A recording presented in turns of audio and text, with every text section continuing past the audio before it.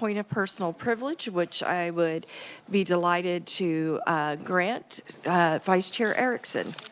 Thank you, Madam Chair, for the indulgence. I just would like to wish my husband happy anniversary.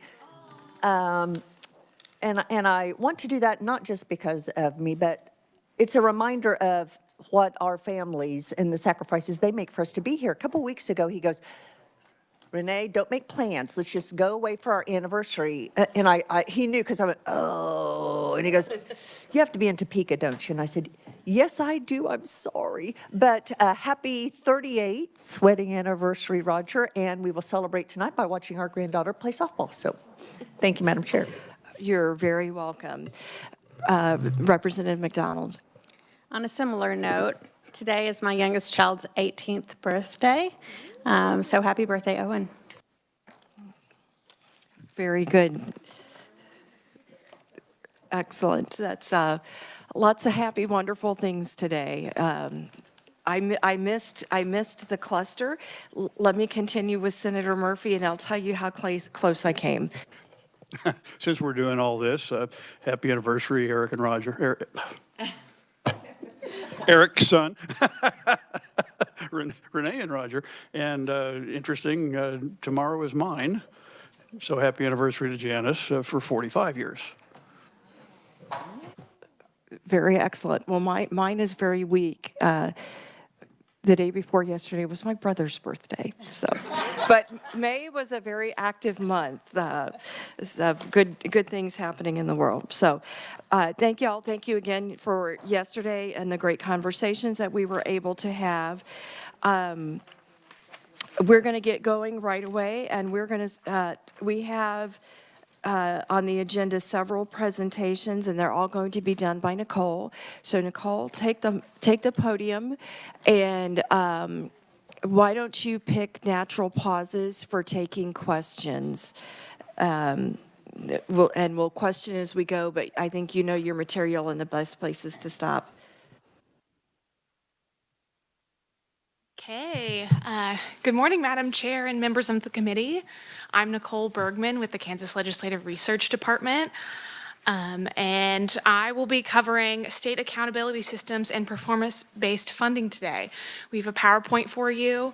We are going over 6 states, so I will naturally pause at the end of each state, but I will also look around and try to catch any questions in the middle of states as well.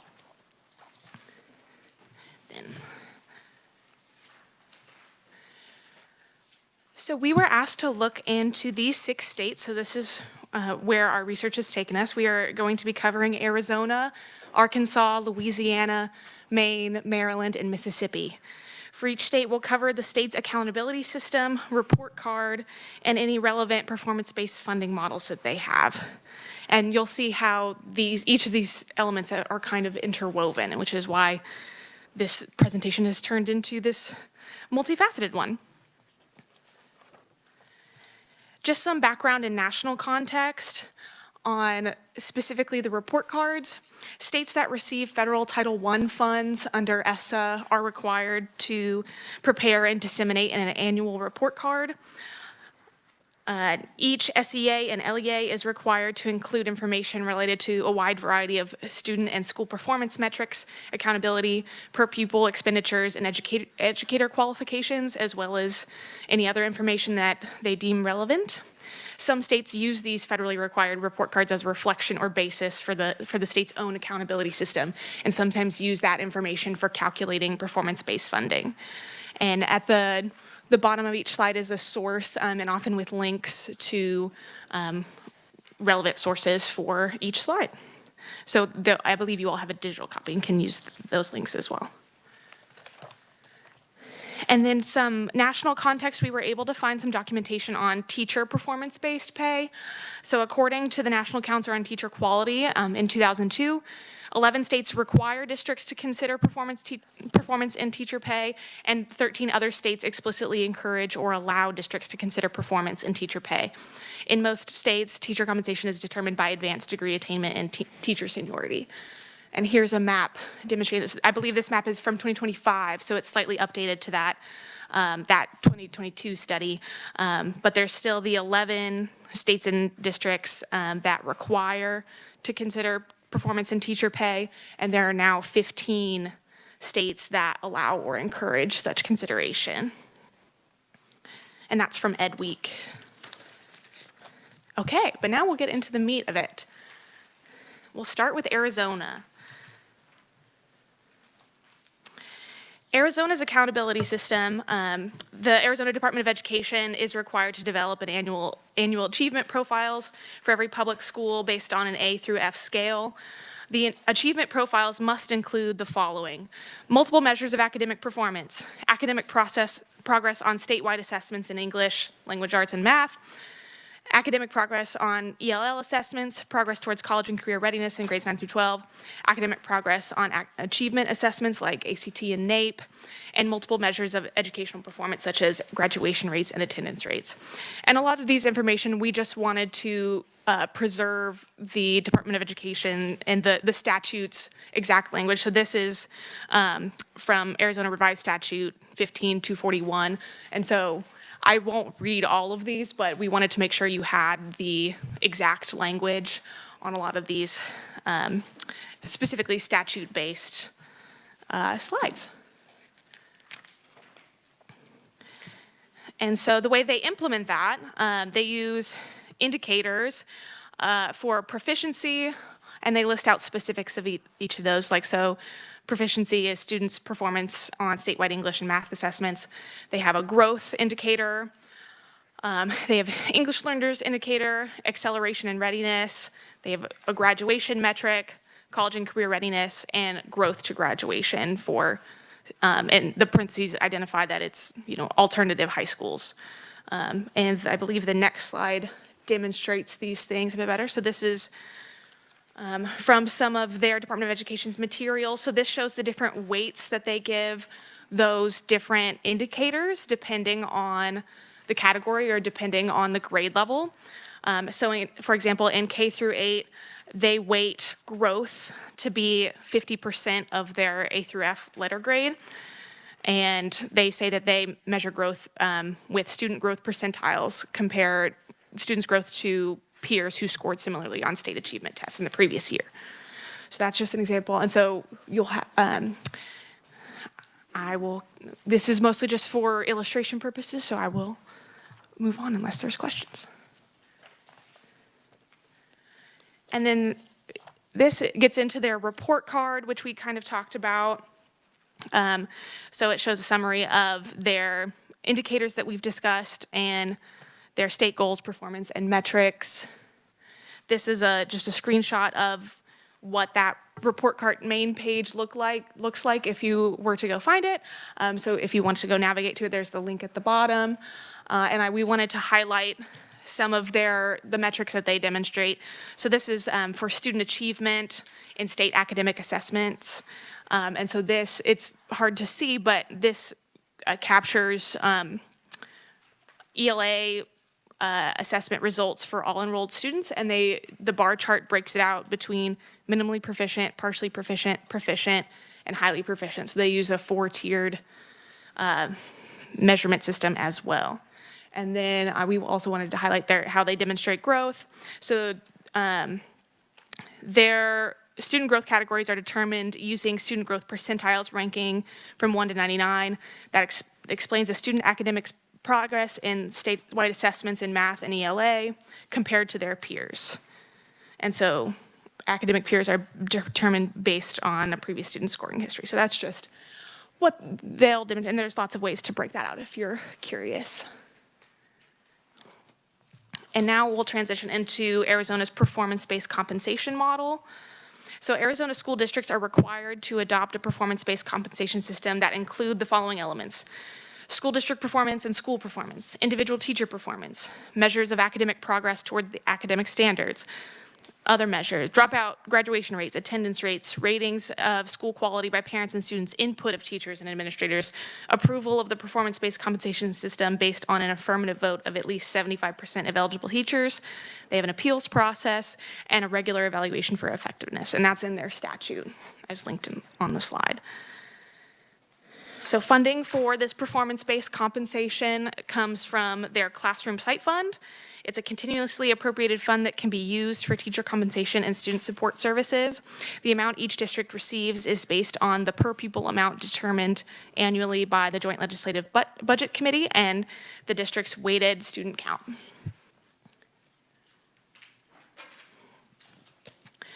And so those things we were covering are currently in statute, and we also found documentation of their now expired results-based funding model. In 2017, the Arizona Legislature enacted results-based funding, a funding stream dedicated to high-performing schools. It provided additional funding to schools earning A letter grades under the state's letter grade system, so that ties back to those accountability models that we were talking about. And so annual awards began at $34 million in 2017 and grew to $68 million by 2023. And then starting in FY 2024, the results-based funding was eliminated from the state's budget. It appears that that funding has been rolled into the base funding formula. And that's what I have for Arizona. So I'm happy to take questions. Questions? Representative McDonald and then Williams. I've read some about Arizona's school systems and how they've highly invested in giving state money to private schools via vouchers or what have you. Are there schools that receive vouchers subject to the same level of performance-based, A through F grading system? That didn't come up in my research, but I'm happy to check. Okay, thank you. Chair Williams. Thank you, Madam Chair. So one question on the slide that talks about Arizona's performance-based compensation, and it lists all the measures that the school districts and schools have to keep track of. One of them says dropout graduation rates.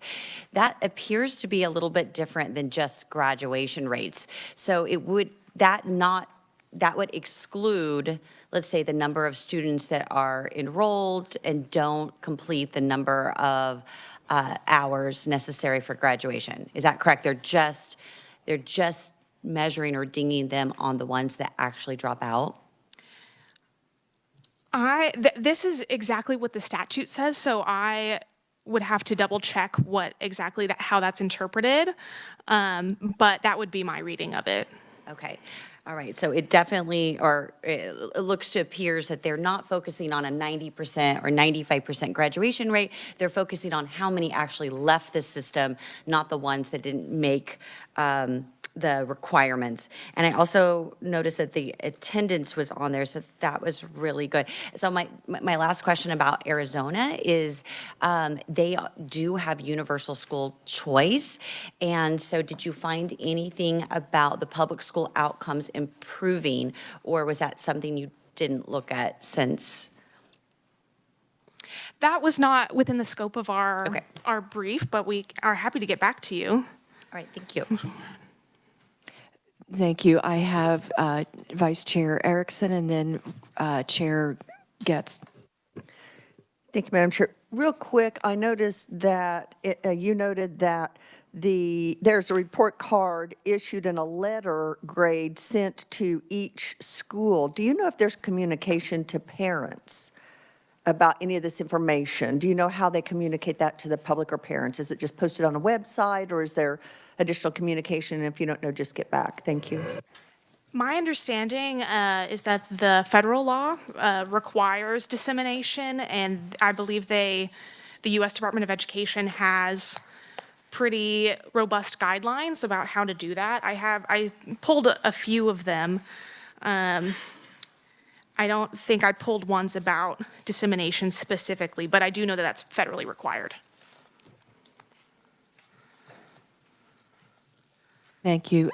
Chair Getz. Thank you, Madam Chair. Thanks for the presentation. At the very end, where it's talking about they had done this for 6 years, and the awards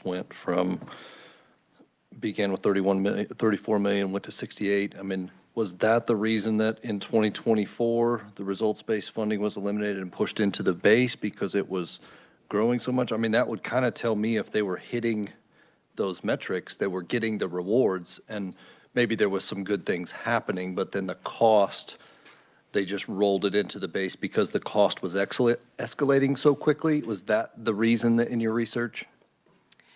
I couldn't identify a particular reason. Most of this was local news reporting, and some of the confirmed documentation I found just said, FY 2024, this has been eliminated. So there wasn't concrete legislative intent expressed in that. But my reading of it, at least the reporting I saw, it seemed like the governor was wanting to eliminate the funding. And so I'm not sure of the political environment there. Thank you, Madam Chair. You're welcome. Any other questions on Arizona? All right, Jennifer, I'm sorry, Jennifer? Sorry, Madam Chair, we just recognized there was a typo in the PowerPoint. The question about the dropout graduation rates, the statute actually says dropout or graduation rates, not dropout graduation rates. And so it's either that the students dropped out or the graduation rates. So we just wanted to make sure that was clarified for that. Oh, that's on the slide that talks about Arizona's performance-based compensation, the bulleted page.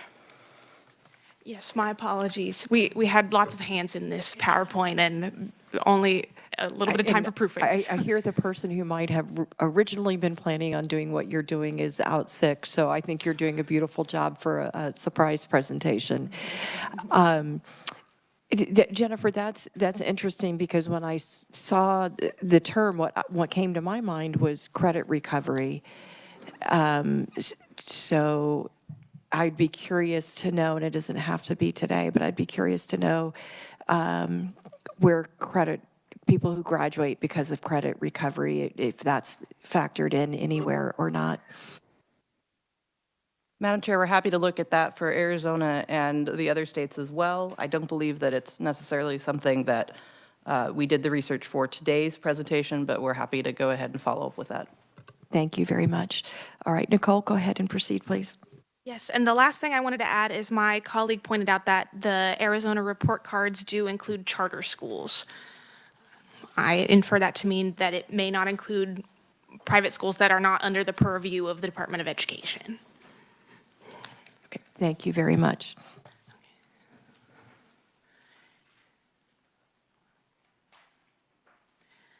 All right, we're moving along in the alphabet to Arkansas.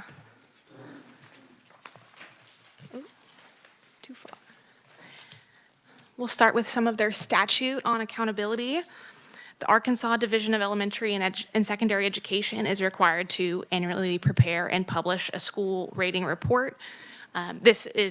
So those federal report cards are often codified in state statute as well, and so this is where that's found. And they are required by statute to list the following measures: student performance in statewide assessments, student academic growth based on statewide assessments, the secondary school's graduation rate, and any other criteria required by law or by the state board. And they also use an A through F scale. They use indicators for their accountability system to measure achievement, which is percentage of students achieving level 3 and 4 on state assessments in ELA, math, and science. They measure growth of all students, the percentage of students meeting their individualized growth targets for ELA, math, science, and ELL. They do growth for the lowest quarter, percentage of students who are the farthest behind their peers meeting their individualized growth targets for those subject areas, and they do success-ready graduate for graduation rates in four-year cohort and percentage of graduates with merit or distinction. And I believe we have a more visual illustration of that. So this is from Arkansas's Department of Education's website.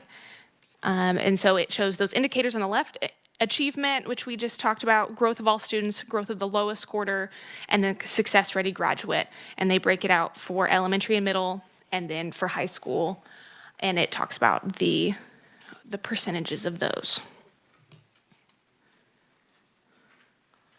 And then this talks about their report card. Very similar measurements. We just wanted to show their language to demonstrate their purpose for the report cards and how they view them. And this is what their report card dashboard looks like if you wanted to go poking around. And this is, we didn't select any particular site, so this is kind of the blank report card for them, but it does show in the bottom left-hand corner the count of school by school letter grade. So it shows, it's hard to zoom in here, but I believe the orange bar is the letter grade C, and that has the highest incidence of schools with 345 schools. So I just thought that was interesting and worth sharing. And so that's their accountability portion, and we'll move more into their performance-based funding. Arkansas does have a merit teacher incentive fund established by the LEARNS Act from 2023. It's a state-funded initiative that rewards exceptional Arkansas educators who demonstrate outstanding performance and a strong commitment to student learning. For the 2024 and 2025 school year, more than 4,200 educators were rewarded under the program. And we have a bit of a breakdown about how they organize that. So their 2025 merit pay incentive categories and awards come in 3 categories. The first one being demonstrating outstanding student growth. And I wanted to highlight that they measure this on a 3-year average growth score. And so for the top half of a percent of educators, they could earn a bonus of up to $10,000. And the second category would be teaching in a critical shortage area. And so it outlines what those would look like and the bonuses affiliated with each of those categories. And the third one is mentoring future teachers. And this explains those facets with a bonus of up to $3,000 for being an experienced mentor teacher. So that's the Arkansas's Merit Teacher Incentive Fund, and that's what we have for their performance-based funding model. And I'm happy to take questions on Arkansas. Representative McDonald, Thank you, and Madam then Chair. Brooker, and then Williams. Thank you, Madam Chair. I always am curious. I used to teach in Arkansas, and I grew up in Arkansas, so I looked at my school, my high school, and it's only getting a C, so that's interesting. But I'm always curious when states are doing merit pay. You know, as a teacher, I would probably try to get all of the smart kids, and so your best teachers end up with all of the smart kids. And the poorer schools are probably not going to be able to recruit the better teachers because there's no financial incentive for that. So I think it would be, I don't know if there's something, I guess my question for you is there something that they do to try to offset that negative result of merit pay? I'm happy to look into that for you. I didn't immediately see anything on their Department of Education's website on this particular topic. So if such a thing would exist, they would probably categorize it separately, but I'm happy to look. Okay, thank you. That's just a huge concern for me. It's kind of like when you put so much stakes on a test, like during No Child Left Behind, we start teaching to the test because that's the measure, that's the ruler that we have. So I just want to avoid past mistakes like that. And in my view, merit pay is a prime example. There's a lot of research on how that's harmful. I would just point out that this is tied to growth. So the higher your students are, the less room to grow they have. So actually taking all of the higher kids could backfire on you. And I never got to pick my kids as a teacher. So that would have been kind of an interesting thing. But Vice Chair Erickson had a comment on this conversation. Madam Chair, you just said everything I was going to. You know, the higher your kids are, the less opportunity for growth. That would backfire. And number two, as a principal, my teachers did not get to pick who their students were. So thank you. Yes, you may respond. I just think that you can't necessarily take into account the external factors like poverty, and it's very hard to get parents to be able to participate in the way that we might want to help with growth if they're working 2 or 3 jobs, or if they don't speak English, or there are other barriers. So I still find fault with this method. Thank you. I'm going to respectfully respond to something that you said. I am part Hispanic, and I have taught newcomer English, and the most involved parents I ever had were my Hispanic parents, and I just want to be careful that we don't create a perception that we think being new to America doesn't mean that you're not an involved parent. Next on my list, yes, you may. I mean, I'm also an ELL teacher and have had that experience, but it varies. And in no way did I insinuate anything about Hispanic people. I am telling you that as an ELL teacher, I have seen that families are struggling to make ends meet. Not just ELL families, by the way, but that is my background. And so, with respect, that is not at all what I said or insinuated. Director Rooker. Thank you, Madam Chair. I do have a request for Jason after I ask a clarifying question. May I combine that? Yes, you may. Okay, thank you. So just a clarifying question. The Merit Teacher Incentive Fund, you reported to us that more than 4,200 educators were rewarded. My question is, out of how many total? And then the Merit Teacher Incentive Fund slide, these look like core academic subject areas. So I'm curious if you can find any information to share back with us about how other teachers of other subject areas, PE teachers, art teachers, music teachers, what are the metrics? How are they incorporated into a merit system like this? And I imagine you need to get back to us. Yes, I'm happy to look. I know, at least in some of the other states, some of the local news reporting identified that as a point of debate, as who gets included, and so I'll have to look into there in particular. But I know that is one of the perennial questions. Okay, thank you. And then my question for Jason, if memory serves, we have received from the revisor's office a 50-state comparison of the state constitutional education clauses.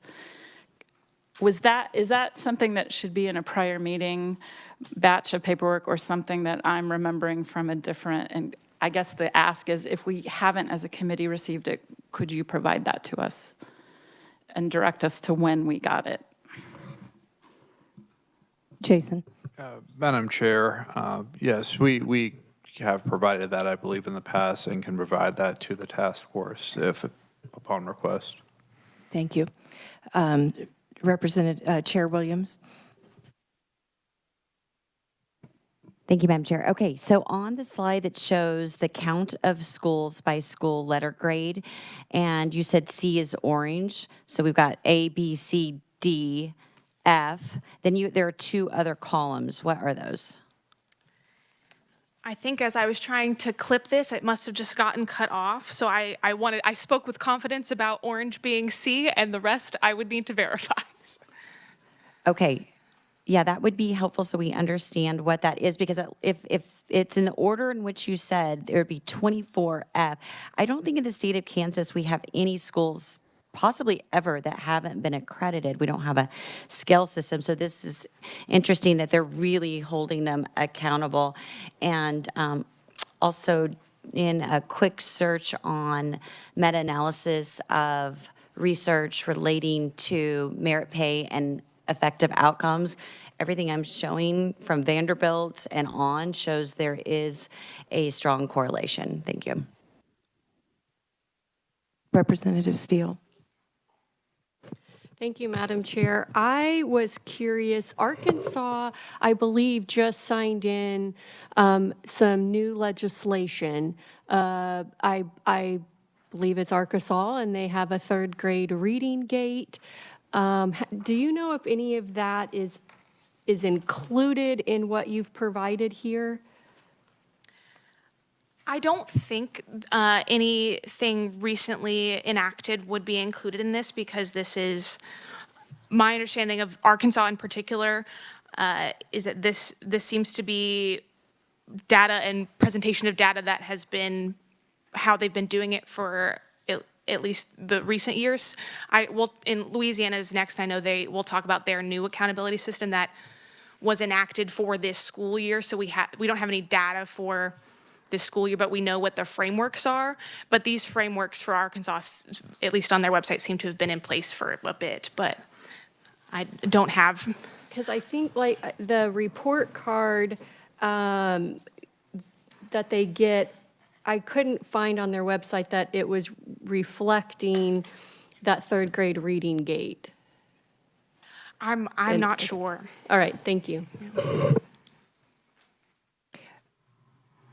While you're writing that down, Nicole, Jennifer, do you want to, Jennifer found an answer for us. Thank you, Madam Chair. The question was about how many teachers there are in Arkansas, and there are, off of the report card page, the profile that they have 33,507 certified teachers, and then they have an additional 9,172 certified staff, and then an additional 27,000 classified staff. But of the certified teachers, there's 33,507 in Arkansas. Representative Steele? Thank you, Madam Chair, for the second time. Okay, on Arkansas schools rating, they have a level 3 and 4 on state assessments for achievement and percent proficient. Do we know if those kind of correlate with what KSDE considers proficient here with levels 1, 2, 3, and 4? I do not know how closely they are aligned. I only know that it's a 4-tier system. Okay, all right, thank you. Any other questions? Dr. Gibson? Thank you, Madam Chair. As I start looking at some of the data we talked about yesterday and looking at 4th grade reading, 8th grade math were the two things that Dr. Rosa talked about. Both of the first two states are underperforming compared to Kansas on the NAEP, according to the data points. And so my wonder is there a way to quantify that pre these implementations, what does the data look like compared to after? And the second thing I was wondering about with Arkansas, because it's interesting just conceptually, at least as I understand it, we're looking at a state assessment that's summative, but we're looking at growth. So I'm wondering, I don't know what their measure is, but is it looking at the same students from the year prior to look for growth, or is there a way they're pre-evaluating at the beginning of the year and then seeing their growth? Or is it truly comparing last year's 3rd grade class to this year's 3rd grade class? I'm just trying to sort through how that may work.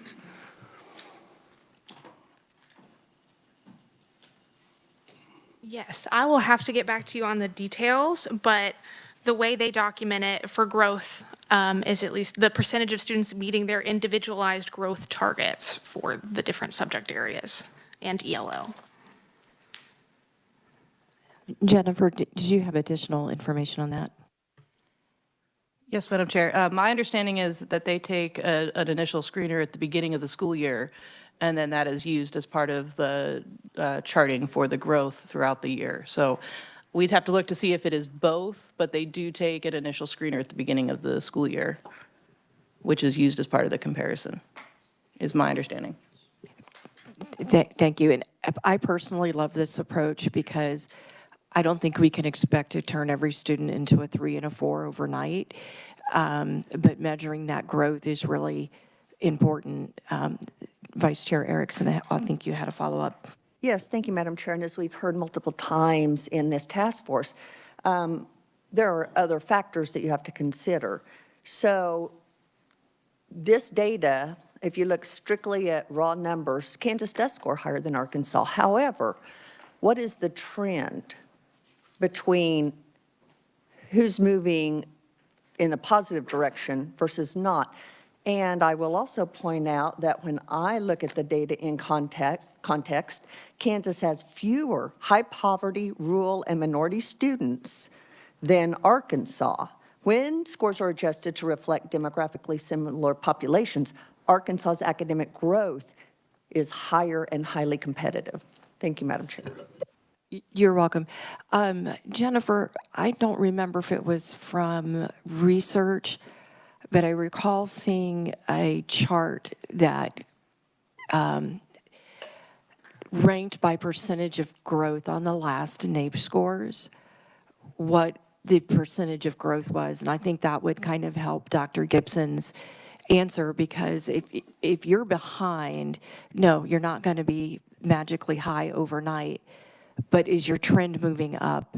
And what I saw with these states was that they're making very significant gains. And if we don't have that chart, maybe we could develop that and test my theory. Thank you, Jennifer.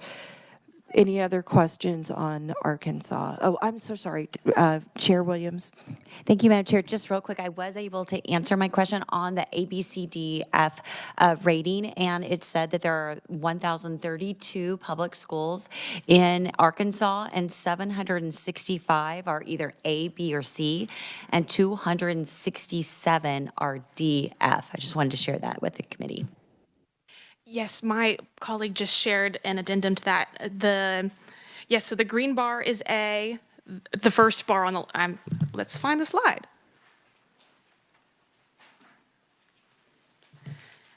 The green bar on the far left is grade letter A. The next one is B. Orange is C. The purple one, but fourth from the left, is D. The small blue one is exempt. Then there's F, and then there's the last one that's hard to even see because it's very small, but it's not applicable. So there's A, B, C, D, exempt, F, not applicable. Did you have a follow-up? All right, I do. Nicole, when you guys were looking, did you see anything that told you about what do they plan to do for the F schools and the D schools? I know I came across that for some states. I don't remember if I came across that for Arkansas. Thank you. Anything else for Arkansas? Dr. Neinsmonder. Yeah, not specific to Arkansas, but I would be interested in doing the same type of thing of looking at what the states that are at the top based on NAEP, Massachusetts, New Jersey, New Hampshire, ones that are consistently year after year getting results. What are they doing? I mean, are there measures? Are there, I mean, just this same type of look at those states that year after year after year are in the, like the top 5 of NAEP, and maybe we might find something that, hey, that's something we ought to look at considering. I think that's a good point, and I did look at those states some myself. I looked at what the per pupil funding was, and then having lived in Massachusetts, and I know when Ron and I got married, we'll be 35 years in November. So 35 years ago, the house that we bought in Massachusetts, I believe, was $225,000. And when we moved to Kansas, I knew I would love Kansas because that same house was $80,000 in Wichita. And so I took those states and I did a cost of living because those are very expensive states. And when you adjust for cost of living, we're fairly equal. So it is interesting when you go look at what's our per pupil funding when you put it in context and what decisions that we make on that. So happy to take a look at that. I'm sorry. Oh, please, yes. Thanks, Madam Chair. I was looking more at the accountability side of how they hold school districts accountable. If there's something that, you know, I just think if they're consistently performing well, and I know there is a huge difference with cost of living, socioeconomic, but there might still be something that they have in their system that we might not be considering, which I just think, Florida, Utah, ones that are consistently up there, is there something that we might glean from their system? I just, Sure, and I think you'll get a taste of that in Maryland, and I'm happy to take a look at the other states. And I've been lightly following Massachusetts, and they're doing some major reform changes now. So that alone might be something kind of interesting to take a look at. All right, thank you. Anything else on Arkansas? Nicole, you may proceed.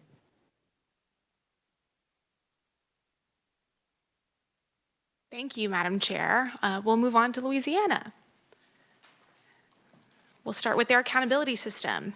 So the Louisiana State Board of Education is required to provide for a statewide system of accountability for school and school districts based on student achievement and minimum standards for the approval of schools. Such system must be based in part on growth in student achievement using a value-added assessment model as determined by the state board. That ends up being a big piece of Louisiana's model, is this value-added assessment model, but this is the language in their statute on accountability. And I've mentioned earlier that they are rolling out a new accountability system. So this system is beginning in the 2025-2026 school year. We'll show their report card a bit later, and that's from years prior, so the report card and things may look different moving forward. But their new accountability system focuses on grow, achieve, thrive. Those are the 3 words that they use repeatedly. And so for grow, for K-12, that students should make meaningful academic progress every year. Achieve, for K-12, is students should reach proficiency in key subjects. And thrive, for secondary school, is students should graduate on time and be prepared for college, career, or service. And so this is their scorecard about how they would account for those things. So the left column is percent of students growing, the middle one is percent of students who are proficient for their achieve metric, and the third column is percentage of high school students thriving. And it'll break out how they would like to look at that. And I noted that each measure is scored on a 100-point scale and weighted equally for their report card, and scores are then averaged. And then we don't have any data yet on what that will look like in practice, but this is the direction that they are moving. And so for their grow component, every student who is not yet proficient is expected to move up half a level each year. Students at mastery must continue to grow, and students at advanced must maintain that level. And then they have a carve out for students who need the most support, and it designates how they measure those. And for their achieve parameter, are students mastering grade level content? Schools earn credit based on the percentage of students who score mastery or above. And mastery is Louisiana's expectation for being on grade level and prepared for the next step. Thrive. High schools earn credit based on the percentage of students who graduate on time, demonstrate readiness based on a nationally recognized exam, and accelerate into career training, college coursework, or service. So those are their 3 components and how those break out. And we were able to, this is their report card from 2025. And like I noted, that this year's release is the final set of results calculated using their current/previous accountability formula. So beginning next year, this may look different with their grow, achieve, thrive system. But that's some of the data that they capture, and it's an interactive page. Onto their performance-based compensation, if there are no questions about accountability. Louisiana school districts are authorized to adopt written policies and procedures to establish and implement incentive compensation programs to provide monetary awards based on performance, which meets or exceeds state standards. And that is in their statute.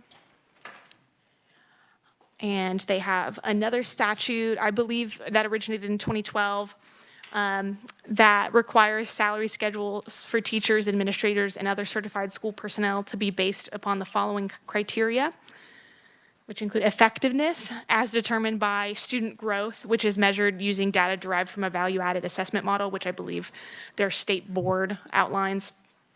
But effectiveness is also determined by qualitative assessment of performance, which includes at least 2 observations or site visits. And then another criterion is demand inclusive of area of certification, particular school need, geographic area, and subject area, which may include advanced degree levels, and then also experience.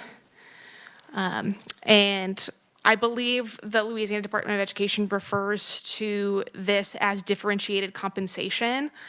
So that was a search term we were able to locate. And so their differentiated compensation guidelines outline how they can pay people different amounts.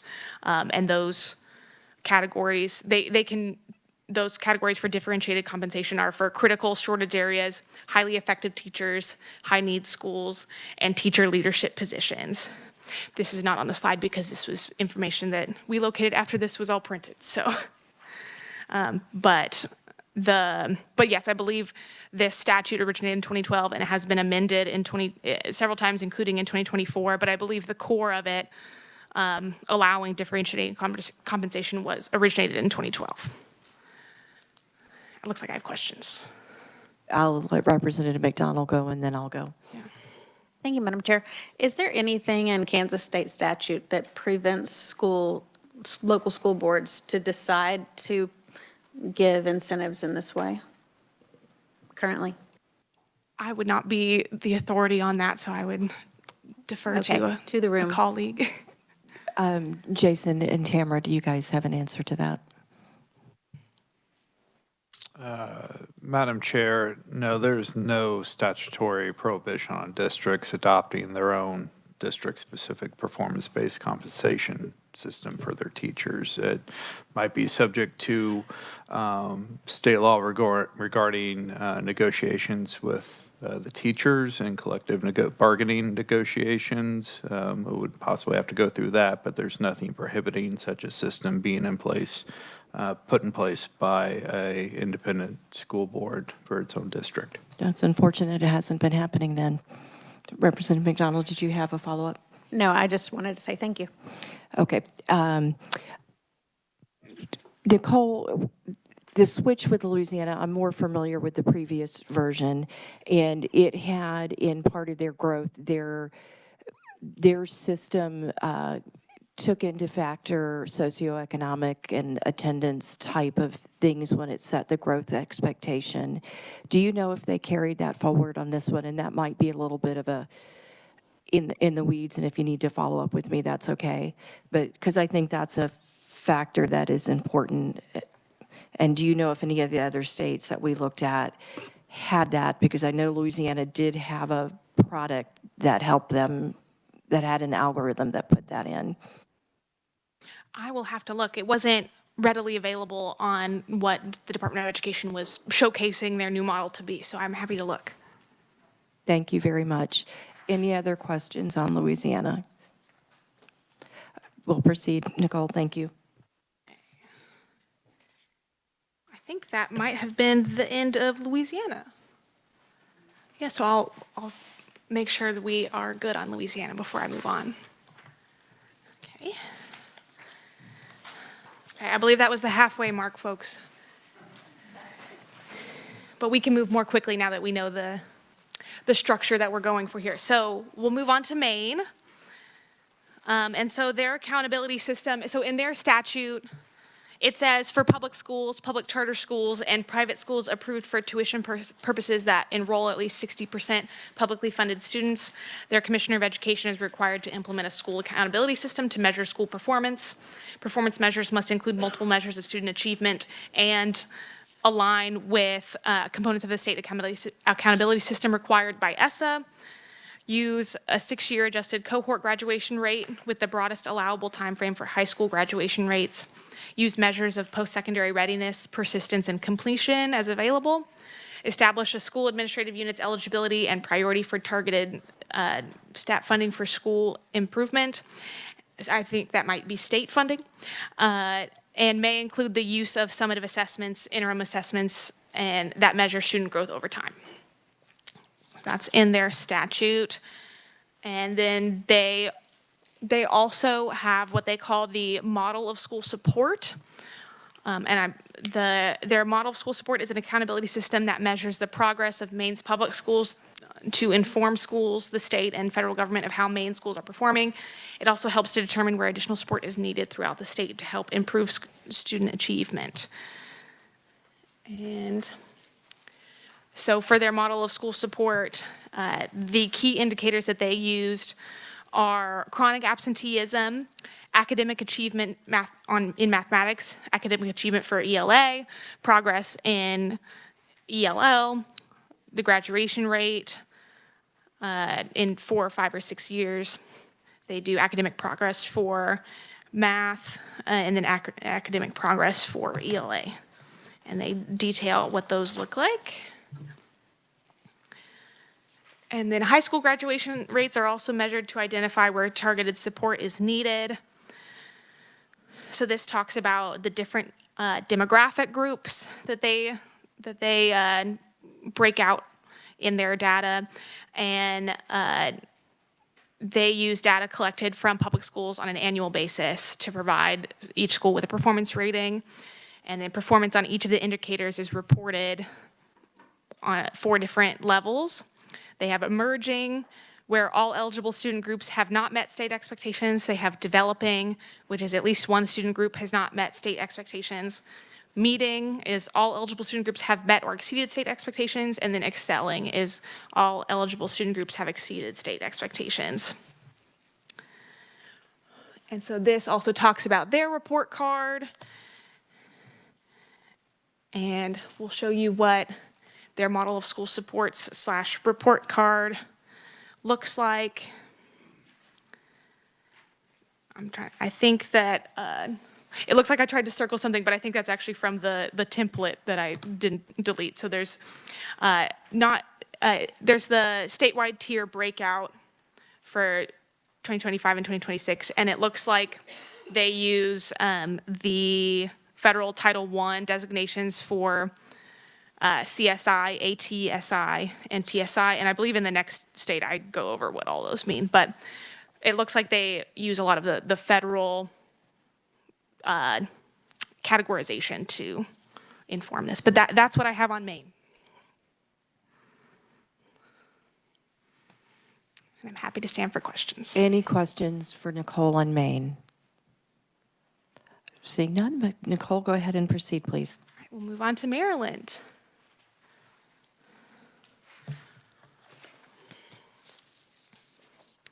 For Maryland's accountability system, their statute says that education accountability programs must include the following: educational goals and objectives that conform with state educational objectives for subject areas, a survey of current student achievement to assess needs, assessment programs in the various subject areas, project goals and objectives that are in keeping with the goals and objectives established by the boards, programs to meet needs based on set priorities, evaluation programs, and reevaluation of programs, goals, and objectives.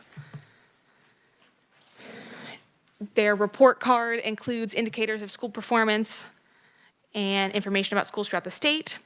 Their indicators include student achievement and growth on state tests in ELA and math, student achievement in science, student access to and credit for a well-rounded curriculum, graduation rate, progress of English learner students in achieving English language proficiency, student readiness for post-secondary success, and school quality and student success, including chronic absenteeism and a school survey.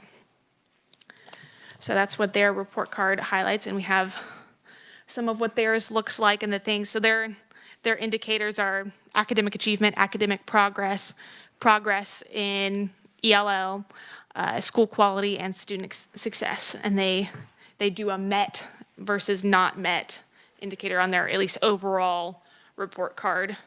And we pulled out some of their specific ones. So this is their achievement, and they break it out by demographic groups, and they have the percentages for math in the middle and then ELA on the right.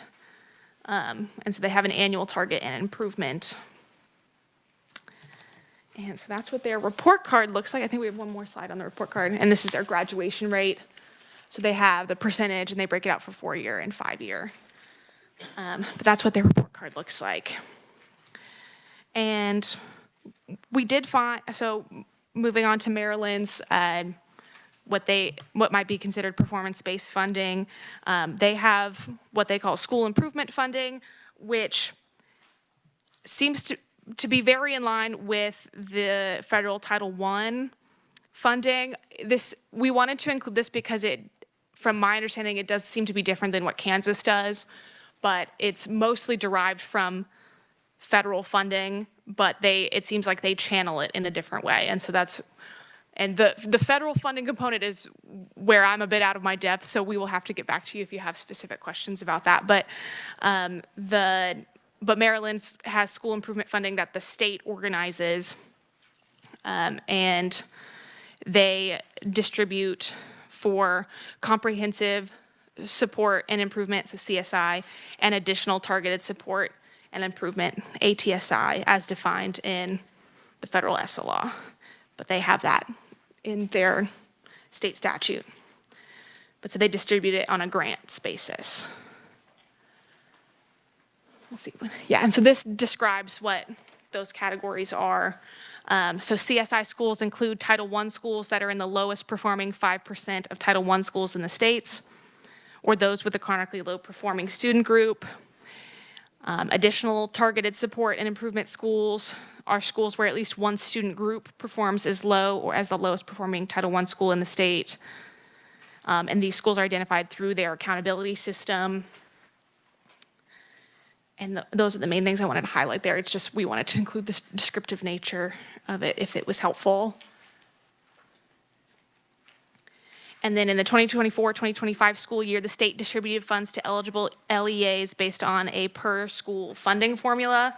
And so the local educational agencies submit applications describing how they would meet the requirements for ESSA, for developing improvement plans, and supporting and monitoring the identified schools' implementation of those plans using evidence-based strategies. And so again, I was looking into how Kansas does it, and this seems to differ. So I'm also very welcome to having any folks at KSD wish to chime in if they would like to highlight the differences here. Mr. Zeitz. Yeah, to provide a little clarification on that, because it can be very confusing precisely because these are pots of money that do all come out of the ESEA Title I award, but there's different sections of the law as you've noted here. So Kansas does do this. Every state gets a set aside of their ESEA Title I funds that can only be utilized for the CSI, TSI, eyesight. It's those buildings that are identified and require the most intensive supports. And there is some discretion into the way the funds are granted out, but Kansas really looks a lot like this model where each school, in conjunction with the district, provide a detailed evidence-based plan where they're connecting their needs assessment, their demographics, their information on all the elements that cause them to be identified, and then connecting the dots to an evidence-based intervention and supports where they're providing us the most detailed and rigorous evidence that is based on actual studies and evidence that underscore whatever it is they're proposing then to utilize those funds. But it's also a very small pot of money relative to the overall ESEA award of over $100 million. In Kansas, we have some of the biggest fluctuations for reasons that won't get into right here, but it has to do with the way the federal award works. But our set aside for this pot of money fluctuates between about $3 million to $8 million annually for this particular work. Could you explain to us the root source of the fluctuation? I can. Long and short of it is that when the Every Student Succeeds Act passed in 2015 and then was ultimately fully put into effect in 2017, 2018, one of the provisions that Congress put into that law, into the funding formula, is that because all of these funds come out of the ESEA Title I big pot, that includes all the funds to our Title I buildings, that every single one of our districts has at least one Title I building, right? Out of that big pot, there were hold harmless provisions put in such that if the amount of money that a given state received was to decrease from the prior year, so the national amount could be a larger overall appropriation from Congress, but if for a given state like Kansas, if our allocation went down because of just relative changes in demographics and the other elements that go into the funding formula, the average per pupil expenditures, all of that figures into that formula at the national level. If ours goes down, it triggers a hold harmless clause that first requires us to reduce the amount of money that would be set aside for that 1003A funding. That's the funding for our CSI, TSI, those most intensive buildings. It is reduced so that additional funding can go to hold harmless the buildings in the regular Title I funding. And just because of just quirks of how it's worked out the last few years, Kansas, in the initial rollout of this, experienced the single largest drop of any state. We had something like a 75% year-over-year decrease in these funds. And even this most recent year, we had a significant decrease. Not that big, but it was a significant. And that's what I'm trying to hone in on. What drove our decrease? It's a product of the overall formula for the ESEA fund Title I distribution. And the resource that was provided yesterday does a nice job from the GAO report, does a nice job of going through that. The Title I formula at the national level for ESEA is probably about the most complicated funding formula Congress has ever come up with. But the elements that go into it, and I think this is probably the most important thing beyond just the specific percentages, what goes into it is, one, it is based on data that's delayed by about 2 years when it comes to the census and poverty data. So it's not the 10-year census, it's your small area census that's conducted annually. But they utilize, like for this year's award that we're going to receive on July 1st, 2026, that's data from 2024, right? So there's a lag there. There's also another factor that goes into it is how much does the state, how much does the state in total provide on a per pupil basis for the provision of education in the state? That's data, if we think about Dr. Rosa's presentation the other day, she was pulling some of that national level data from that same database. That's what the feds use to make that calculation. That's also delayed by about 2 years. And it's based on how they choose, how the feds have defined that those numbers have to be calculated. And so when you factor those things in, as well as being mindful that the poverty counts that are used are not free and reduced lunch poverty counts, not 185% federal poverty level. It is straight up 100% federal poverty level. So all of that taken into account, it's just that the Kansas, in certain years in recent history, Kansas, we've had less individuals at that 100% federal poverty level, even though we may have seen increases at the 185% federal poverty level. That holds flat or decreases relative to the rest of the nation. And it's a measure of when other states, if they expend more per pupil on education, again, using that calculation, even if we stay the same, or we could even go up, but if others go up more than us, we've gone down relative to the others. So that's how that can play out. Thank you. A massive theory of relativity. It- It's it the short absolutely- answer to absolutely. that. Okay. Dr. Nineswander? I just wanted to comment that if you really want to get to the nuts and bolts of federal funding and legislation, go on a 3-hour car ride with Dean. But if you want an elevator, it's just other states experience larger risk than Kansas relative. So, I mean, there's goods to it. You can say, well, our economy's better, our people are doing better, but then it also has an adverse effect on our federal allotment.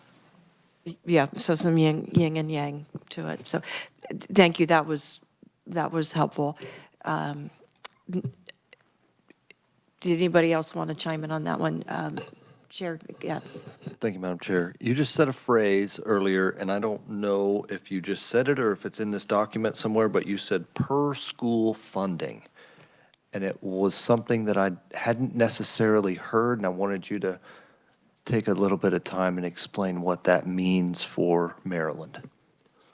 Yes, that's their language. They say that in the 2024-2025 school year, the state distributed funds to eligible LEAs based on a per school funding formula. And my understanding is that that's how the federal funding and grant application process works. And I think they talk about how there are different ways that they could possibly allocate that, but if the district's not going to allocate it directly to the school, they have to justify that. But essentially, I did not get into specifically how that looks, but my understanding is that just seems to be on par with how the federal system is. Dr. Zeitz, Assistant Director Zeitz, would you like to elaborate there? Yeah, I'll just note that that's exactly right, that with most federal funding for education is done at a district or a special education cooperative interlocal level. Title I funding is sort of unique in that it is done at a building level, even so school, even though it is done then in a lump to the district, but it is at a building level. Do you have any follow-up? All right. Any other questions while we're on this pause point? All right, Nicole, you may proceed. Yes, I want to thank all my colleagues at the Department of Education and the different representatives here that aided in this understanding. This is a conversation we would have loved to have. You know, last week, the holiday weekend made it impossible. So thank you for bearing with us. My colleague and I debated on how best to represent this, but it does seem, we chose to include it because it does seem that Maryland was highlighting this, and that could be due to what Dr. Nineswander was referring to, as this could be a more prominent piece of their general funding, but it was, it seemed to be fairly prominent for them as compared to in looking at KSDE's materials.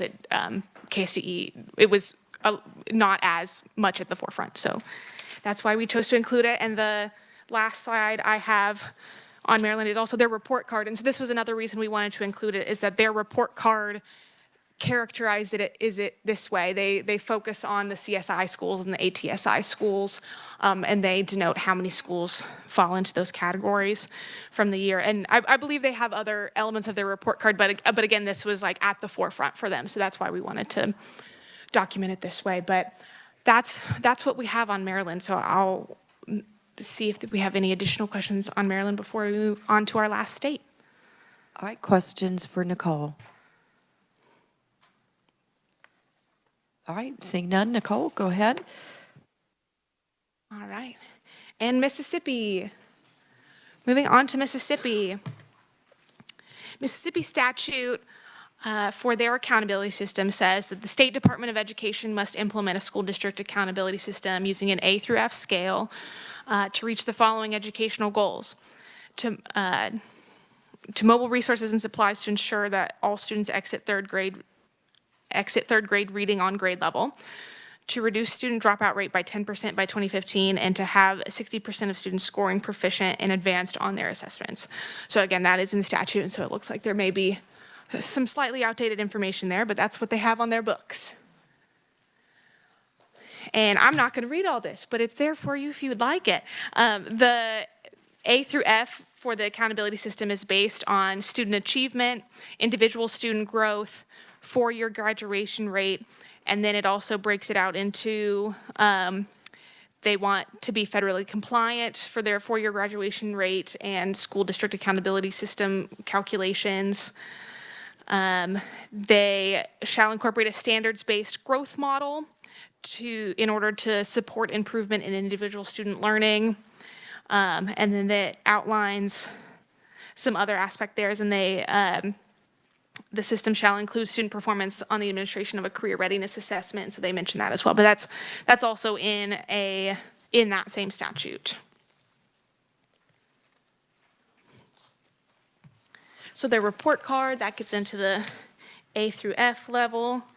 And so they like to do their little gauges here, and they have different ways to characterize these, but they focus on math proficiency, math growth, and math growth of the lowest 25% in the same categories for English. And they have more beyond this, but this is what would easily fit on the screen. And these were some of their highlights there.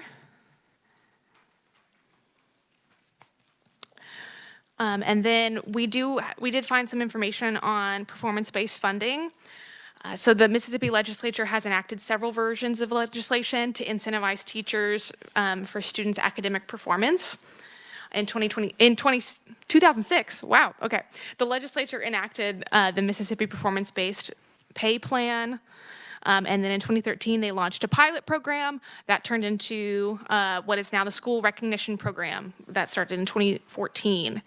It established a financial award of $100 or $75 per pupil in average daily attendance for teachers in schools sustaining high performance or demonstrating exemplary performance by improving at least one letter grade in the state's accountability rating system. So again, this is why we talked about accountability, because it's all kind of intertwined here. And so it links to a 2020 report by one of their legislative agencies. And it also talks about the statute where you can find that. Between 2017 and 2020, the Mississippi Legislature appropriated between $20 million and $28 million each year for the School Recognition Program Fund. The program continues, but the most substantial reporting on it we could find was related to the COVID-19 pandemic, so that's why most of our data ends in 2020. But it does seem to be continuing. Financial awards are dispersed to eligible school districts from this fund. Normally, assessment tests in the spring of one school year are used to determine district and school accountability ratings for the following school year, with the program award disbursement in the next fiscal year.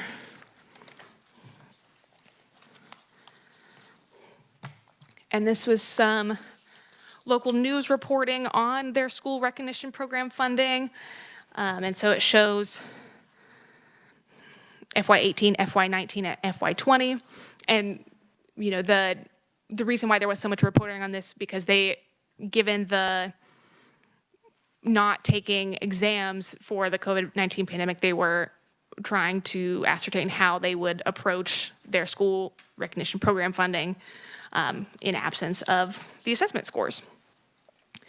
So they go through the districts and stuff. So the Mississippi Today provided that information.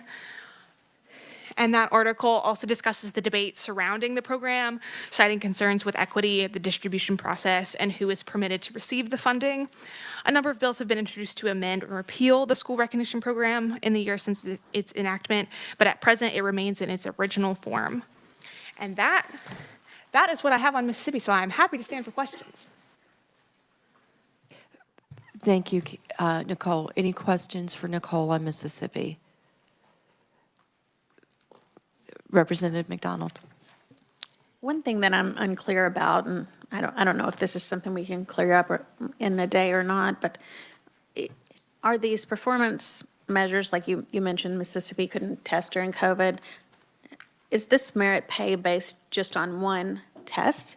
Or are there multiple, data points to award these, to show growth, to award teachers extra money?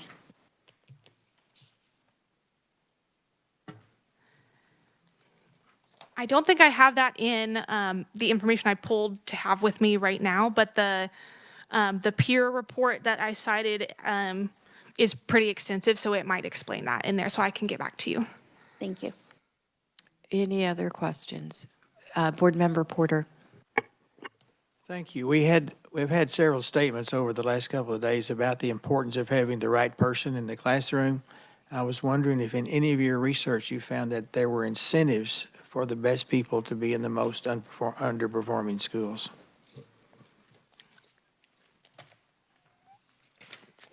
I don't expect an answer right now, but I think that that's important to know. I don't know how that applies to Mississippi in particular, but I know in some of the other programs we discussed there, that could be a different parameter. That could, sometimes they can align those parameters, or they could maybe, I know in other states it seems like a high performing teacher in a high need district could potentially like double up on a bonus for some of those other programs that we discussed, but I would have to check how Mississippi does it. And thank you. And I apologize, Chair. Yeah, I'm not accustomed to this system, so I forgot to say thank you. Yeah. I'm formal and informal at the same time, so no worries, no offense taken at all. Dr. Nineswander. Thank you, Madam Chair. And I apologize too, because I feel like this is more of an informal, so I don't always say that either. But so when all states were given the opportunity to submit a waiver to U.S. Department of Ed under No Child Left Behind, one of the biggest challenges we had, because at that time, to have your waiver approved, you had to have some kind of a rating system on your teachers. It had to be part of their overall evaluation. The challenge we had was only about 25% of the teachers in a given district are involved with an English language arts or math assessment. And so the other 75%, your science, your history, government, your all of those other special, and it's like, how do we tie English language arts and math to a teach? So we had to go more with the building, because elementary was easier because they all teach English language arts, they all teach math, but you get middle school and high school, we almost had to look at some building level because of all the other teachers, and when you look at the whole district, only about 25%. So I just thought we had a huge challenge of trying to tie a math assessment to the history government teacher, or, the PE, the music, all the other arts. Thank you for bringing that up, because the reason that I liked and really loved the previous Louisiana system was, yes, they're keying in on language arts and math, but they also had a system by which for every single teacher, they set a goal, and then you had a bonus for hitting that goal, no matter what the topic was. And the whole reason I found it out was, I went down to Louisiana for a family event, and one of my nieces was constantly checking her phone. And I said, "Why are you on your phone?" And she said, "Well, I'm waiting for the state assessments I'm waiting for that email because I'm going to find out how I did."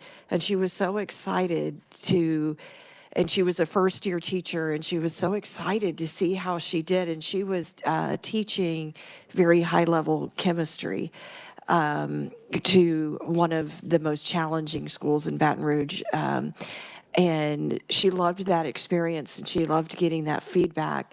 And I think that's something that's important, especially when, just for me, and we're kind of tiptoeing into discussion, but which we're going to come to next. So I'll opine a little bit more. When we focus in on math and language arts, that's good. That's a foundation. But we're not looking at our other teachers and measuring their effectiveness and giving them bonuses to say, we appreciate the hard work that you do on that. And I think that roundedness is important, and I'm glad you shared that struggle and keeping that in our forethoughts. Senator Erickson. Thank you, Madam Chair. And I would just like to add, as a secondary business education teacher, I very much taught grammar. When I taught writing a business letter, you bet they got graded on their grammar and their proper sentence structure. When I taught personal finance, you bet they calculated return on investment. They calculated math. I think we can emphasize, yes, you're on a student schedule. It may not say you're an English language arts or a math teacher, but by golly, it goes across to all content areas. And I think we need to send the message. You are all reinforcing good reading and grammar and ELA skills as well as math skills. My goodness, in career and tech education, you want to try to measure and calculate math out in our career and tech ed programs is one of the most important skills. So I think just because you don't have the label as a math or reading teacher, by golly, every teacher in that system ought to be emphasizing those skills and reinforcing that and taking pride in those basic fundamental academic areas. Thank you, Madam Chair. You're welcome. Any other question? Dr. Nineswander? And I totally agree with Senator Erickson because I was a high school business teacher. And the challenge we had under the waiver was the U.S. Department of Ed was forcing us all about ELA and math and not allowing us to use other, you know, as a business teacher, we can all measure growth. But at that time, it was all about math and ELA, and we struggled to the point where we almost didn't submit a waiver because they were trying to force us into something that we didn't believe was appropriate around career tech ed, around the arts, and that was a challenge we had because we were wanting to value all the other and not get forced into something that we didn't believe in. Okay, thank you. Any other questions for Nicole?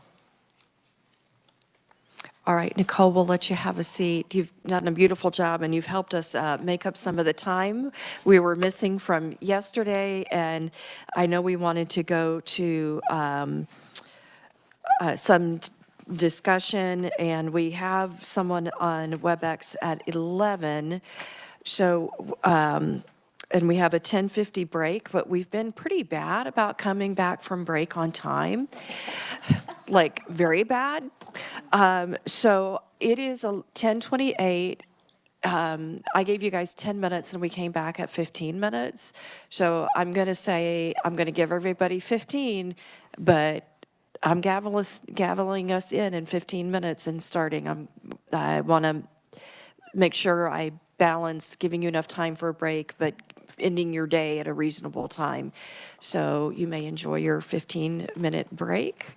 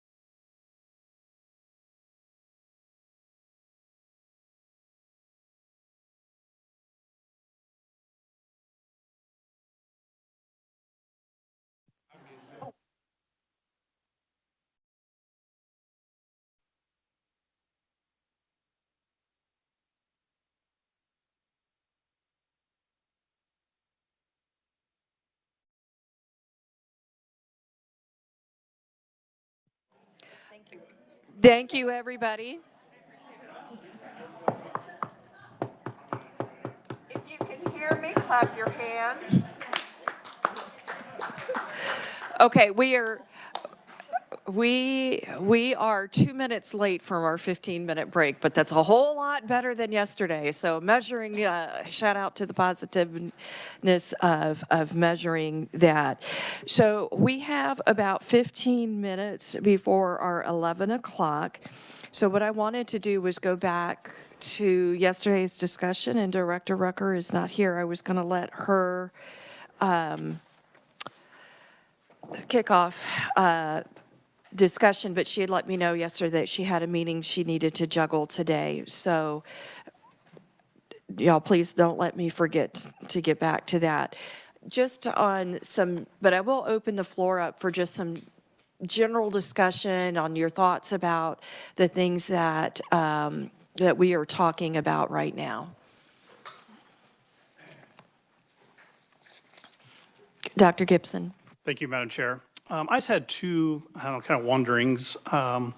One is, and maybe I missed it, and it's possible I did miss one day, but have we really looked at our state's report card and KISA, our accountability system, and what's forecasted to go into play, just so I can make sure I understand the comparison? I'm not sure if we've done that or not. In this task force, we have not, but in our committees, we have extensively. So given the time allowed to us, I kind of made that call. But we'll definitely keep the request in mind. Okay. And I have a second, if I may. Yes, Thank you may. Madam Chair. Second, I know there were some conversations, and this has come up in this committee a couple of times, about whether it be merit pay, performance pay, whatever it might be. I don't know the answer to this, but has there been litigation around that? Because I could see that happening pretty easily if I'm a teacher in this setting. I don't feel there's any way I can get whatever it might be. Do we know if there's been any litigation, or maybe that's more of a request down the road to respond to? Thank you for the question.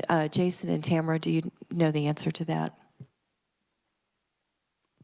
Has there been any litigation in the past about performance or merit-based pay Madam Chair. in Kansas? Yeah, I don't recall any litigation in Kansas involving a merit-based pay system. I can look to see if other states have had litigation based on systems that they've put in place, but we haven't had any in Kansas that I can recall. Thank you. Dr. Gibson, did you have a follow-up? Yeah, that's really, I was looking at other states, and in the event that there's interest in discussing that further, I want to make sure we don't misstep into something without considering those options and potential liabilities. Okay. Thank you. Chair Williams? Thank you, Madam Chair. And I really appreciated this morning's and reviewing the states. And I think partly, well, one takeaway from this morning would be that in Arkansas, for those schools that weren't performing where they should be, D and F, they allowed for those students to opt out and to make their own selection, so basically school choice for those schools. And I thought that was a really very positive thing to do. I also appreciate this because when the accreditation, the accreditation changed about 2 to 3 years ago, they took out the measuring of the state assessment. They were required to take the state assessment, but the improvement of state assessment was no longer bulleted as one of the main points, and that was troubling to me. So I think this group, this task force, putting the focus back on improvement and growth and outcomes is just a welcomed relief. Thank you. Any other comments or discussion about what we like, don't like? And just because we've looked at a model doesn't mean we pick an exact model, doesn't mean we don't change what we see. I'm just want to get some thoughts on people's thoughts.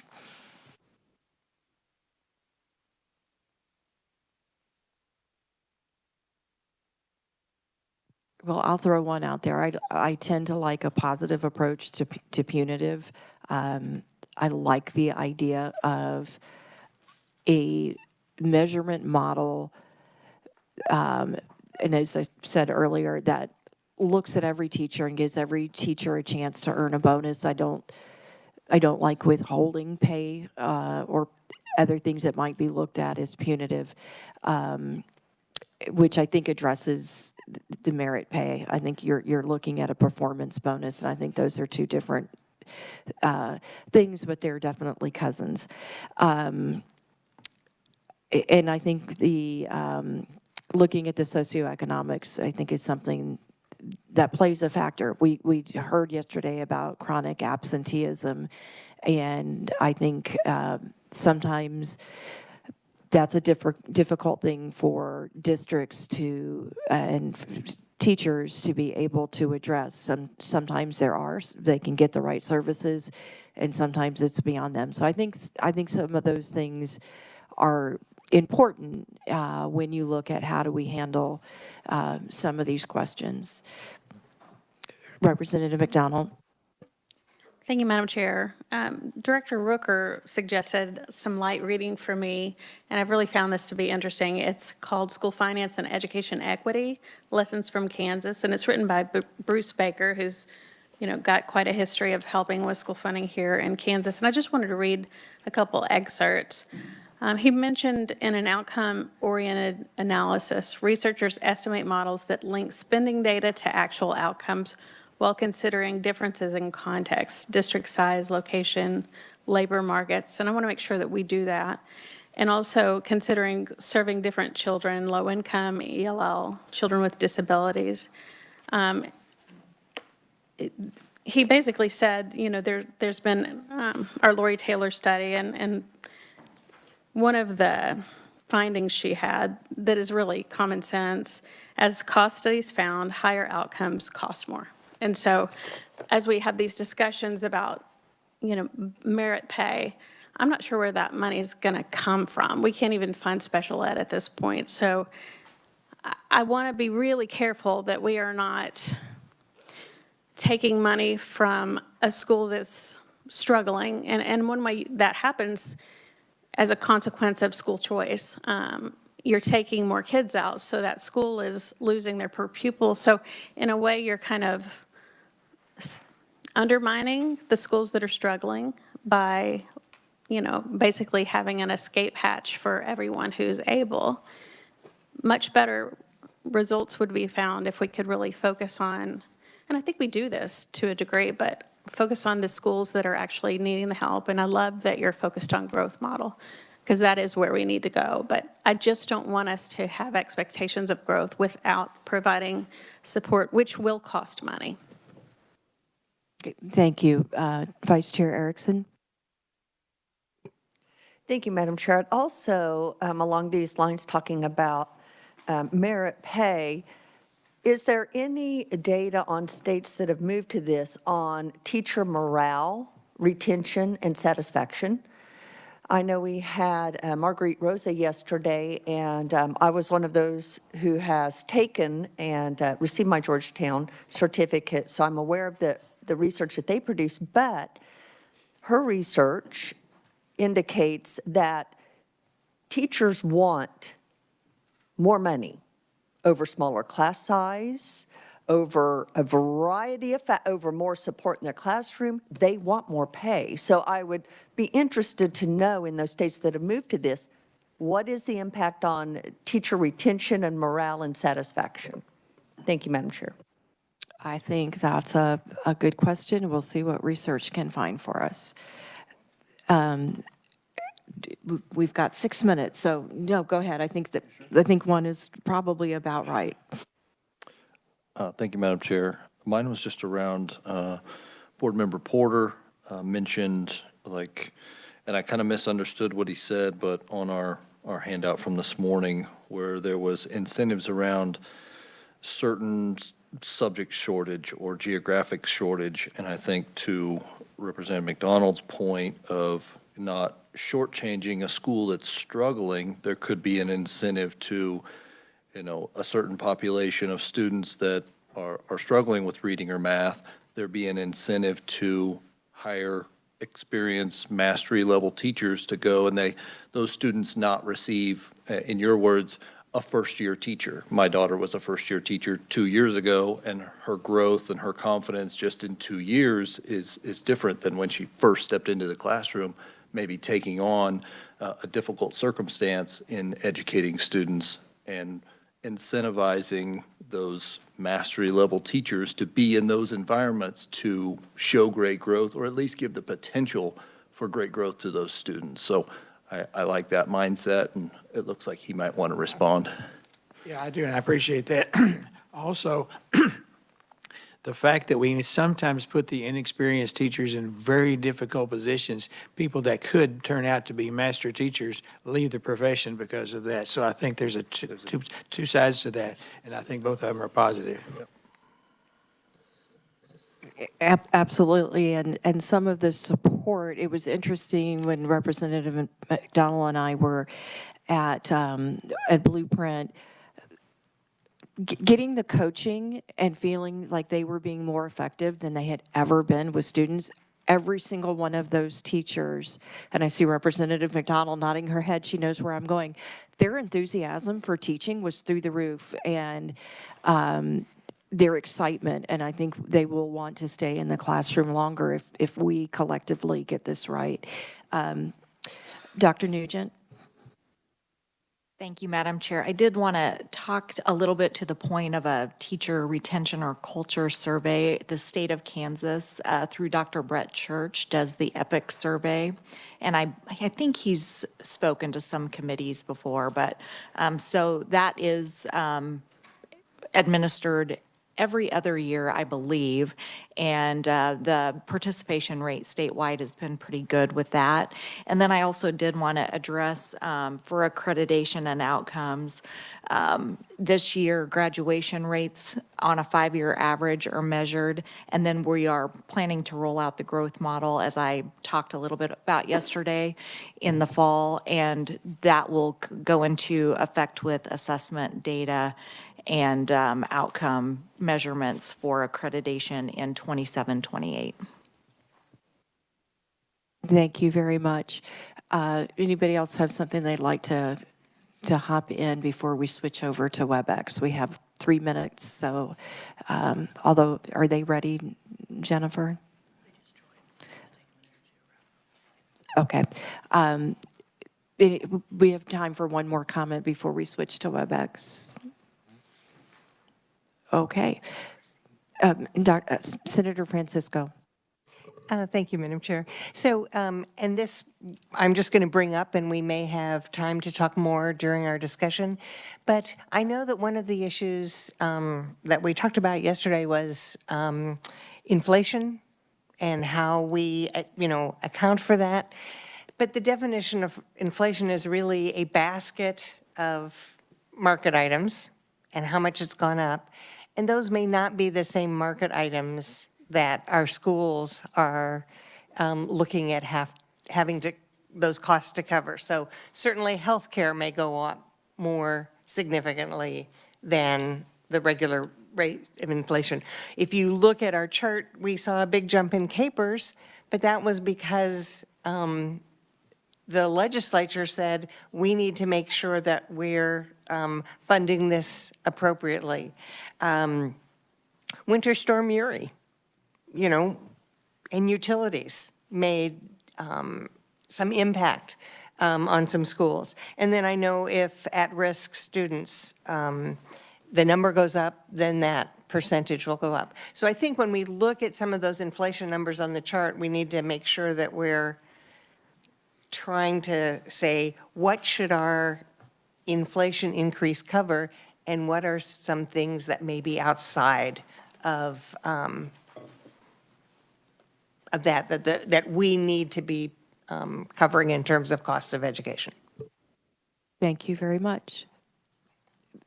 Representative McDonald, and then we'll move to WebEx. And we've got more time later in the day for discussion, so please don't feel like this is your only chance to discuss. I really appreciate what Senator Francisco said. Cybersecurity is another thing that we can't avoid paying for.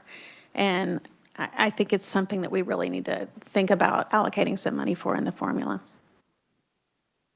Thank you very much. We are going to move to Lauren Bloomquist, the Senior Policy Analyst for the Education Commission of the States, commonly referred to as ECS. Lauren, welcome to committee. Can you hear us? I can hear you. Can you hear me?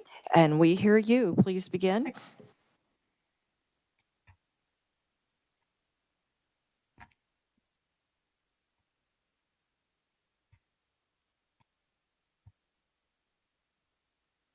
Lauren, you may begin. Can you all see my screen? Can you all see the screen? Yes, we can. Perfect. Thank you. So thank you for having me here today. My name is Lauren Bloomquist, and I'm a Senior Policy Analyst at Education Commission of the States. If you're not familiar with who we are, we're a national nonprofit education policy organization created over 60 years ago through the Interstate Compact for Education. We were adopted by all 50 states, the territories, and the District of Columbia, with the goal that states should collaborate and share ideas as they work through the challenges and solutions of education policy. The idea being that states should learn from one another, and that while there's no single policy that's going to work in every state, leaders can learn from one another's experiences. Let's dive into the content of today's presentation. I was asked to share information about broadly accepted student outcome measures and which measures are most commonly considered indicators of student success. I'll speak to the outcome measures used in state accountability systems for federal compliance. The source for this presentation will be our 50-state comparison of state accountability systems, which has 11 data points for all 50 states and DC. We gathered this information in 2024 using the latest approved state ESSA plans. ESSA requires that schools have several performance indicators for state accountability. The 5 indicators required are academic achievement, academic progress or growth, English language proficiency, graduation rates for high school, and a school quality and student success indicator. ESSA grants states significant flexibility in measuring school quality and student success. For the remainder of this presentation, I will focus on what states use for their school accountability or student success measure. ESSA requires that the school quality and student success measure be valid, reliable, comparable, and that it hold less substantial weight than the other indicators that I mentioned. For most states, that's typically between 10 and 15% of the accountability system. SQSS measures vary among states. I'm going to highlight some of the most common measures that we see across the 50 states. Those measures include college and career readiness, chronic absenteeism, school climate, science achievement, and social studies achievement. I'll provide explanations of the 5 most common measures and examples for each. I'll also share a few less common measures at the end and take questions at the end of the presentation. As I mentioned before, we looked at state accountability systems and specifically what states use to measure for the SQSS indicator. One of the things that we observed between our 2020 comparison and our 2024 comparison is that states maintain their chronic absenteeism measure for their school quality and student success indicator. We did see a decrease in school climate measures, and the one thing that I'll share in more detail is the broadening of the college and career readiness indicator. I want to help connect this portion of the presentation to the work that you're doing as a task force. You received our written testimony on state approaches to outcomes-based funding. At least 5 of those examples provided in that document use measures similar to those in the career and college readiness examples that I will provide. As I mentioned before, college and career readiness indicators have a variety of different metrics and measures that states use to measure how ready high school students are for college and careers after graduation. At least 37 states use college and career readiness measures that include coursework completion, work-based learning, test scores, and other measures. College and career readiness measures are typically in the high school grade band.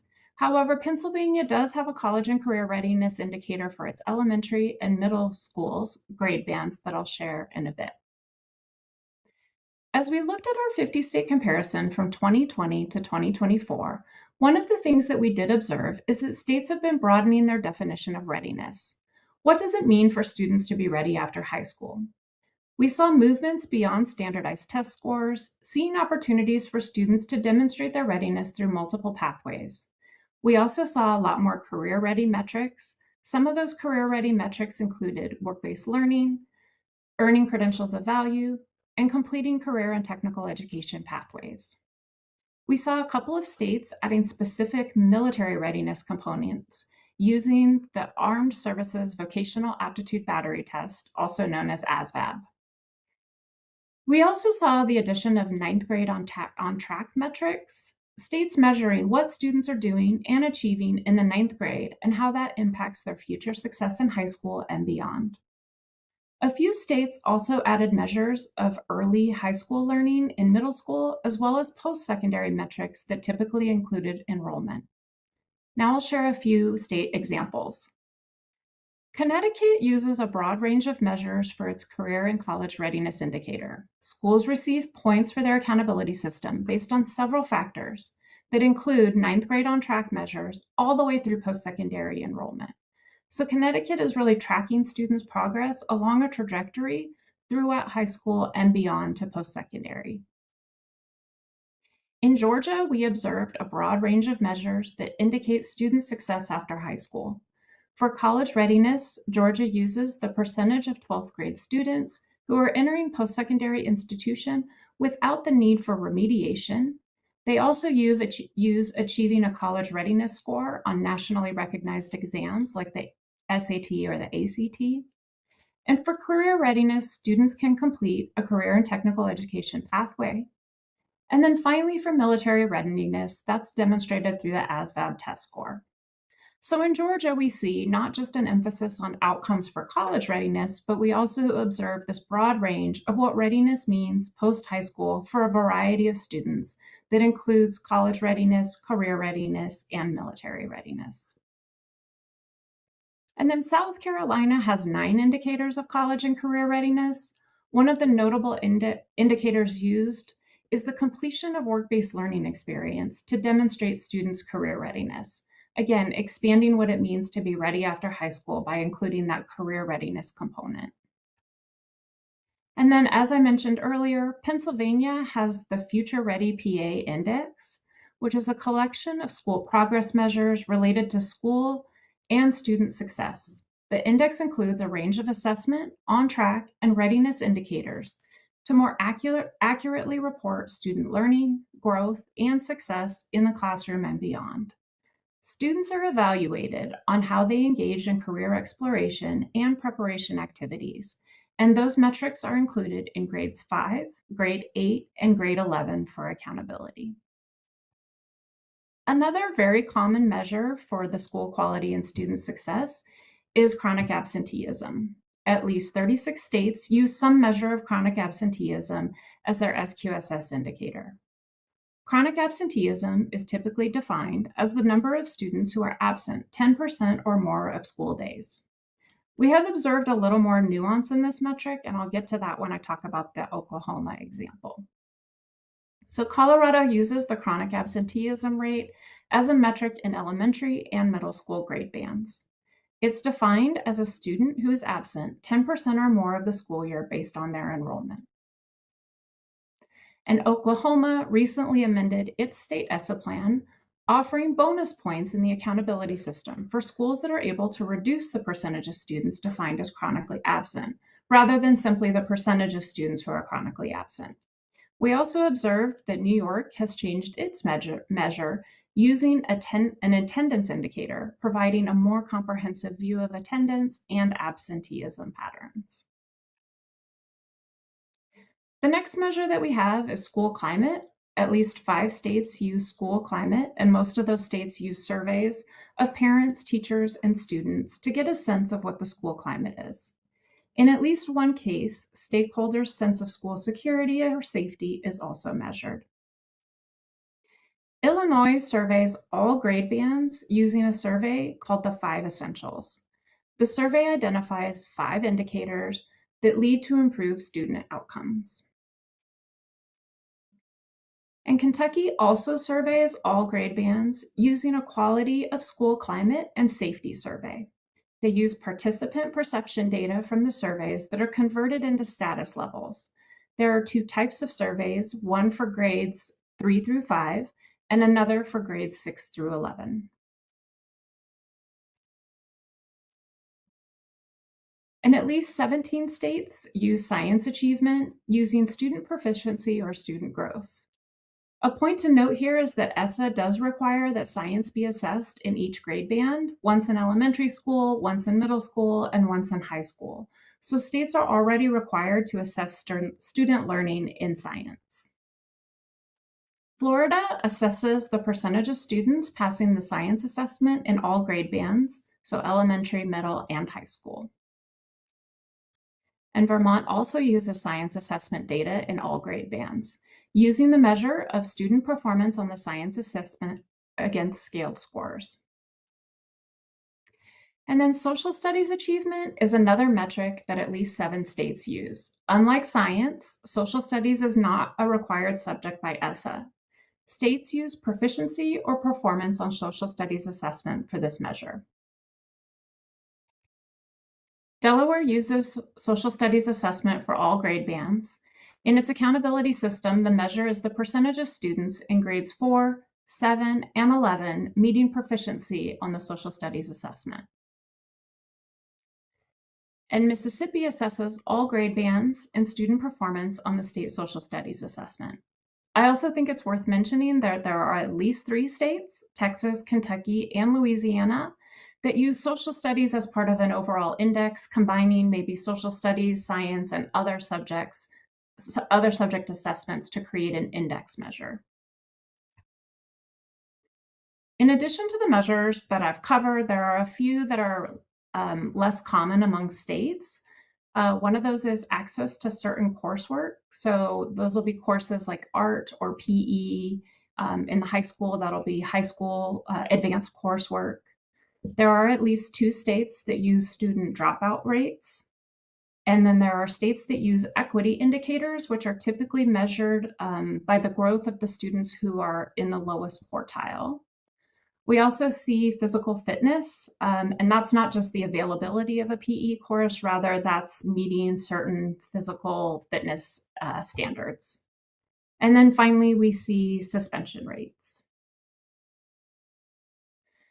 I think an element to consider when evaluating outcome measures is the data collection effort that may be required of schools and districts. So establishing outcome measures using data that's not readily available may require additional local capacity. If you recall, the variety of measures that are used for college and career readiness indicators can affect how data is collected and who might be collecting it. Guidance for districts and schools may be an important consideration. Districts may have to rely on outside organizations to provide data for tests such as the IB, the AP, the SAT, or the ACT. In addition, other measures such as work-based learning or community service requirements will need to be defined, and acceptable documentation will need to be established to know which students count toward these outcomes. And then there are a couple of capacity considerations. The first is the capacity of schools and districts to provide access to these opportunities, so ensuring that all students in the state have access to the opportunities, for example, work-based learning or community service. There's also the capacity of creating new measures for indicators that will require a level of school and district capacity, ensuring that schools and districts have the ability to collect and report on that data. And in the college and career readiness examples that I outlined earlier, Connecticut and Georgia both use post-secondary information, and these are going to be considered lagging indicators for the K-12 system. In the case of Connecticut, which uses post-secondary enrollment as a measure, the data isn't available until after graduation, and that data is provided by the National Student Clearinghouse. Several states do use the National Student Clearinghouse because it captures data for students who may enroll in post-secondary institutions across state lines. And in the case of Georgia's system, the career and college readiness indicator that the state includes is the percentage of students that enter post-secondary institutions without the need of remediation. And this is also considered a lagging measure requiring data from the technical college system as well as the Georgia University system. States also have other mechanisms for collecting post-secondary data. There are at least 42 states that have high school feedback systems that require post-secondary enrollment or performance data from high school graduates. And then there's also states who are exploring outcomes on the other end of the spectrum for their youngest learners. So several states are exploring early indicators for their accountability systems, using early literacy and chronic absenteeism measure for student groups that are not part of the federal accountability system. So those K through 2 level students. And that concludes this portion of the presentation. I'm happy to take questions about any of the content that I've covered today. Thank you very much. I do have a question to start us off. On your slide deck, slide 15, chronic absenteeism, and you say 36 states look at that, and you go on to say more nuance. Yeah. And I was wondered, and one definition is 10%, and I think that's a common measure, one we use in Kansas. Are there any states that do break out the reasons for chronic absenteeism? And like, we don't throw homebound in that bucket, but if a child has an ongoing medical issue, they're probably still in that bucket, and I'm questioning whether they should be in that bucket.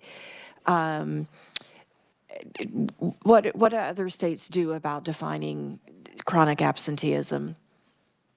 I can get to the exact answer to that question, but I do know that most states do include all absences. And I think that there are organizations like Attendance Works, for example, that recommend that when you are looking at chronic absenteeism, that you do look at all absences for students, whether they're excused or unexcused.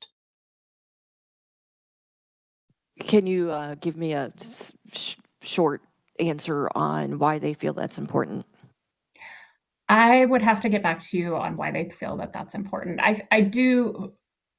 A lot of what's said is that missing school for whatever reason tends to impact not just the student who's missing school, but also the students in the classroom, as teachers have to go back and perhaps reteach information, reteach the lessons.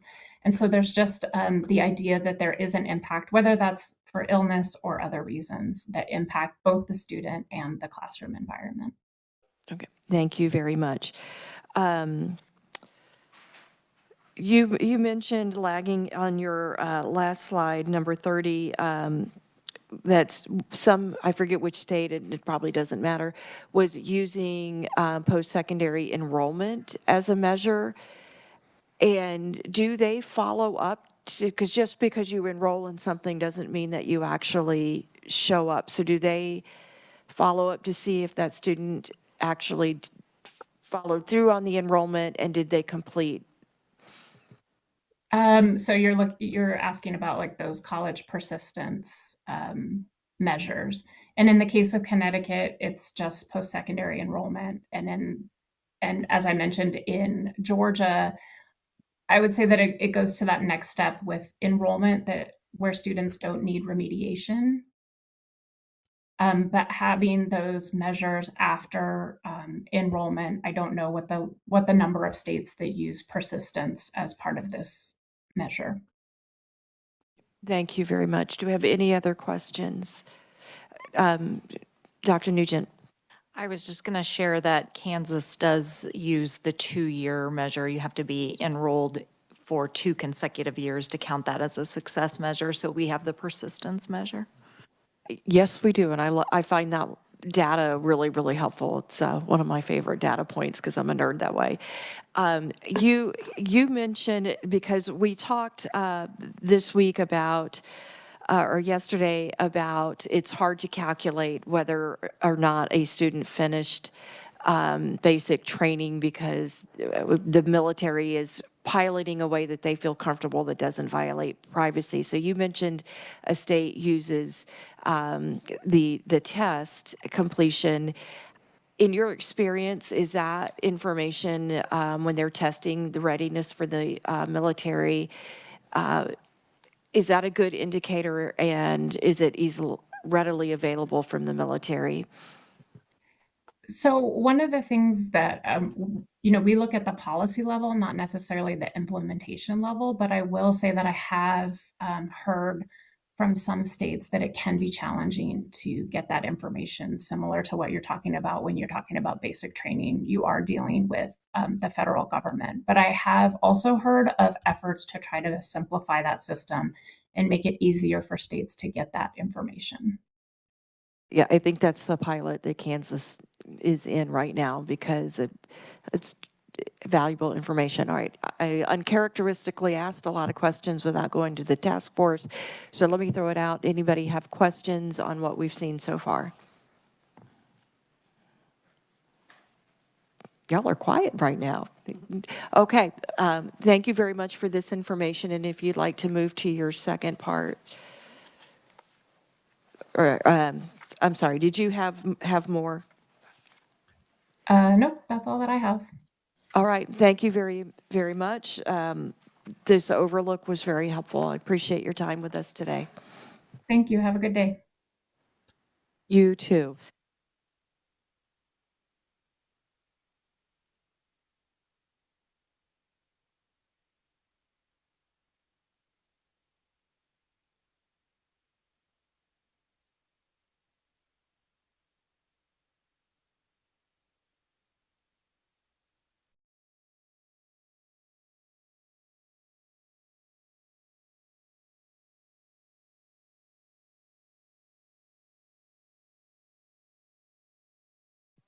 The huddling up here is looking at the schedule. We will have Matthew at 1:30 and get back to our discussion. And I'm sitting here saying, do we just had a break? Do we break early for lunch? Or do we continue a little bit of our discussion because we had a fair amount held over from yesterday. So what I think I'm going to do is have us continue discussion a little bit. We'll break for lunch at 12 and try to stay on schedule, and that way I don't keep you later than you thought. And Director Rooker, yesterday I told you I would come back to you, and your juggling of meetings has concluded. So you had a discussion question yesterday that I'd like to let you get a chance to ask. Thank you, Madam Chair. Can I first, I was looking at the spreadsheet, the statistics spreadsheet last night, and I wanted to ask a clarifying question. Should I hold that? Can I do that now? How do you want to handle If that? it helps you discuss better, to have the clarity, you're welcome to ask now. Okay, so we got that giant, sorry, in the interest of time, could have been more prepared, but it's got this one with the green and the blue sides. On the green side, just going back to make sure that I'm absorbing what these statistics are telling us and looking at the base percent of increase. In 2009, I noticed the base shows up as 4,400. In 2019, I think it's 2019, the base drops back, and I think, it's 4,400 in 2009, it's 4,012 the next year, 39. So I know we went through years of budget cuts, and you reflect that, this chart reflects that in the percent, shows up as red, it's a decrease. But then 13 on, it remains remarkably low, but the percent of increase in 2013 is 1.5% of an increase. That's just over the prior year. So is this, the percent of increase, is it reflecting an increase from the immediately preceding year as opposed to tracking? Like, I kind of got lost in that because Yeah. What I think you're asking is it a running change or yeah. is it a year by year? Yeah. Jennifer is taking a look. And if that's something we should come back to give time to research, I'm okay with that. She just needs a minute or two. Okay. Your observation is correct, but I think it's also interesting to note the steady increase in our overall spending. This chart would be helped with some population statistics, I think, the student population, to understand ebb and flow of the enrollment numbers that we're funding.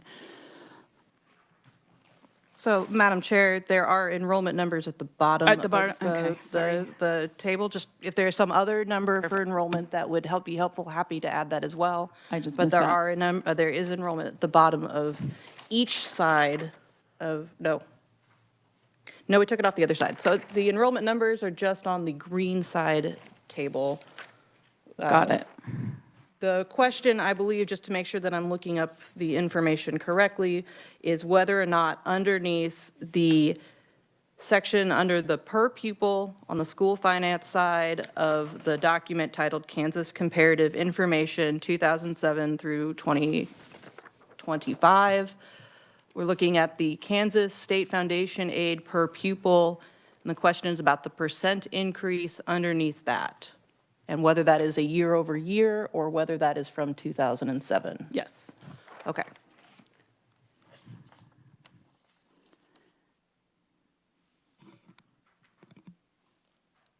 So the calculation is in the tables that we were using are from the previous year. So it is an increase from the previous year.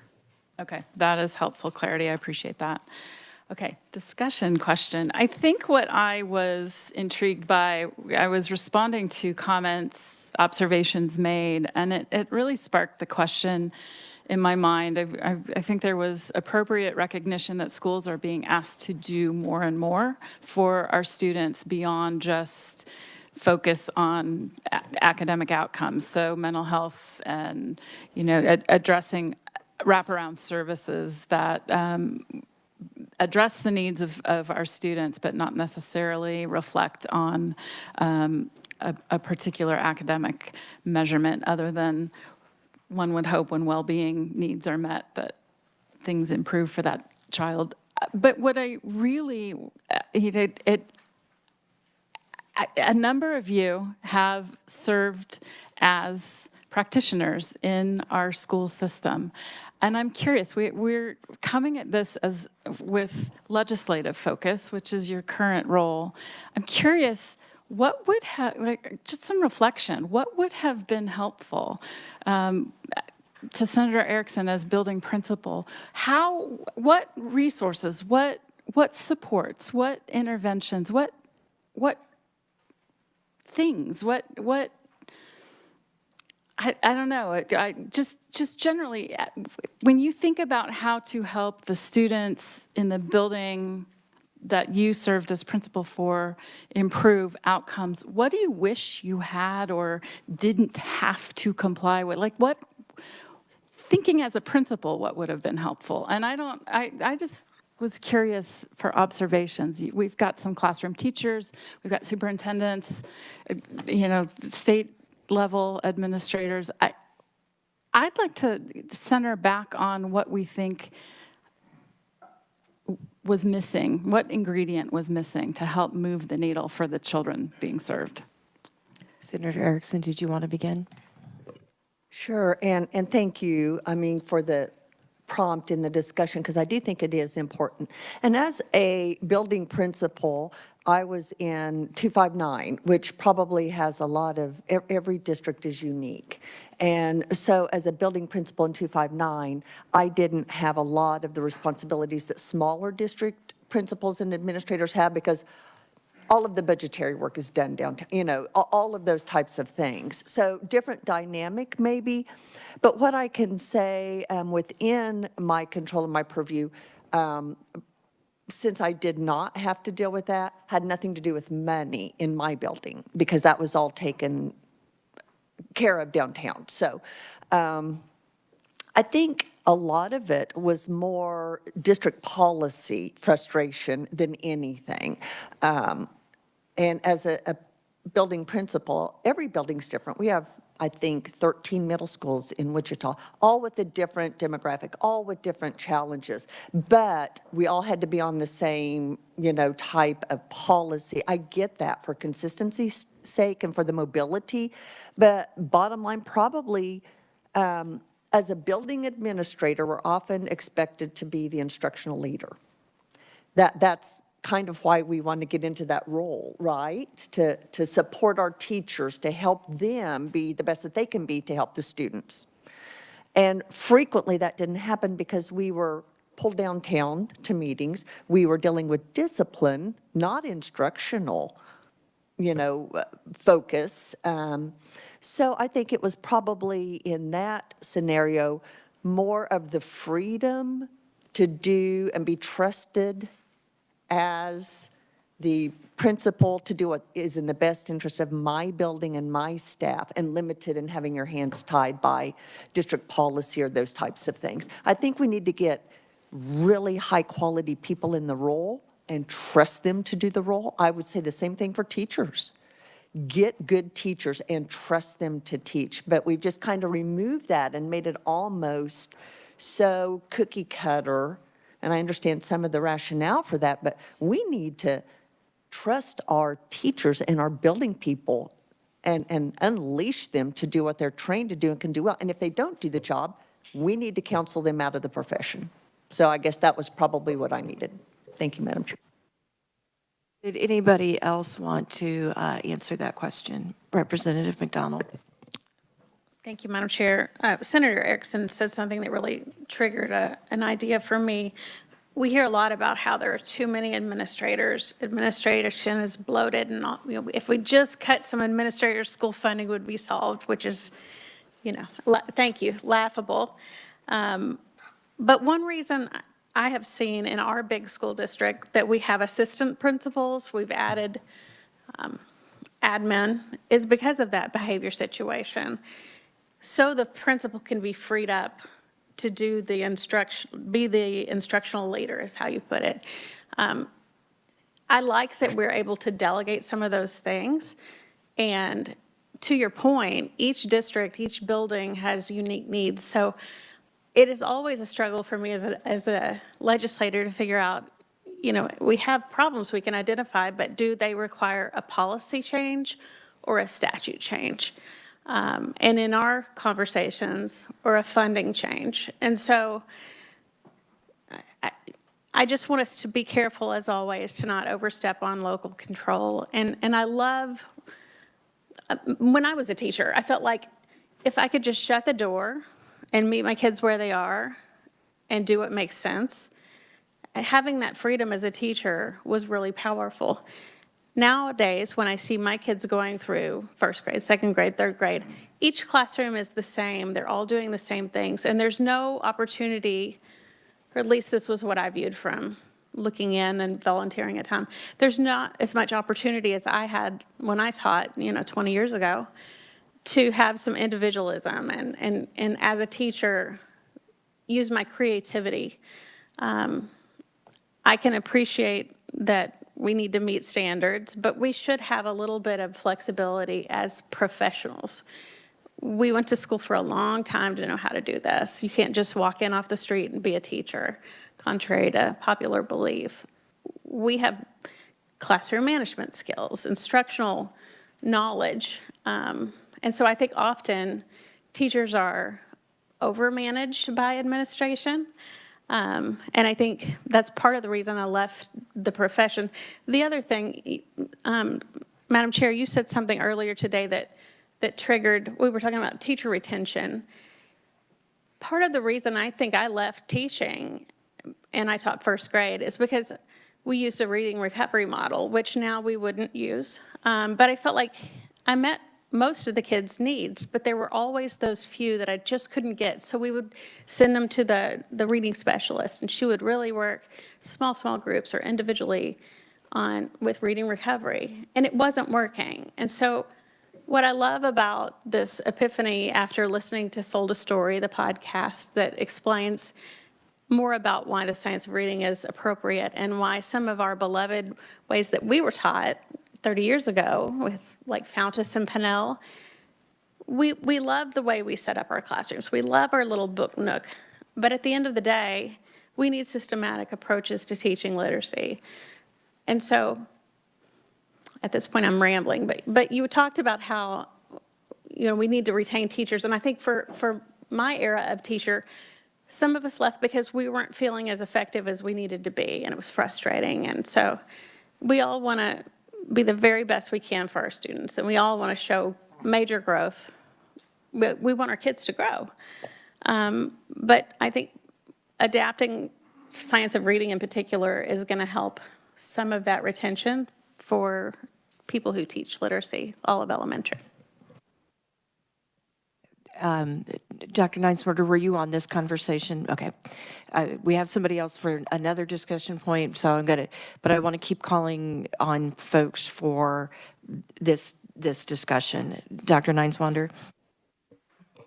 So just kind of respond to Director Rooker's, and this is from the lens of the superintendent, because next Wednesday we'll have our board meeting, and a lot of this will be reflected in that meeting over budget. But we're not a declining enrollment district just because of we're rural.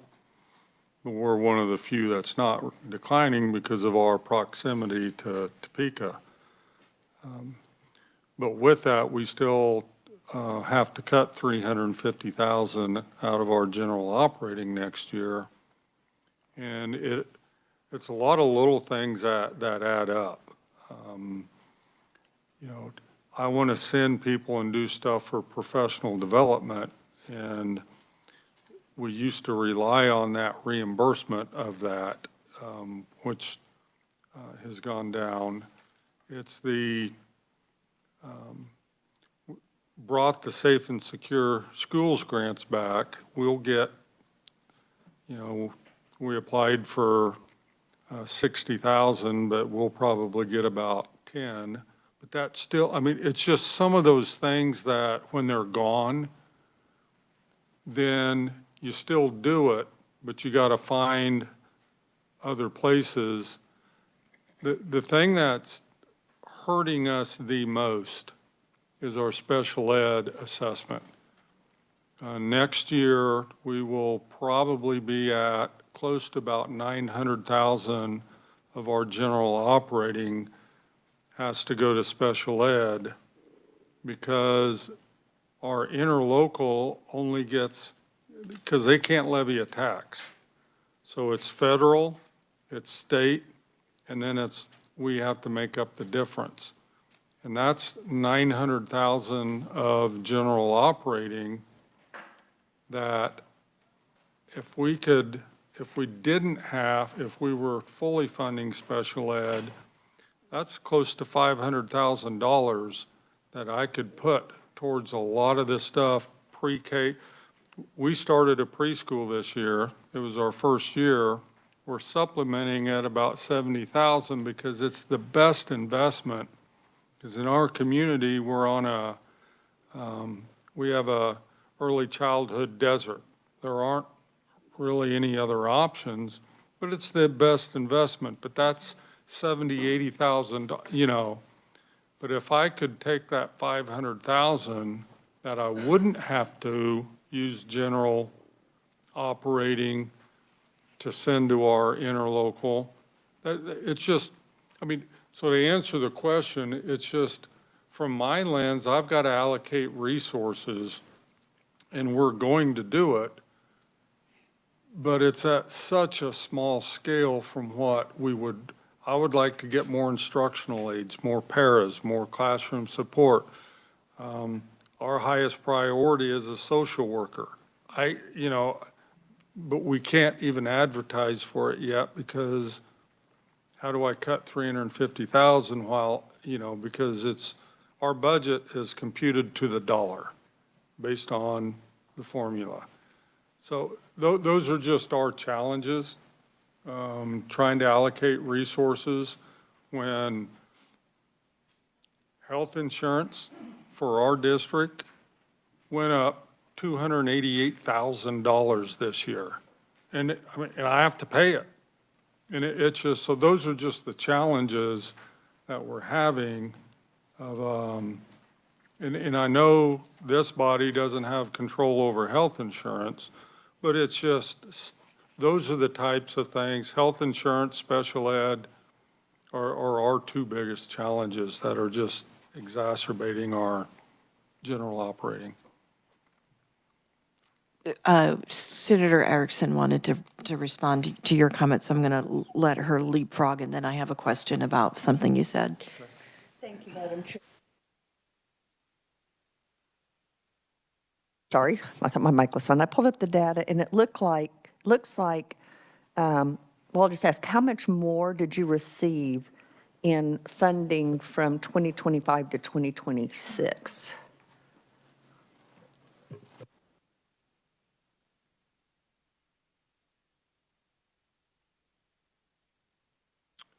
I don't know off the top of my head.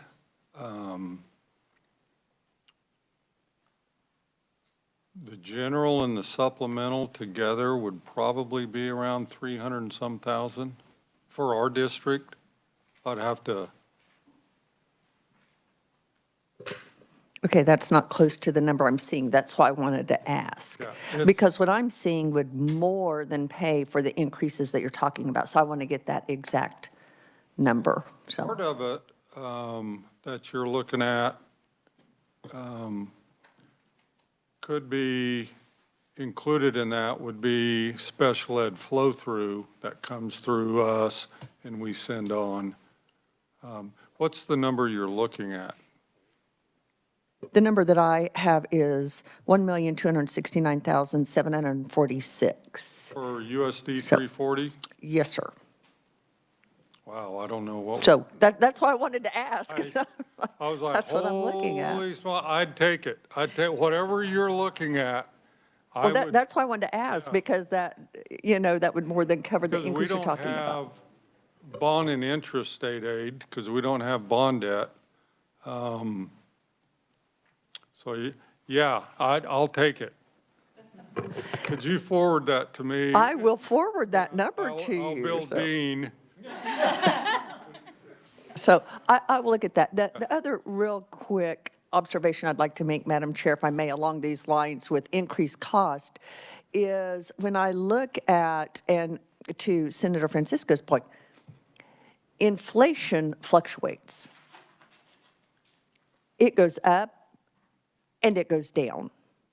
So as a legislator, I'm sitting here and going, yes, there are certain things that cost more than the rate of inflation that school districts get, but there are also things that go down in inflation. If you look back at the historic trend of our fuel costs for transportation, they fluctuate wildly. We don't, as a legislature, ever say, okay, fuel costs have gone way down, we're not going to give you as much. We always give more to offset those increases in those higher inflationary areas. So just want to point that out, that inflation is not always a one-way, always upward trajectory. It goes up and down, and the funding we give should level some of that off. Thank you, Madam Chair. You're welcome. I have I said I had a question to come back to, and this may be happening, so I apologize if I didn't know the answer ahead of time. Do you guys ever group purchase your healthcare, or has there ever been the consideration of having the state act as a fiscal agent to see if we could help lower costs that way? And if it was decided not to do it, I'm sure there's a logical reason, and it would be helpful to know why that wasn't a good idea. Yes, thanks, Madam Chair. So we are on the state's Blue Cross plan. The problem is it's probably the most expensive because we don't get to negotiate what percent of a single or family. We have to do whatever the state sets. We have a committee looking at changing and getting out of the state pool and going to another pool. But yeah, we pretty much pool our purchasing through some cooperative. Our food comes from a cooperative group that buys down, and so.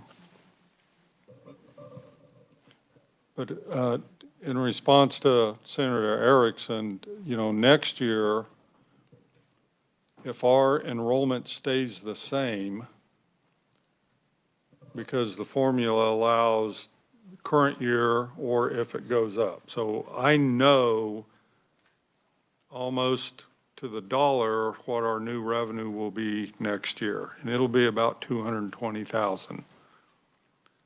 But between health insurance and our special ed assessment and our property insurance, those three together will be around $500,000. So that's just back to responding. It's allocating resources when, and again, we're not a declining enrollment.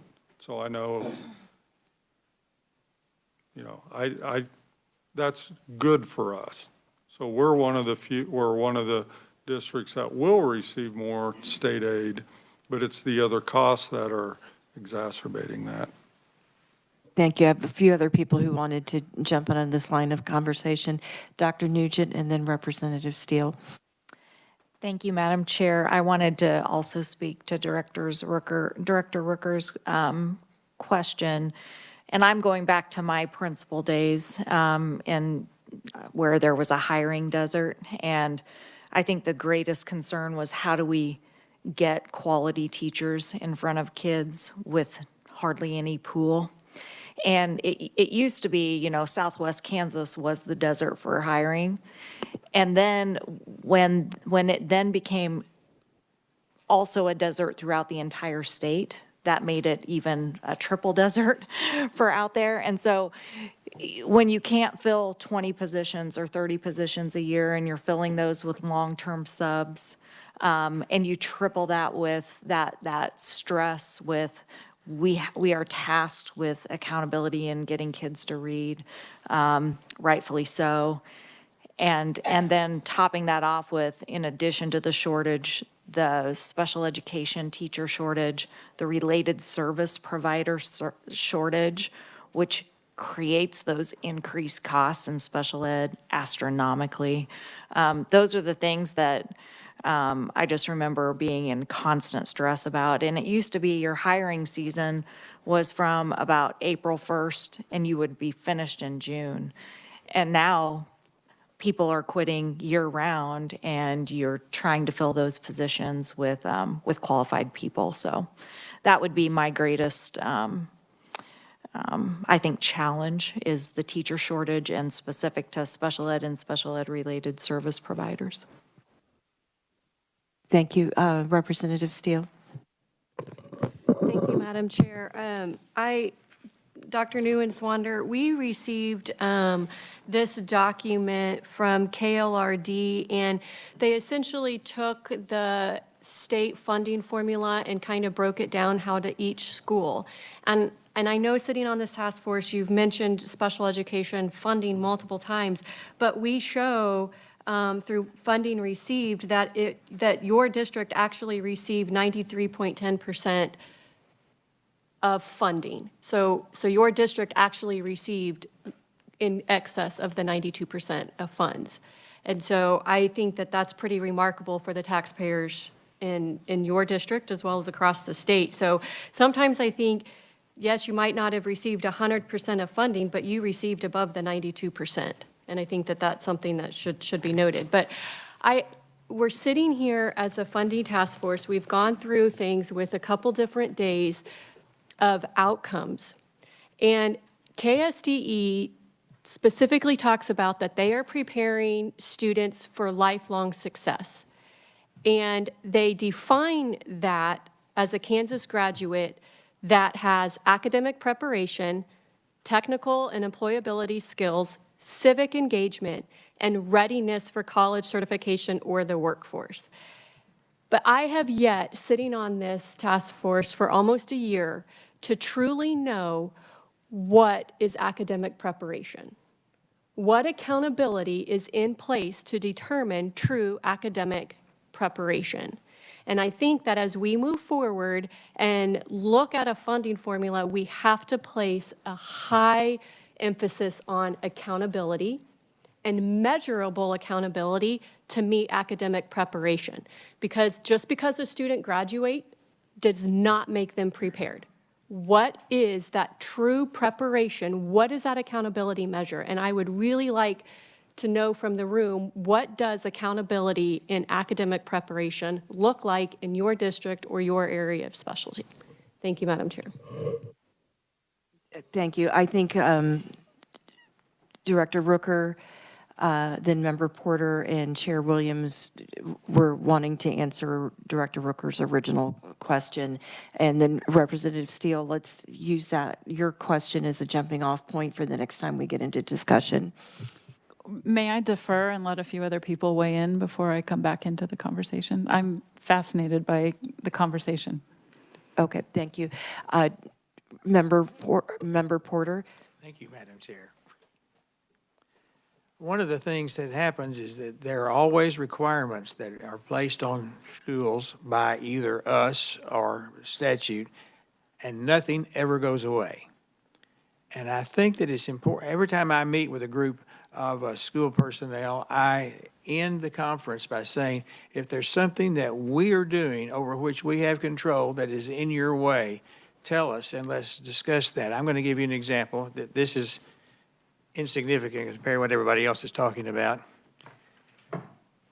I was a superintendent in Kansas for 13 years. My only experience in Kansas is as a building level administrator. 13 years we did bloodborne pathogens. Is it important? Yes.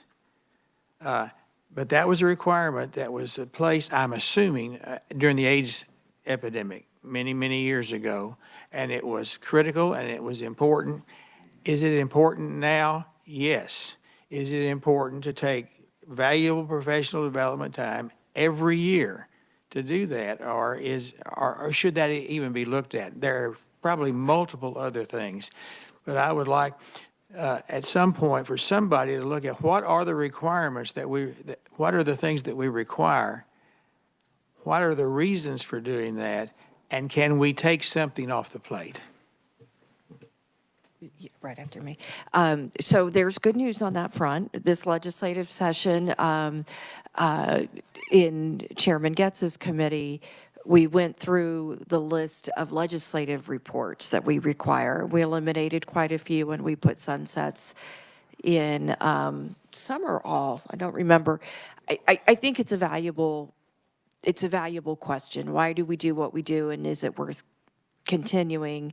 And I think there'll be a time when task force ends, but you and I had a private conversation about the value of us continuing to have a way to meet, and I think you're right about that. But I think Senator Erickson wanted to answer this one too.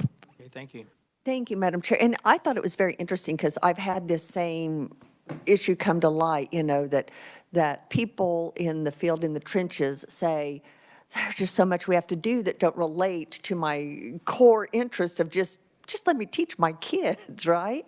So, and I heard it enough, and it was to the credit of another legislator that they asked some teachers, can you write down all of the things that you're expected to do that are not related directly to your teaching and working with your students? They came up with a list. So the legislator and I looked at, okay, because the perception was it was the legislature. And when we looked at the itemized list of everything that those teachers put on that list, 90-some% was local. They thought it was from top down. It was local. And when we looked at that and go, oh, because we just assumed that, okay, we've got all these statutes that are burdensome. What can we do to alleviate that? overwhelmingly local. Now, that's one district. I don't know if that's true for all districts, but in that instance, it kind of put some, gave some perspective to where are and not that we can't do a lot more to help ease that burden. I'm not by any means saying that, but when the teacher said these are the things that are burdensome, the vast majority were local. So thank you, Madam Chair. If I may follow up, Yes, you may. I have the same conversation with us as the State Board of Education and when I visit with local school boards. Whatever the reason, we need to take the things off the table that are getting in the way of success. I think there's a lot of low-hanging fruit for all of us in that area, and what it reinforces for me is our need to choose wisely on what we measure. Do we get the information we want out of our measurements? And how do we free up other time? And for example, when we were listening to the federal conversation, I thought, okay, well, we need to make sure that what we do kind of aligns with that. So there's not and sometimes it's hard, but, and I'm probably bad at loving measurement so much that I want to make it more complicated than what we have to give to the federal level. But I don't want it to be so lean that we don't really know what we want to know. It's that difference between how many seals do you have out and how many people are using science of reading in the classroom. That's a that's very valuable measurement to me. Dr. Gibson. Yeah, thank you, Madam Chair. And I kind of want to respond to Director Rucker as well. And I fully agree with what was shared from the other side of the table regarding costs and same competing interest. Size of district really doesn't matter on those things. Those are similar. When I think back to add on to that, I think we have a remarkable staff. They're trying to do the best they can, truly. And I do believe that one of the biggest challenges we face right now, on top of things financially, is we do throw a lot of things at staff. And at times we do get derailed, whether it be state board inadvertently, legislative inadvertently, or maybe a local board. But when I think about like recently in the last 3 years, every board policy we've taken to our board, 100%, was either driven by something that happened in a court case somewhere else, or some change made at the state or federal level. So as one of the things that we think about is, what do we need in order to help best support our staff? Well, one, they should be financially rewarded, which costs money, right? Keep our best people in the seat. And then two is everyone wants to get better, but professional development, and I've heard the word coaching a lot in the last couple of days, is where that's at. But that takes time, takes resources as well. I think back to our district, we have about 580 licensed teachers. We have one elementary and one middle school in our district level to help coach and support everyone else to help coach and support. Not near enough. And then on top of that, I'm glad to hear we're talking about reports and those requirements, because I think we're 160-ish as each district. Anything we can do, because those are the same people that are also tracking. Do we have everyone that needs to be that needs to go into the training regarding blueprint and responsibilities around science of reading, which is good stuff, but somebody has to track that. We report it to the state. And so anything we can do to decrease the distractions. I'll give you another one, and this is not meant to be poignant, but the cell phone bill, for example, right? All of us agree it's a distraction. However, when the rollout came out, we were so confused, like what counts, what is not, and the same people that could be working to help support teachers and academics are sitting in meetings going, how do we roll this out? For us, we already had a policy, but now what does this look like? What's the communication look like? So we have the same reason. Even that, it feels relatively small, but I can't even tell you how many hours our administrators have spent, and we're not finished yet because our policy is still going in front of the board. So anything we can do to help, I guess, trust, set the parameters, but then let local try to actually put those things in place in a way that makes sense to them, certainly can help give us time back to focus on what matters, and that's our students and what they need to learn. Thank you. Representative Chair Williams, did you want to defer or did you want to jump in? Thank you, Madam Chair. I think I'll defer for later conversations. Thank you. You're welcome. Director Rooker, we'll come back to you, and we're at lunchtime, and I think we're kind of at the close of this loop, so that means Representative Steele, we'll start with you when we get back to discussion. Thank you, Madam Chair. And I appreciate the candor around the table. I think we've seen a consistent through line, whether it's from the teacher perspective, from the classroom, building principal level, school superintendent level, state level, education agency. We're all, like, the dominoes seem to line up, that we're all saying similar things, that, the barriers and the opportunities, the challenges and the gaps.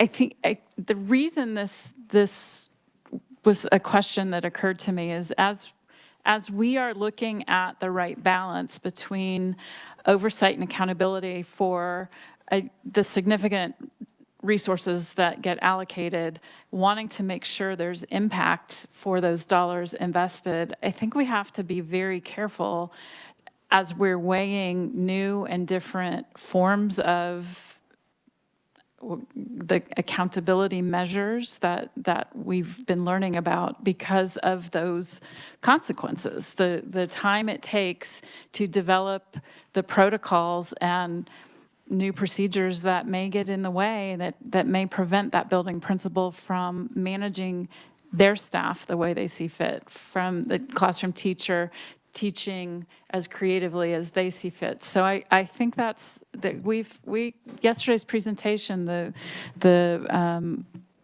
innovative school in Wichita, I mean, that's amazing stuff. But we have to be careful that we don't construct an approach to this funding formula that creates new and different barriers. That the school that you cited, they're measuring often throughout their school year. And I think we get what we measure.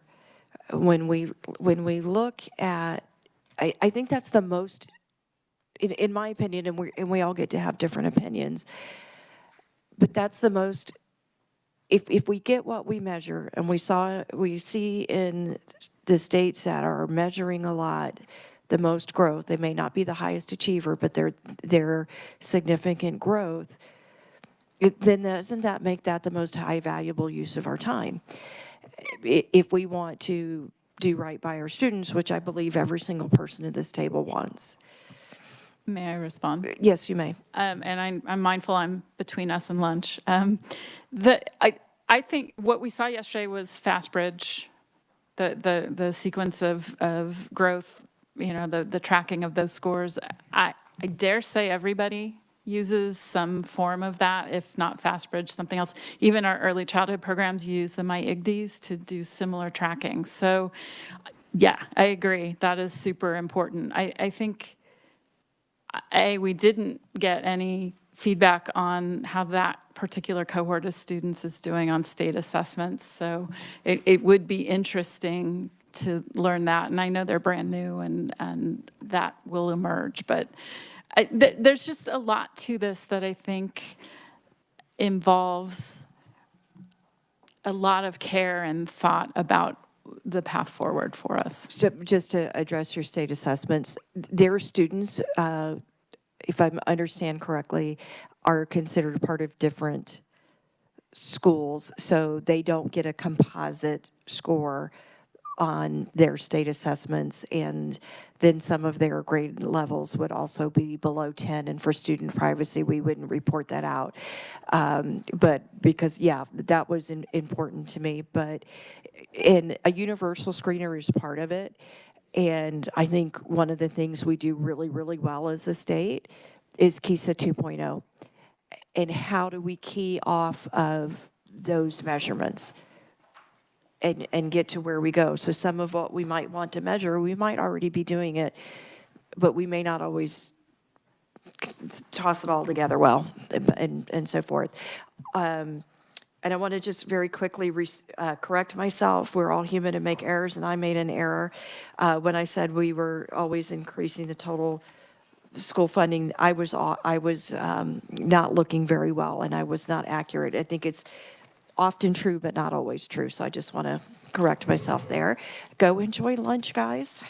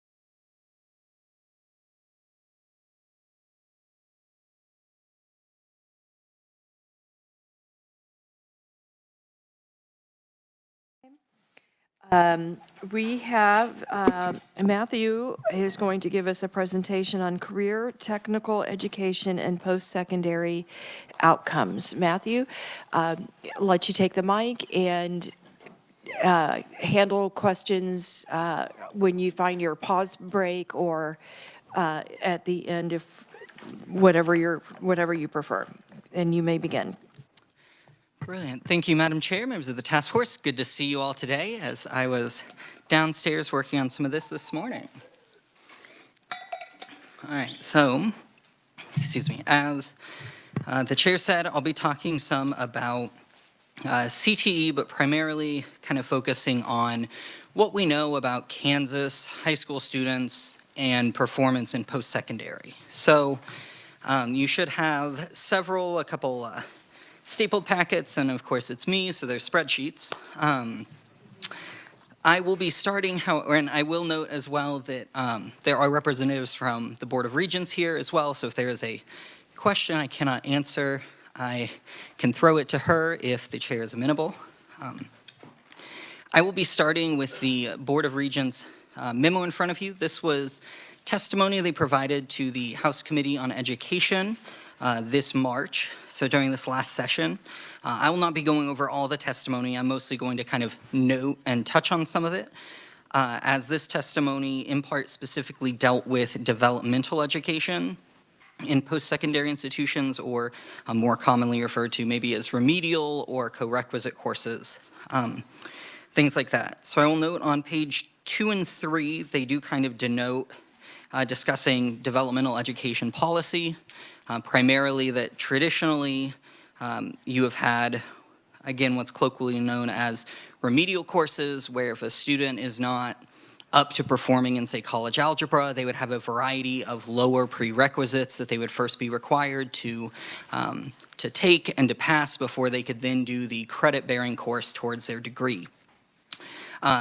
You will then note kind of further in it that what was transitioning, and now I believe with Board of Regent policy has transitioned, is moving to a system where of co-requisite support, where the student is taking the credit-bearing course, but because they need additional assistance with it, will then also be receiving, whether it's tutoring or some other form of support that is not, that allows them to both catch up and still take place in the credit-bearing course. And then you will notice kind of on the bottom of page 3 where they have a graphic, as well as in the text noting just the differences in passing that gateway or kind of that initial credit-bearing course with switching from models. So in the graphic, you will see under the traditional method of having those prerequisites to build up to that course. In math, there was a 9.7% pass rate of basically them making it to that course. And with the co-requisite, it is increased to 63. And then with English, it's gone from 33 to 64. So some of this testimony kind of further denotes, I know there were questions with the task force kind of around what all that meant as far as that policy change. And so kind of notes that. The element that I think will be a little more pertinent or maybe a little more interesting is then if you turn to the tables that are a couple pages behind that, also listed page 1.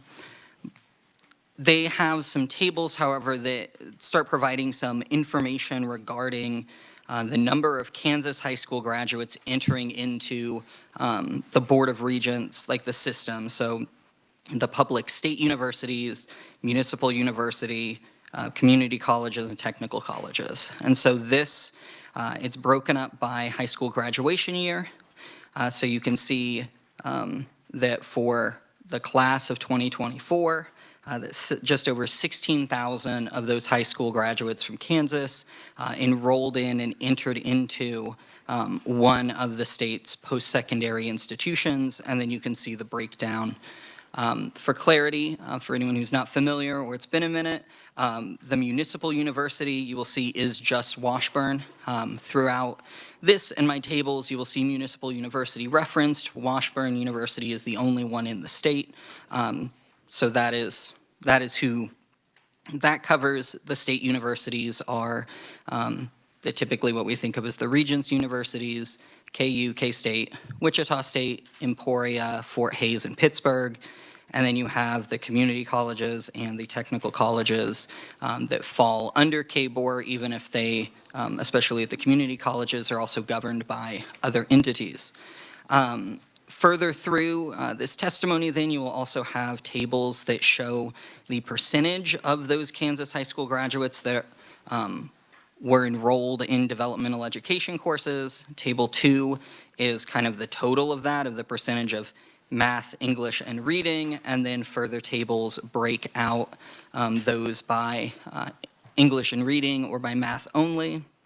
So again, you can see kind of those percentages at a pretty granular level of, how many students actually are requiring some kind of assistance or developmental course once they have gotten into the post-secondary system to move on. The remainder of this testimony is part of a slide deck from their presentation as well. It has some interesting slides that kind of, again, try and visually break down what the old system was versus the new and kind of provide some graphics, I think, to at least help me understand a bit more of why you have less loss of students under this newer method. I'm happy at this point to kind of stand for questions there, or else I can kind of move on to some other components in this same realm. Questions for Matthew? Chair Williams.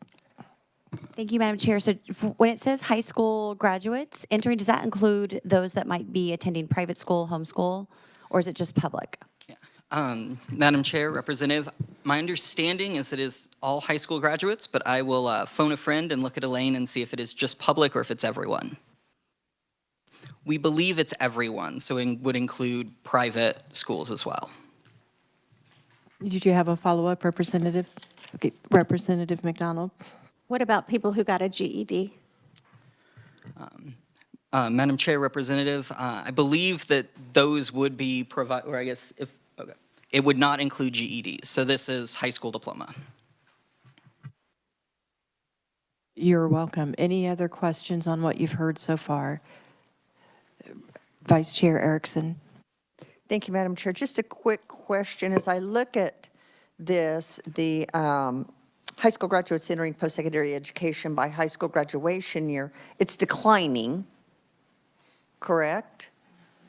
So, and I apologize, I didn't dig through as this thought came to me, Matthew, but how does that declining, because it looks like it's declining across the board. It doesn't matter if it's state universities, municipal, community college, tech. Looks like they're all declining from 2015 to 2024. How does that align if we overlay our student success that we get from KSDE in terms of students going on to post-secondary? Seems like they show an increase, if I remember right. But if we overlay that success measure from K-12 with these numbers, is there a correlation? Am I missing something? So, Madam Chair, Senator, so I will note there is an overall decline. If you look, you will see that from 15 to about 22, it is a straight decline, and then in 23 and 24, it has started bouncing back some. It has not gotten back to that. We'll see there. As far as the comparing it to the KSDE post-secondary success, if I remember right, part of that component is that one of the measures is that the student has been enrolled within those for those 2 years in a post-secondary institution, but they also have other metrics like receiving a certificate or some other components that wouldn't involve necessarily being enrolled in one of these post-secondary ones. I would also note that this is just the Regents data, and so if they attended Baker or Benedictine or a private college or out of state or some of those, that would not be captured in this data, but may be captured, or I believe would be captured in KSDEs. Thank you. That helps clarify the numbers and what we're looking at. Thank you, Madam Chair. Director Dr. Nugent, would you, I saw you shake your head yes, and sometimes I put you guys on the record because we have don't always have the camera, and we also I always try to make sure everybody speaks in the mic because we have some visually and auditory challenged people listening to our thing. Would you like to verbalize your head shake? Thank you, Madam Chair. Yes, I concur that the difference in the numbers would be exactly what was referenced, some of those institutions that aren't listed here, but that our students attend. Thank you very much. Did you have a follow-up, Senator? No, I just needed that clarification on the numbers and what they all entail, what we're looking at. So thank you. Excellent. Representative McDonald. This is just maybe a question to the ether, but we're experiencing a brain drain. A lot of our good talent is leaving the state. I just wonder how many of our high school graduates are actually going to universities outside of the state. That might explain some of the decline, although like Washburn and the technical colleges have increased their numbers of students in that time, so. Dr. Nugent, the system captures who goes to state out of college on that national database? Our database does capture that as long as they're members of that consortium that tracks that data. But that's a really good question on percentage of Kansas students who I don't know. I could look into that. Thank you very much. Dr. Nines, I was just going to add that the post-secondary success is pulling numbers from the National Student Clearinghouse, which is 97% of all post-secondary across the country. So when kids are going out of state, they're reflected in our numbers as opposed to this just being Board of Regents, Kansas. Thank you. Director Rooker. Thank you. And on this same topic, I would be curious how population trends affect those raw numbers. When we see a decline overall in enrollment in our public schools, we know census data, we've got declining population numbers. There's trends at play that might also have an impact on just the numbers in that table. Okay. Thank you. Elaine, if you have any time that you want to clarify anything that we're talking about, just give me a wave and I'll call on you. Any other questions for Matthew? Representative McDonald. I have a son who's about to enter college, so we just kind of had a lot of contacts and looked at several states. And I have noticed in recent years reciprocity between states, which is good, but it also could pull kids from Kansas to, say, Arkansas. We would have gotten about the same deal at K-State as we would have in Arkansas, so. Do you mean in terms of tuition? Yes. Okay, Yeah. thank you for the Thanks. clarification. Dr. Nineswander? I was just going to, the last thing on the success rate is, even though kind of with Director Rooker's, even though the percent might have gone up, the graduating class could have gone down because it's a percent of the kids that graduated, not means there were more, it's just a percent of that class. Thank you. That's true for success rate. That's two independent functions. Anything else? Matthew, you may proceed. Thank you, Madam Chair. So next, I will draw your attention to the white legal size paper. This might help a little bit with a few of the questions. So this comprises a good chunk of data of what we just talked about on these Board of Regents tables. Anything that has an asterisk under that first column will be numbers that I calculated utilizing either KSDE or Board of Regents data, just to be clear on what is data that I pulled from one of the two agencies versus what I've calculated. But this table kind of seeks to help contextualize some of those numbers. So you'll see the first few rows, and again, this is done by graduating year. I put it in fiscal year just since they overlap into the same and allows for some comparison. But so first you will see with high school graduates, I provided it both as all schools and public schools. So all schools would capture any other state school or accredited non-public school that reports data to KSDE. It would not capture any non-accredited private schools, non-KSDE accredited private schools. But just so you can see what are the numbers of graduates that were happening by each year.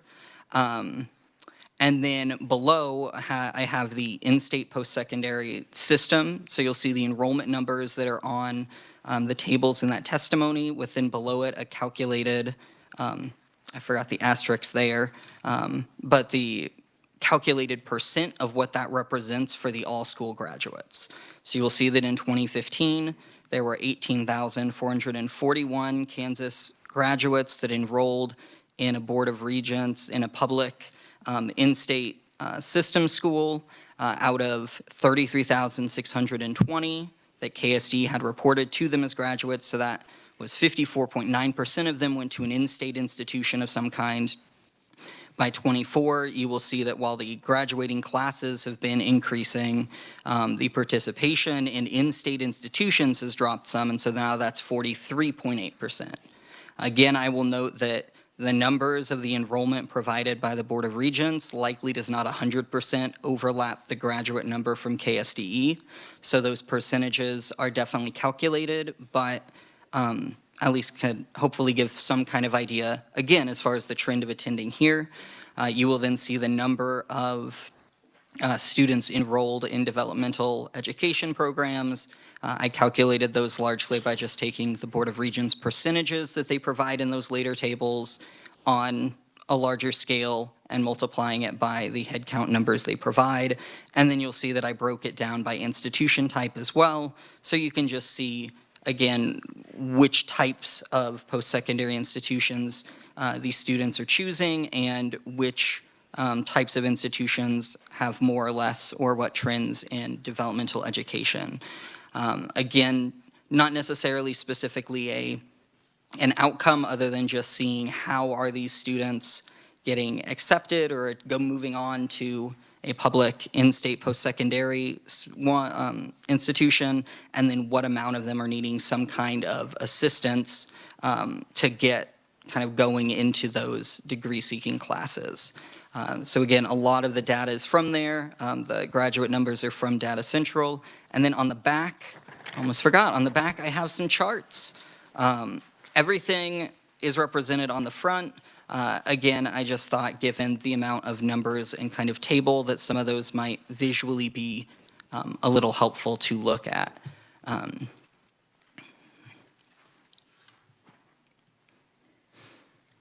And so then if you would like a few minutes to digest, I'm happy to kind of move on to a few things from this LPA audit. That's the other 8.5 by 11. And then before I move on to my other two spreadsheets, I can pause kind of for some overall questions, because this will also touch a bit on the remedial, the developmental education. So Matthew, I think I sense a few questions. Oh, sure. Chair Williams, did you have a question?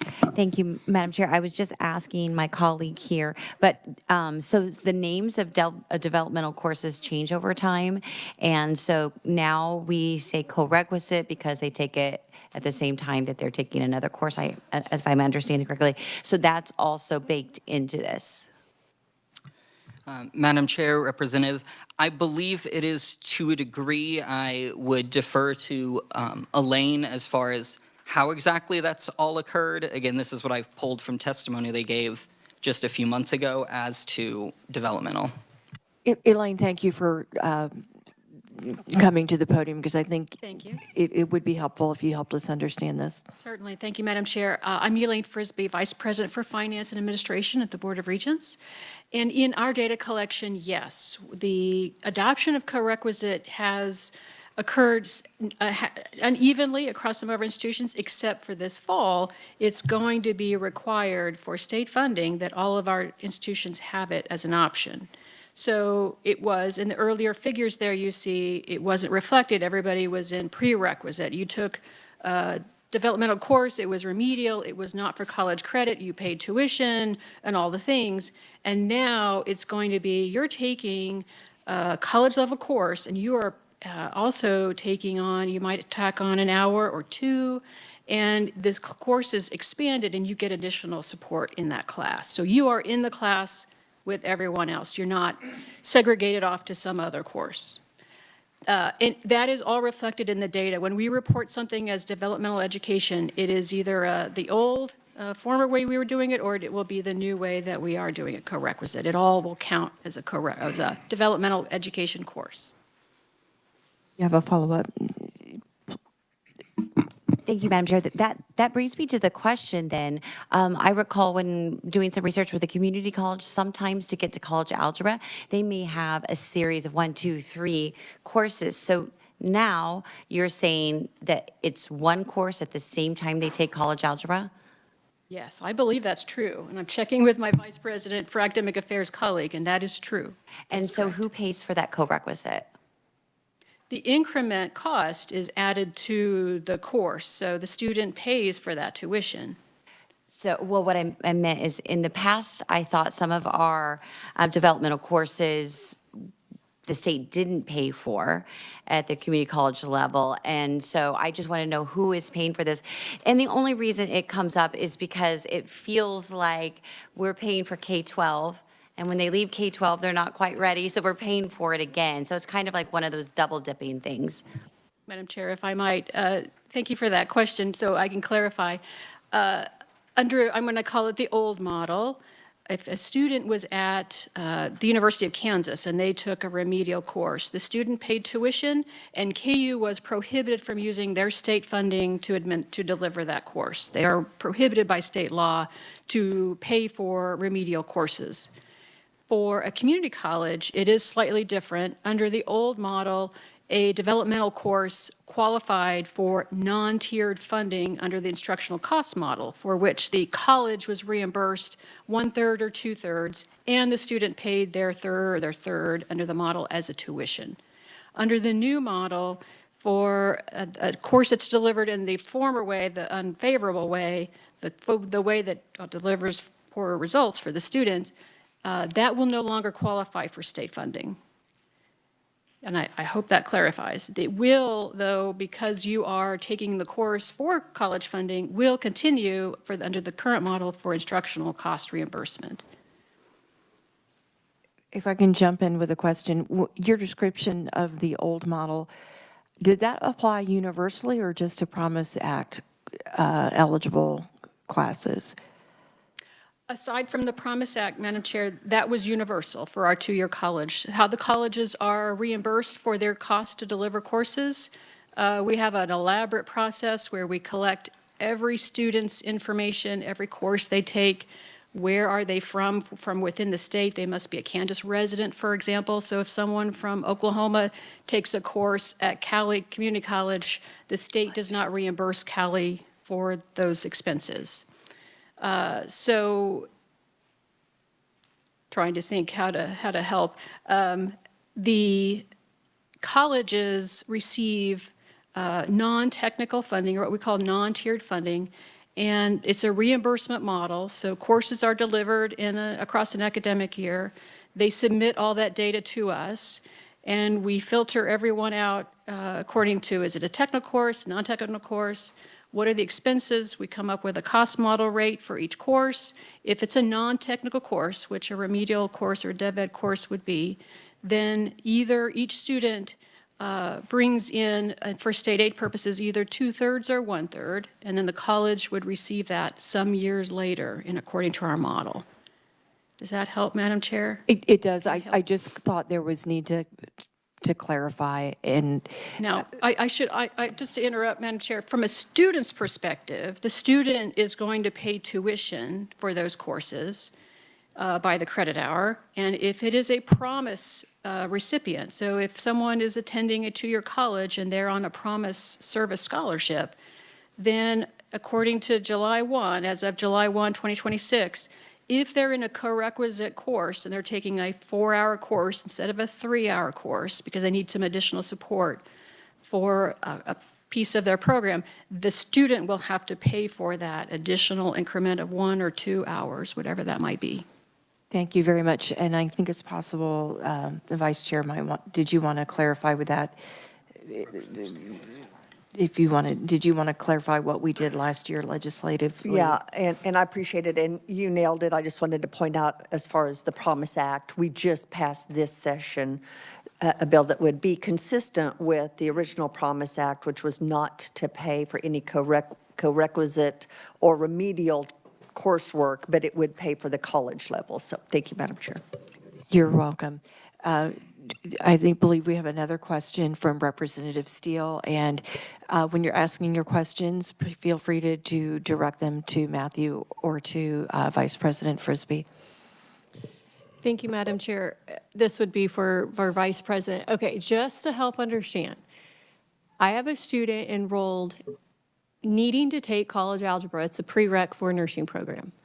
So college algebra, but they're not ready.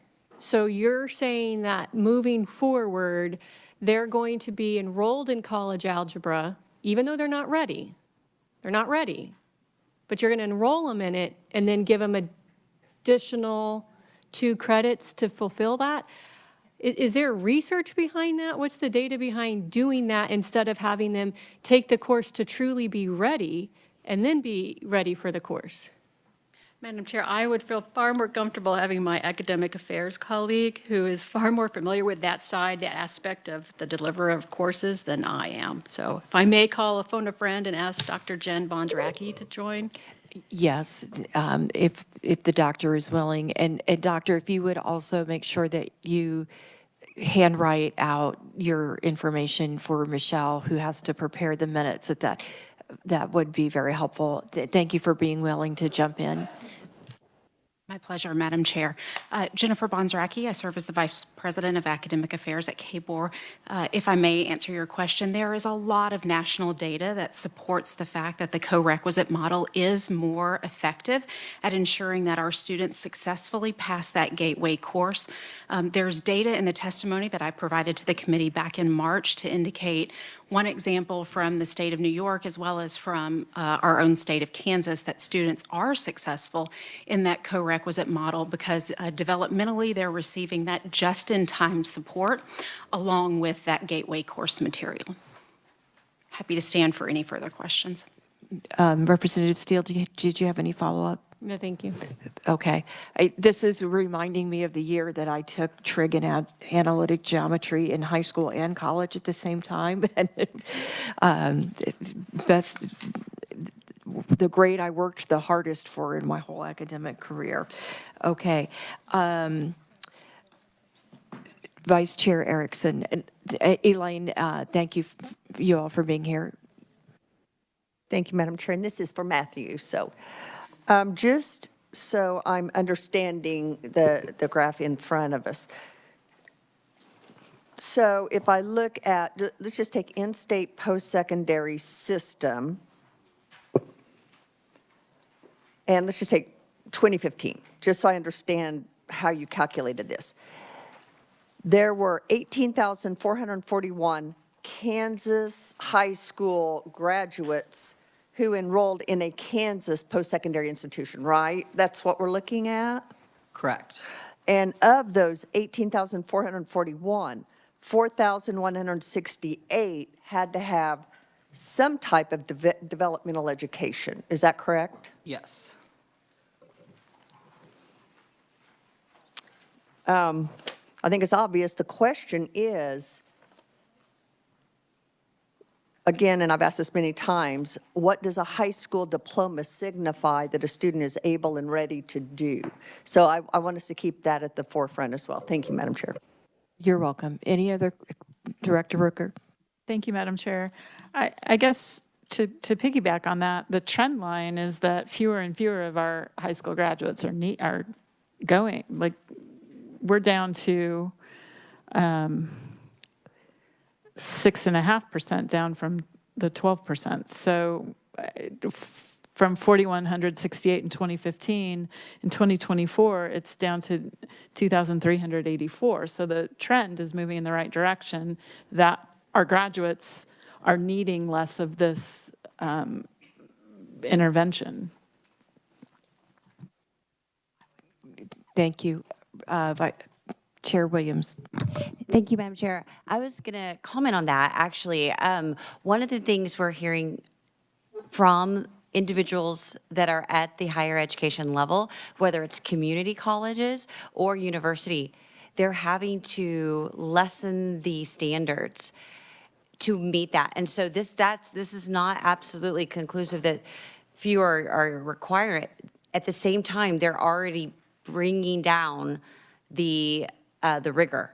And you'll hear that over and over, that they're less prepared. So they're adapting it. So yes, fewer need it, but they adapted it. And if you have conversations, you will hear that regularly. At least that's what they're telling us at the Capitol. Yes, you may. Thank you, Madam Chair. I think then what I would be curious about would be completion rates at the post-secondary level. And your testimony appears to have, I'm addressing our friends from Board of Regents, the testimony in front of us haven't had time to do a really deep dive, but I know we've got post-secondary success metrics that the K-12 system is looking at about the persistence and, you know, how many students stay enrolled. But you would have metrics about how many of our higher ed students complete their degree programs, and which I think would speak to some of the concerns about, I mean, because we have data and we have mountains of data. I think understanding how that materializes in terms of student success would be helpful interpretation to have. Madam Chair, I'm obviously happy to allow Vice President Frisbee to speak. I do cover some of the KBOR system-wide success and was going to go over some enrollment stuff a little bit later. So obviously we can address it now, but I also have some of that if you would like to wait. Let me go ahead and let Elaine speak, and then we'll wait for the rest of what you have. Thank you, Madam Chair. Would be happy to put a plug in for our key stats data. I know we went over this with Matthew and others in KLRD. We do have information on our retention rate. So does a student who enrolled in one fall appear in the next year yet again before they finish their degree? They're continuing on, they're persisting. And our graduation rates. And we have seen some improvement in those. We have had very concerted consistent efforts at our universities and across the system, our community colleges as well, using the state student success funding that we benefited from for several years. Unfortunately, that has come to an end. And we've seen some results from those efforts, no doubt. We'd be happy to share that and can provide that to Matthew for him to share. Thank you very much. Any other questions for Matthew? Vice Chair Erickson. Thank you, Madam Chair. And another piece of data that I looked at frequently as a building administrator was ACT scores. And because with every subject area on the ACT, there is a corresponding score that tells us the percent likely that a student is going to get at least a C in a college course. So when I look at those numbers, for example, in science, you need a 22 composite on the ACT to have a 75% chance of getting a C or better in that course. So when I look at that in light of, because that's consistent, the ACT's been consistent year over year, and our ACT scores are now 19.1, I would like to see the individual scores, not just the composite of 19.1, but for each subject area, our scores. What is our composite for science? Because we know the correlation for getting a C or higher in a college course nationwide. So I'd like to see that subject breakdown. The other thing I'd point is, as we're wanting to have comprehensive understanding of the data we're looking at, is another thing that my understanding is, Matthew, and if you can verify this, is now that we've moved to using GPA as a college admission standard, they don't, if they have a high enough GPA, they don't have to take a co-requisite or developmental course. Is that correct? And that could be causing that number to come down as well. So I just need to verify that that's the case. So, Madam Chair, Senators, so as to the GPA co-requisite bit, I would need to follow up. I'm not well-versed in that. For your college readiness, I would draw your attention to page 2 of the K-Board testimony. At the top, they do have a graphic that shows each of the individual benchmarks for ACT as well, and the percentage of students that met those, as well as the percentage of students that met all 4, and a key of what those are. So to your point, you are correct. It is a downwards trend in all of them. As far as in 2015, 71% met the benchmark for English of an 18 or higher. By 2025, that was 48. You can see there with the other graphics on the rest of them. Is that addressing what you were looking for as far as the amount of students? So my question would be, how does that correlate with the reduction in percentage of students needing developmental courses? I guess I'm not understanding how we can have fewer students according, I guess I'm not understanding, and maybe the GPA and the other factors that permit a student not to have to take some of these might be part of the answer, but I'd just like to know the full context of the numbers we're looking at. Thank you, Madam Chair. Thank you. Elaine, do you want to clarify for us that if you have a certain GPA, you don't have to take the developmental courses?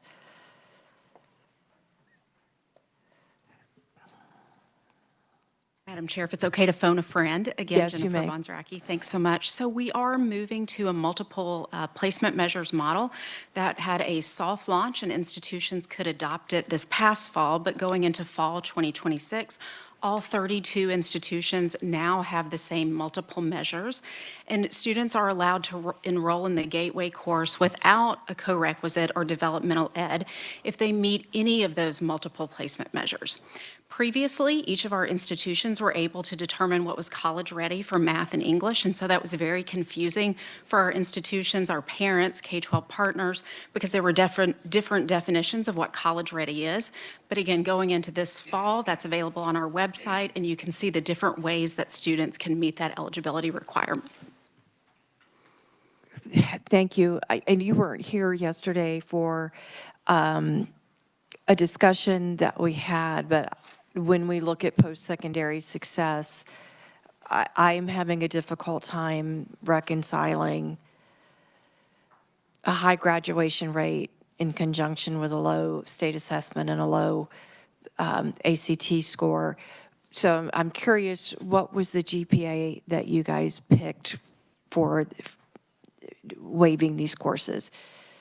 I don't know that off the top of my head. I'm so sorry, but it is available on the website, and it is in combination with a specific math and English grade that the student would have taken their junior or senior year of high school. So it's the combination of the grade with a specific course with the overall cumulative GPA. I think it's a 3.0, 3.25, but we would want to confirm that on the website, and my apologies. No, it's hard to predict what you need when you come here. I always keep that in mind. And if you are able to follow up with us and let research know, and we'll figure out how to share things. Okay. Happy to do so. Director Rooker. Thank you, Madam Chair. I guess for Matthew, back on Matthew, this is our world of higher education options. Another missing ingredient would be other forms of post-secondary next steps. And I know we've seen an increase in the number of certifications and other career, I know there's a term, but those credentials that students graduate with. In fact, it's a new board graduation requirement that students graduate with 2 of those credentials, which my question for you is, there, perhaps it's our State Department, perhaps it's research. Can we track how many students are moving on to options that are not reflected in what the Board of Regents data can tell us? Because there's probably, my assumption is there is an increase in the prevalence of students choosing pathways that are not higher education institutions. Madam Chair, Director Ricker, I can definitely work with KSDE to see what they might have. I mean, because you're right, there could be, whether it's apprenticeships or some type of school that would not be a technical college or community college that could offer something. I would just need to do further investigation to see what is available to try and track that amount. You're welcome. Any other questions for Matthew thus far? All right, Matthew, you may proceed. Thank you, Madam Chair. So the last bit that kind of is going to, well, maybe not the last bit to deal with the co-requisite, but the main one is there have been some questions even about why potentially the students are needing some of these developmental ed courses. So the other 8.5 by 11 packet you have is a 2022 LPA audit that was seeking to kind of determine what some of the reasons are for the need for developmental education courses. I will kind of touch on some bits. Obviously, if there are further detailed questions on the methodology or other elements of the audit, I would be happy to follow up with LPA or provide the link to the kind of the audio version of going over the audit that's on LPA's website. I will just note they did not come to any conclusions or recommendations with this audit. And on page 1 in the introduction, about halfway down, you can see their findings and information were largely done through interviewing Board of Regents staff, looking at Board of Regents data, interviewing K-12 and post-secondary stakeholders, and then sending out a variety of surveys to post-secondary instructors who teach developmental education courses, post-secondary teachers, and it notes the response rate, and then a variety to high school teachers, principals, and guidance counselors, and other high school staff. And so I will just kind of draw your attention to ones that deal specifically noting kind of the high school component. Obviously, there is more to this. You are welcome to peruse at your leisure. So first, I will draw on page 5. They list in figure 2 some responses from the post-secondary survey, with the question being, in your experience, when students must take a developmental or co-requisite course, how significant are these following factors? The bottom 2 factors are high school course content is not adequate to prepare the student for college coursework, and state high school graduation requirements do not adequately prepare the students for college. So they list it as significant factor, minor factor, not a factor. So in the first one of the content not adequate, 57% of those respondents said it was either a minor factor or not a factor. And then on the graduation requirements question, it was 66% that stated it was either a minor or not a factor out of the post-secondary survey. The largest significant factor reported from those responses was that the student had been out of high school for a period of time, a significant period of time. Next, I would draw your attention to page 6, excuse me, the following one where it starts getting into the high school survey respondents. And so it does note at the very top there that approximately 2/3 of them reported that the reason or the most significant factor was a lack of educational support at home and a lack of mastery as significant factors. You will see further down in figure 3 the questions asked. And that, yes, the first one with 69% stating it was a significant factor was that the student did not receive enough support, educational support at home, followed then by 65% that the student received passing grades without mastering the content. Again, the bottom, and then further down, you will see the fourth one is about the content not being adequate to prepare them, and the bottom one being that the graduation requirements do not adequately prepare them. In both those instances, you had 69 and 80% respectively that said it was either a minor or not a factor. As of that, and then further on page 7, they pull out some kind of either specific comments or some other additional opinions that were noted in those surveys, and then kind of further go through, and then on the bottom of 7, the next thing I will note is from some of their interviews with stakeholders. Specifically, they noted they interviewed the Department of Education, the Association of Community College Trustees, and the Kansas National Education Association. And some of the elements they call out are noting that students are required to have 3 years of math, and so many would not take it senior year of high school. Or it's, the student may have changed their mind about post-secondary or plans, and so might not have taken the track to prepare them because they were not intending to. And again, you will note kind of some other responses. And then on page 9 is the last figure that has high school and post-secondary staff reported several actions that could reduce the need for developmental ed courses. As the last bit, the high school staff's response at 73% of a significant impact would be requiring skill mastery before passing students, followed at 55% by providing additional support at the high school level. And then among post-secondary staff, 69% stated adding additional support at the high school level. And then 49%, so close to half, noting improving language support for non-native English speakers, as well as improving high school level curriculum. So with that, again, happy to stand for questions, to either send on to LPA or do what I can to help. But I thought that might be some context, especially given some questions asked earlier. That's very helpful, and I do have a couple of folks in the queue. I'll call on Vice Chair Erickson and then Director Rooker. Thank you. Thank you, Matthew. This is very interesting. I'm trying to follow, and I know you mentioned this, but I think it's important to look at who the survey respondents are in the surveys that are mentioned in the audit. Because, for example, the results on page 6, these are high school teachers, principals, and guidance counselors. And I find it interesting, the number one reason they cite is it's the home.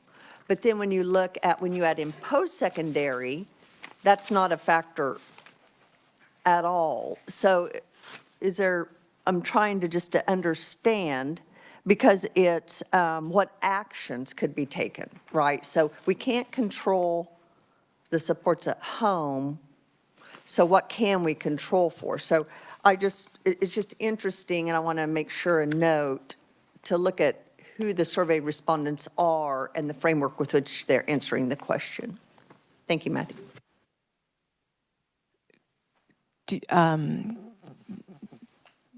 That was more of a statement than question. Okay.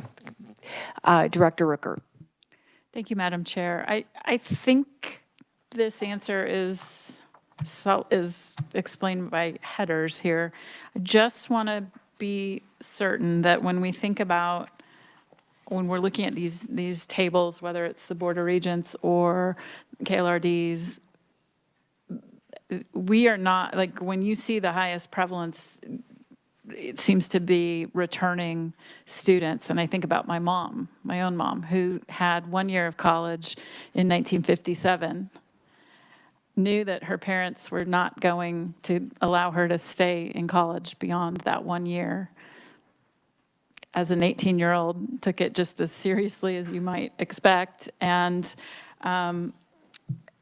ended up, when I, as the second of 3 children, my brother went off to college, it was my turn, and she realized she was going to end up being the only one in our family without a college degree, and she didn't want that to happen.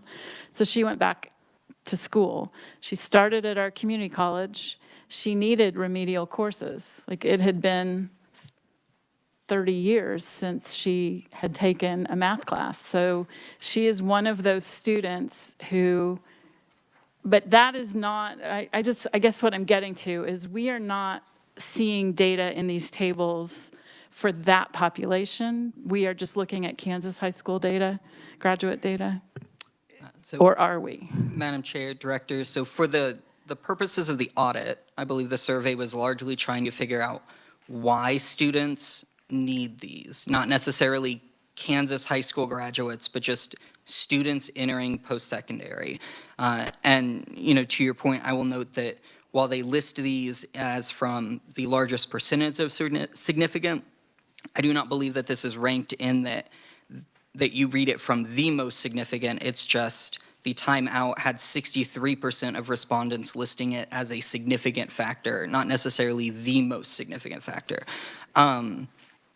The other data we have talked about, you were right, that is specifically looking at Kansas high school graduates who graduated in those years and their performance or what they were needing, not necessarily someone who might have, say, graduated in 1995 and decided to go back at a later point.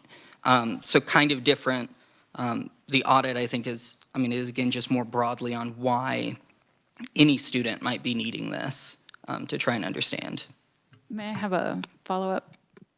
Yes, you may. Thank you. Okay, I appreciate that clarification. Mom did succeed in 5 years, not 4, but she made it through, earned her degree a year after I did, and bequeathed that degree to me in her will. It was that important to her to have accomplished that. So thank you for indulging. The other question, and I don't know if we track this at all, but there is a path through high school that would be considered college prep level rigor in terms of course selection. Is there any way to track the difference between the students who follow that path, who take that 4th year of math, who take the coursework that would naturally lead to, like with I'm going to college in mind, versus the students who get through with the minimum required but still choose to go on to college? Are we able to tease out from these numbers those differences, or is that probably too individualized to know? Madam Chair, Director, obviously I'll let Dr. Nugent, I would say from my experience, from these numbers, I would say the answer is likely no, just because they are more macro level. Last I knew, I did not believe KSDE received course level data on what students take. But again, I'll defer to Dr. Nugent on what they do receive. And Dr. Nugent is at the ready. Thank you, Doctor. Yeah, thank you both. So it is probably not reflected in this report. KSDE could probably work very hard to get some of that data because course codes and such are entered into, we keep track of that. It's not a report we've run. In addition, we do require individual plans of study. So local districts could probably pretty easily track what students are taking, the coursework most likely to advance students in that path. But we don't typically, on a regular basis, track that data. Thank you. And Dr. Nineswonder, I think, wanted to weigh in on this line of conversation. Yes, thank you, Madam Chair. So with the state does provide to all school districts our National Student Clearinghouse data. And we get it at the student level. And we can look at a district, the number of our students that took English Comp, college algebra, AP courses, and then we can follow them for 6 years to see.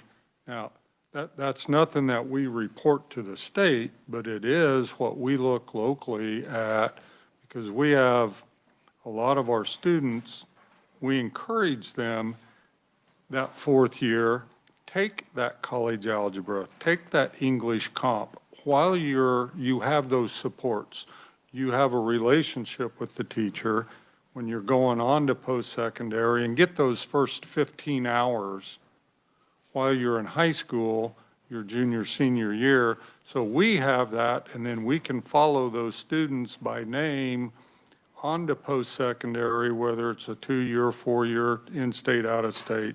So we have that locally, but that somehow could be reported. But the State Department provides us that National Student Clearinghouse data. Thank you. Chair Williams, and then I have follow-up.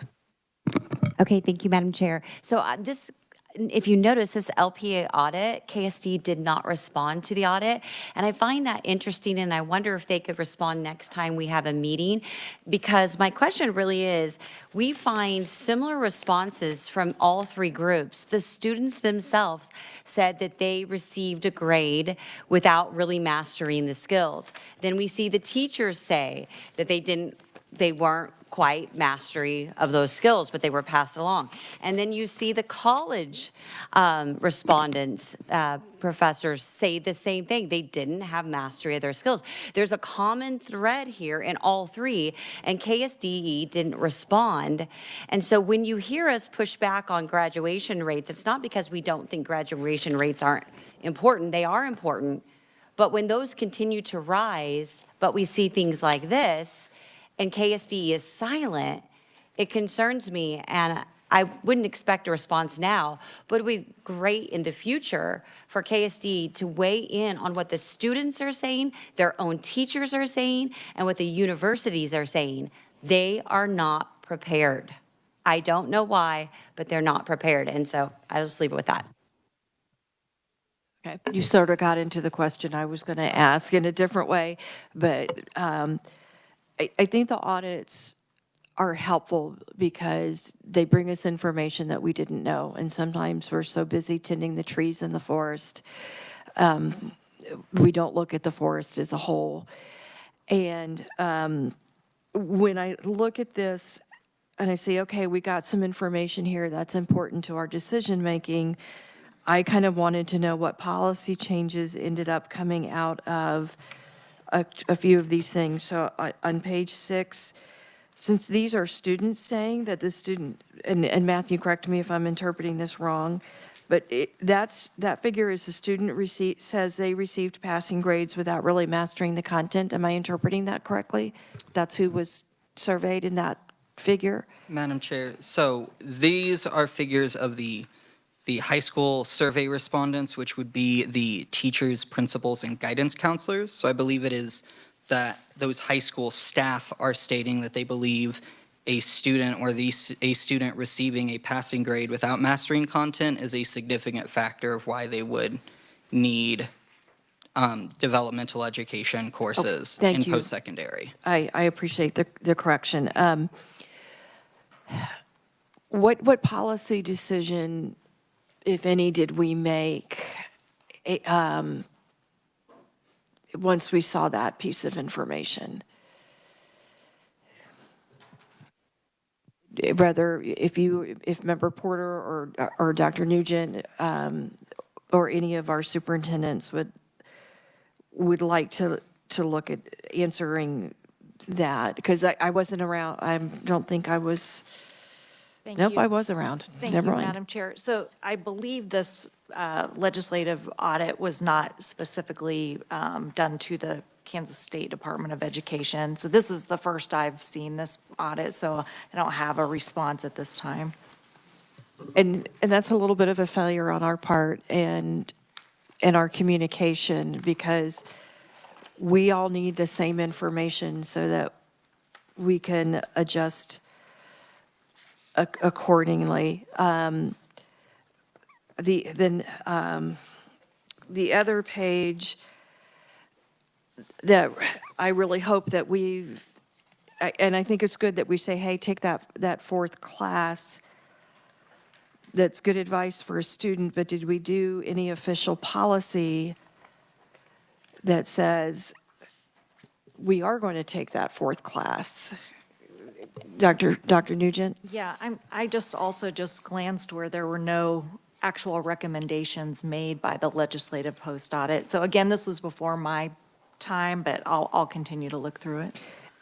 I'd appreciate follow-up, and I'm really asking this from a sincere place, because whether or not audit gave us a recommendation or not, I have confidence in our ability to come up with a recommendation, and I would like to know how the department and district administrators would like to respond to that particular piece of information, and anybody else is welcome to try to answer that for me if they like. So I'll take Dr. Gibson, then Dr. Francisco, and then Director Francisco. Thank you, Madam Chair. I don't know that I can answer it either, and I honestly don't recall exactly the details of this. So it's only been a couple, 3 years ago, so I'm trying to think back to how it was distributed. And then I think it would be helpful for me, and I'm not questioning the results, but I would like to see how it was sent out and then the actual questioning that led to the results. Because I've had to read it 3 or 4 times, like on page 6, at first I was like, and then you start reading, in your opinion, so your opinion, when a recent high school graduate is not prepared for college, so hypothetical, right? How significant are the following factors? So I don't know that it's, when I read that, it's not that we're placing blame, but if all these factors are listed, how significant would this factor be if they were not successful? And maybe that's why I would like to see the whole scope, maybe for me, and maybe I did see it, and I don't recall it, but just to see how the wording led to that specific response. I'm just curious, actually. If we're able to get someone from audit, I think that would be helpful. But Jenny, I think you have some information. Good afternoon, Madam Chair, members of the task force. Jennifer Light, KLRD for the record. On page 6, there is the bullets which talk about how the surveys were sent out to the high school teachers, principals, and guidance counselors. And then the response, it says that at least one person, not necessarily not necessarily at least one high school teacher, one high school principal, and one high school guidance counselor, but it says at least one person in every school district with a high school received a survey. And so it is possible that there are districts where they did not receive, the principal or the teacher or the guidance counselor did not receive it to fill out to begin with. But that is just the methodology that was laid out here. We're happy to talk with legislative post-audit and get some more information for you. But just as a initial section there, that was mentioned in the actual audit, so I just wanted to draw attention to that. Thank you. Dr. Gibson, were you finished? Okay. Senator Francisco. Thank you, Madam Chair. I'm just, in looking at this, it seems it was really focused on the Board of Regents and their evaluating the need for developmental education courses. And it seems that the recommendation was to incentivize the co-requisite remediation in math and English, which is exactly what has happened. So I think people may have understood it as being more focused on the Board of Education than on high schools. And if you don't have any recommendations, then it's hard to know what you're supposed to respond to. And that's also what they say in this report. Thank you. Director Rooker. Thank you, Madam Chair. A couple of the observations I wanted to make have been made, so I appreciate the conversation about the methodology. I would go on to point out that page 6 tells us there was only a 14% response rate to the surveys sent out, and therefore LPA says because of the low response rate, results may not be representative of the larger group. So I would put this in perspective. It's interesting. It's anecdotal in nature. It feels like it's very opinion driven.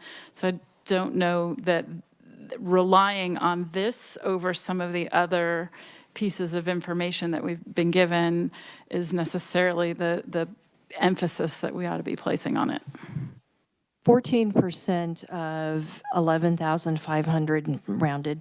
You're looking at over 1,600 surveys. And then when you turn to page 7 and you see the phrase, every person we spoke to, yes, it's anecdotal, but when 1,600 people tell you the same thing, that should catch your attention. So I think we're both right. Context is important, but when you hear a message over and over again, at the very least, you know that should know that that's a place where you want to place some importance and dig further. So,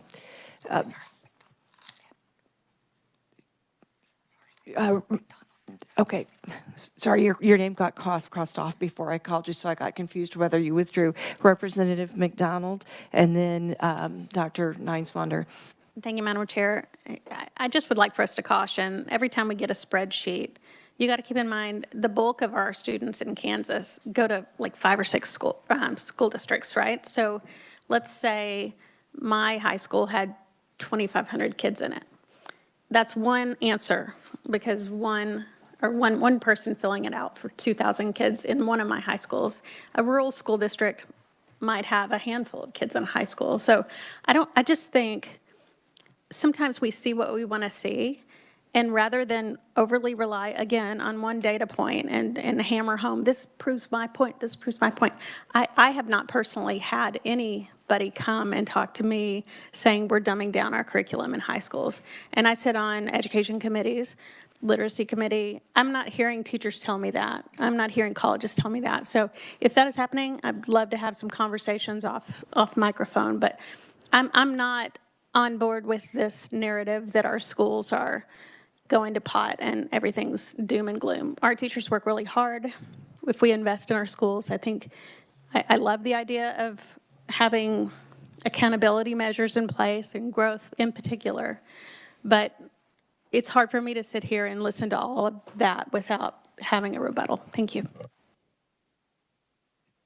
Vice Chair Erickson, and then because we're on this thread, and then we'll go to Dr. Nineswander. Thank you, Madam Chair. I'm sitting here and hearing several people say we shouldn't overemphasize one piece of data. We've got stacks of data in front of us. I don't know that anyone has said this is the end-all and be-all definitive. I think it's one piece that we need to keep in context of all of the data we're looking at, but I haven't heard anyone say we need to take action based on this one LPA audit. And Madam Chair, I don't know about you, but I hear constant criticism that this task force doesn't seek stakeholder input. When we bring something that, however small it may be, that includes a survey of people in the building, teachers, principals, students, it gets dismissed as, well, it's what, I mean, then what is acceptable to the naysayers who want to say you're not getting stakeholder input, you're overemphasizing? I'm not hearing that. I'm looking at this as one more piece of data in a stack of a lot of comprehensive information. So I guess I just want to know where the angst is in looking at one LPA audit is. Representative McDonald wanted to respond, and this is her thread, and then is your comment about this thread? Okay, then I'll come to you when she's done. I'll be quick. I'm not going to sit here and argue, but I would take issue with you putting words in my mouth saying that I've dismissed this LPA, because that's not at all what I said. It's just one data point. Thank you. Director Rucker. Thank you. I think that was actually in reference to my observation, and I would just suggest that we're in a discussion in which a few minutes ago, the metrics that have been put in front of us from the Board of Regents were countered as not actually telling the story, because people are saying that our kids aren't, that people keep saying that we're sending kids to college that aren't ready. We're looking at the data that's telling us fewer and fewer kids need the supports, the whatever we're calling it, remediation, the co-requisite courses. Thank you. Yeah, so I think I'm just asking on this topic if we could look at holistically what's in front of us, and not, because I do think there is some skepticism about certain pieces of information in front of us and not others. And there are fewer students enrolled in the co-requisite developmental coursework, and we need to talk about how many of our students are managing to persist to graduation and beyond. To me, that it's a whole picture that I'm just asking that we keep in mind. I think that's all I really meant on this topic of college remedial coursework. Thank you. Dr. Nineswander. Thank you, Madam Chair. So about 2 weeks ago, I was sitting there at our academic awards banquet, and we have a lot of juniors and seniors being recognized, and so many of them are laser focused on their Board of Regents curriculum. I mean, just all of that.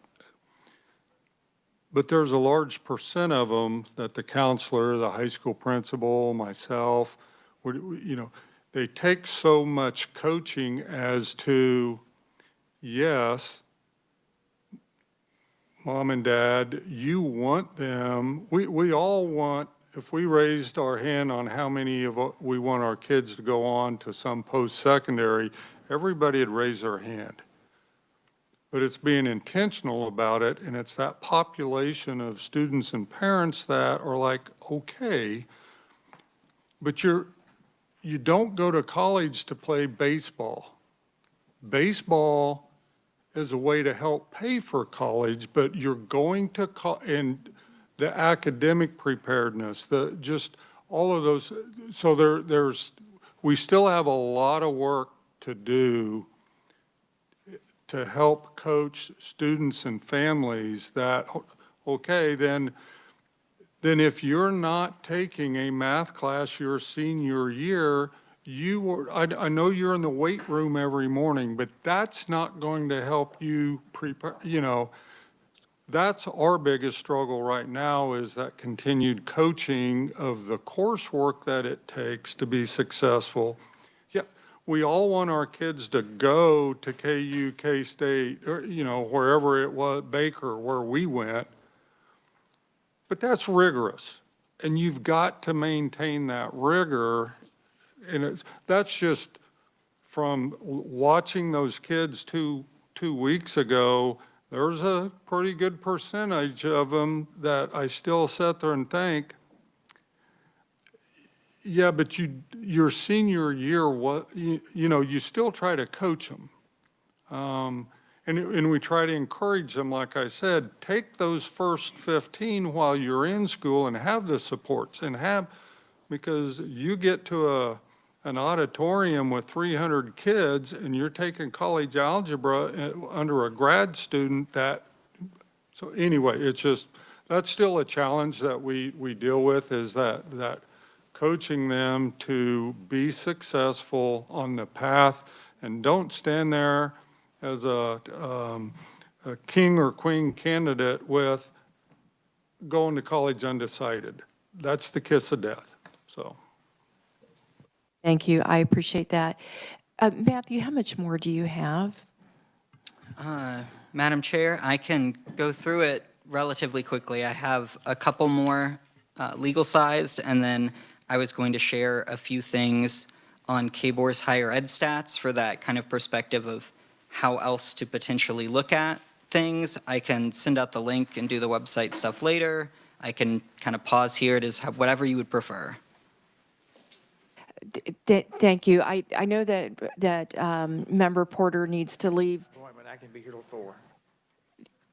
Okay, excellent. Okay, I didn't want you to get a chance to leave without making your discussion point that you wanted to make. We have a lot of busy people and juggling a lot of busy schedules. Matthew, go ahead, please.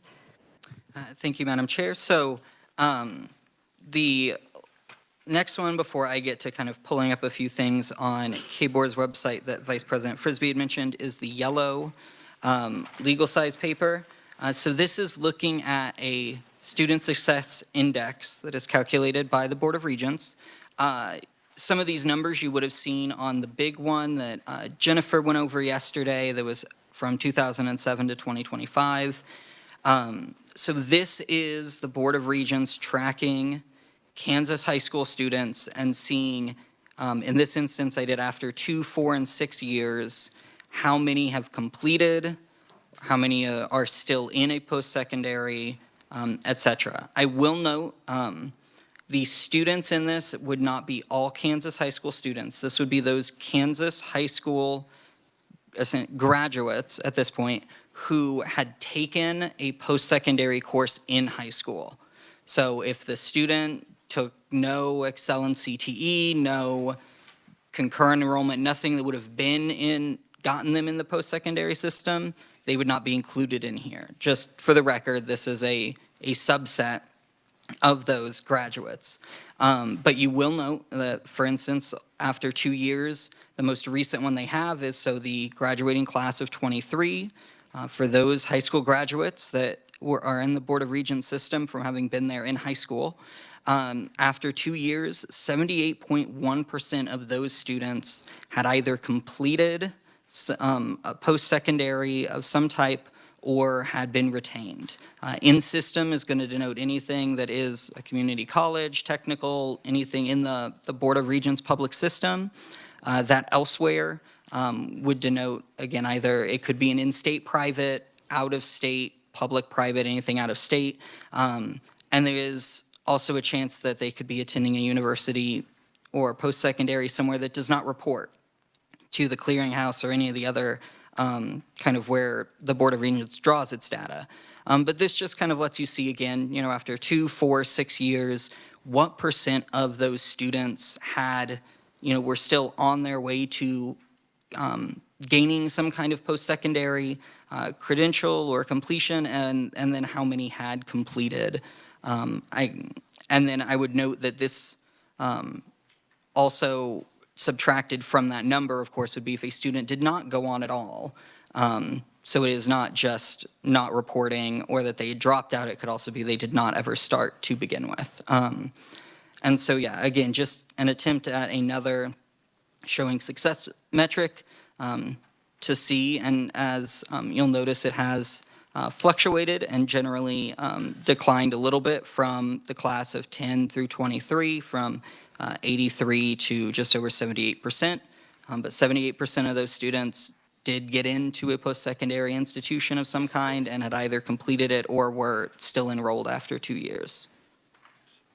I will continue to move on then if we want, for the sake of time. And then I can wrap up my couple things real fast and then take questions No, if that works. take your time. Did we have questions on this document? Okay, all right, Matthew, go ahead to the next.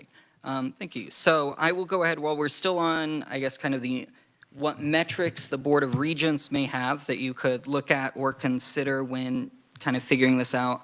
I will go ahead and show some that, rather than trying to print them on paper, I thought would be easier to just show on degree stats. Or not degree stats. So I have attempted to blow these up. I will send out the link, as Vice President Frisbee said. This is on the Board of Regents website for their Kansas higher education statistics. Just drag this over here. And you guys have been sent this link.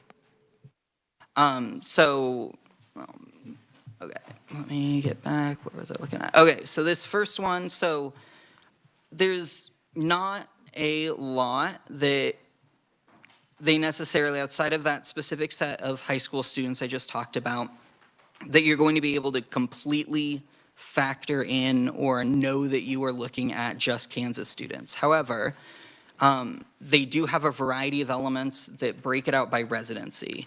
And so without getting into a lot of details, there are exceptions that make someone a resident that wouldn't necessarily have graduated from a Kansas high school. But more than likely, if you graduated from a Kansas high school, and especially if you did not wait a while before you attended, it is likely capturing the bulk of individuals who would have. And so just for instance, you will see this is using a 100% rate, so how many graduated after 4 years. So of those who entered in 2020, you will see that after 4 years, 41.5% of those Kansas residents had graduated at that point. And then factoring it up, let's say 125, which would be 5 years, you will see that those who entered in 2019 in the fall, that it was 49.8, again, of those residents. Not a perfect overlap or Venn diagram with those who graduated, but could potentially be some way of, again, kind of looking and seeing what does performance look like. So do that. Matthew, before you move on, Director Rooker has a question for you. Just to clarify that, do we view that if they did it in 4 years, it's whatever, 45%? If it's 5 years and we see 40%, does that mean 85% total have completed, or it's 40? That 5-year group is of the student. Like I'm just trying to get a sense of how to interpret. I believe it grows, but I will defer. Thank you, Madam Chair. One clarification I do want to make. I think Matthew has pulled up the entirety of our system. And so 100% would be, for someone at a community college, would be 2 years. And in a university would be 4. And so he's hovering over the 2019 figure of 39.8. So then if you alter that to 125% and you go on, you add, you tack on, that is cumulative. So those people still count. So it's not 80, it's just that increment of maybe a couple percentages. So if I may, that we get 40% that did it in 4 years. You've got 60%, and some number of them have moved on and do it in 5 years. So the percentage we see when we hover on that bar, the 125%, is now of that 60% that didn't do it in 4 years. I'm just trying to figure out how to view this, how to absorb this data. Do you understand even my question? Yeah, I think I get it. So Madam Chair, Director. So this is saying, in instance, and I appreciate Vice President Frisbee for clarifying, this is system-wide, so that would be all of your community, technical, et cetera. So you will see that of those who entered in 2019, at 100%, so whether that's 2, 4, et cetera, 39.8% of all of those students who had entered in at that point had graduated. So then, if I go up here to 125, so 3, 5, whatever that is, and you look at 2019, you see that's now 49.8. So you would take the difference between that, so that 39 to now 49. So you would say, okay, 10% more had graduated within that additional year. So it's building, and it's always saying of that pool that entered in that year, in the fall of that year, how many have graduated after so long of, and again, this is system-wide. Part of why I'm pulling this up is because their charts especially are very interactive. So you can look by specific colleges, you can look by a variety of other components, so you could really try and narrow down if you wanted. But yes, so it is always saying of the group who enrolled on that year, how many have completed at what percentage rate. And again, what you want to consider acceptable or okay or normal is obviously variable, but kind of shows and can again kind of show what is the reality. If 4 years on a statewide is the ideal, but more of them are 5, that's at least showing you. Thank you. While we're paused, does anyone else have a question for Matthew? Okay, Matthew, please continue. Yeah, so the last couple I wanted to just kind of, again, bring to your attention as far as thoughts as you're kind of musing on these ideas of outcomes. So one thing the Board of Regents also does track is the percentage of graduates employed in this case I selected the region. You can also select just by Kansas. And so for instance to show, so I did percent employed.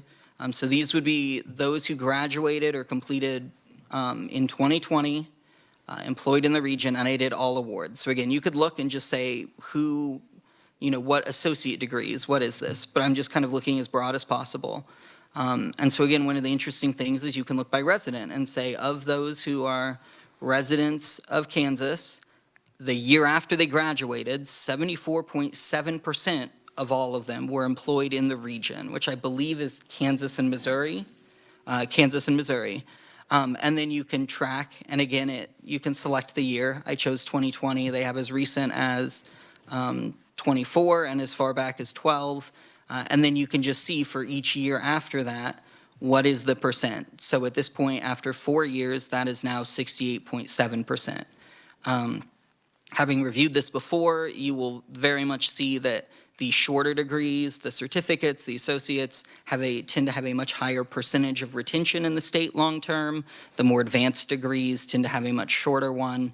But again, can just kind of show, I guess, if the thought is the marketability of individuals who've graduated, their ability to do, to hold employment, this kind of gives you an idea of those who have attained some kind of post-secondary. And again, the residents are going to largely capture those who graduated high school in the state. I'm happy to pause there, or I can go over just the third one of kind of information that may or may not be helpful, and pause there for the website. At the end of the day, we suffer from more information overload, so let's pause for questions here so people don't struggle to remember them. Any questions, Dr. Gibson?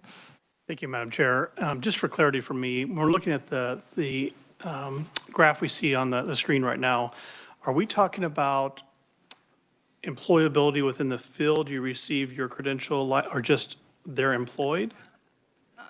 Madam Chair, Dr. Gibson, I believe it is just that they are employed. I do not know if the data would, okay, it is, I'm getting a nod from the powers that be that it is just employed, not necessarily that it is associated with whatever their certificate or degree is in. I do not know whether the Board of Regents would have any kind of data like that. Okay. I believe they get a lot of their employment stuff just from like the Department of Labor and things, and so not necessarily matching up that level of data. Yes, you may. Madam Chair, thank you. The second part of that is, so that if I'm looking at, let's say 67%, if I'm understanding it right, that either means that they're unemployed or they're outside of the region for employment. Is that correct? Yes. So in this instance, at 74.7, that would mean that the difference, so 25.3, are either outside of the region, not Kansas or Missouri, or are unemployed. I presume there could be some that are employed and just not matched up in the system as well. Thank you for that. You're welcome. Any other questions for Matthew on this? Matthew, you may proceed. I will just, since I noted, so for instance, if you do go to certificates, so say a shorter one, you will see that that number is 75.8. Initially, versus if we want to look at, say, doctoral degrees.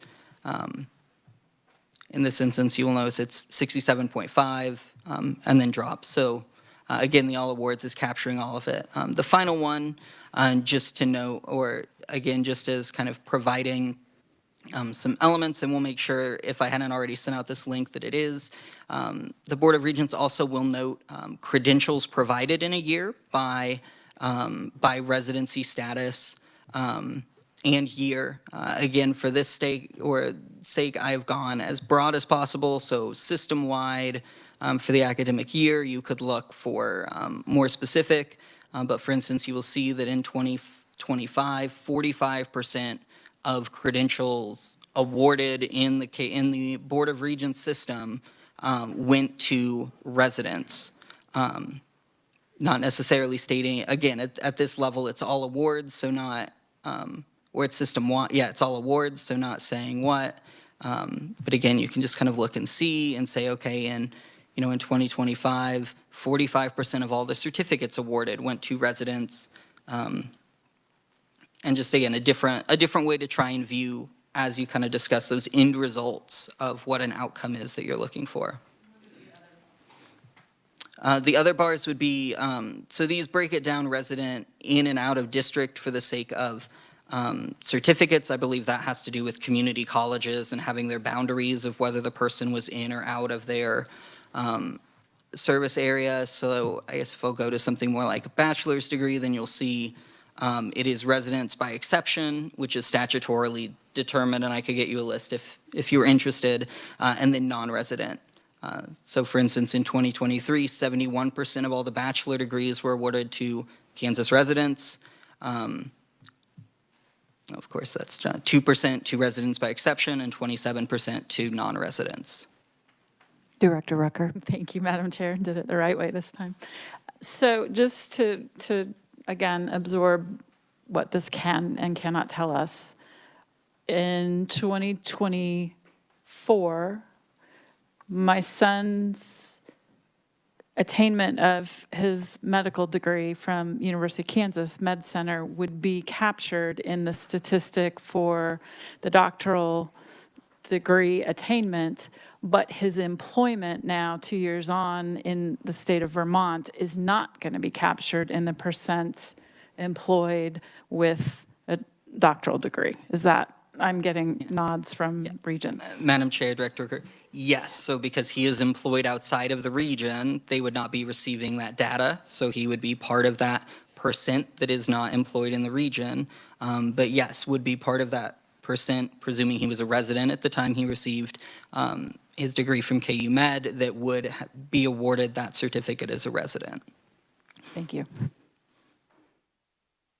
Any other questions? Matthew, you may proceed. All right, thank you, Madam Chair. So the last thing before I will sit down and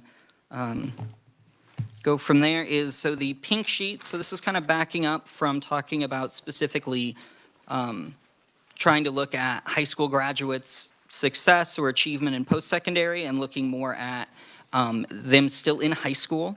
So this is data, once again, from the Board of Regents that notes the number of students and the FTE, and then I have also added on the percent of courses passed for students who were enrolled in high school and participating in the post-secondary system. So just for reference, the all, in parentheses, unduplicated, that is at the top. Sorry, I will back up. So in order to kind of make this more readable and fit, the table does kind of snake, as far as you will see 16 through 20 is on the top, and then below it is 21 through 25. Rather than trying to just run it out really long and get smushed, I kind of stacked it. And then on the right side of those black bars are the 3-year average. So just saying what was the average for the 3 most recent years, and then just a straight difference from 16 to 25. And then of the 4 groups noted, the all unduplicated would be the I mean, as it says, the all students. You could have a student that is both enrolled in an Excel and CTE and a concurrent credit. They would both be counted under those individual program numbers. So the all unduplicated is kind of removing those. And again, it just shows you, what's the head count, where are they at, and then on the right-hand column for each year is the percentage of the courses passed. So for instance, in 25, for the all unduplicated, you will see that statewide there were 40,700 students, high school students who participated as either concurrent enrollment, dual enrollment, or Excel and CTE. It equated to just over 12,000 FTE of students, and there was a 93% pass rate across, the average for all courses. And so I wanted to include this because, again, in previous discussions, there have been questions about students and the success rate at passing courses, who all was doing it, everything like that. These are the students that would be captured in that system-wide student success that's on the yellow sheet.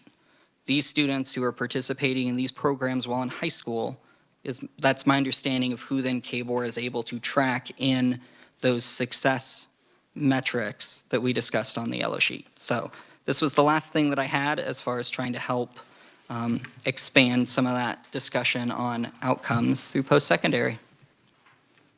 Any questions on this for Matthew? Chair Williams? Thank you, Madam Chair. Okay, I guess I do need clarification.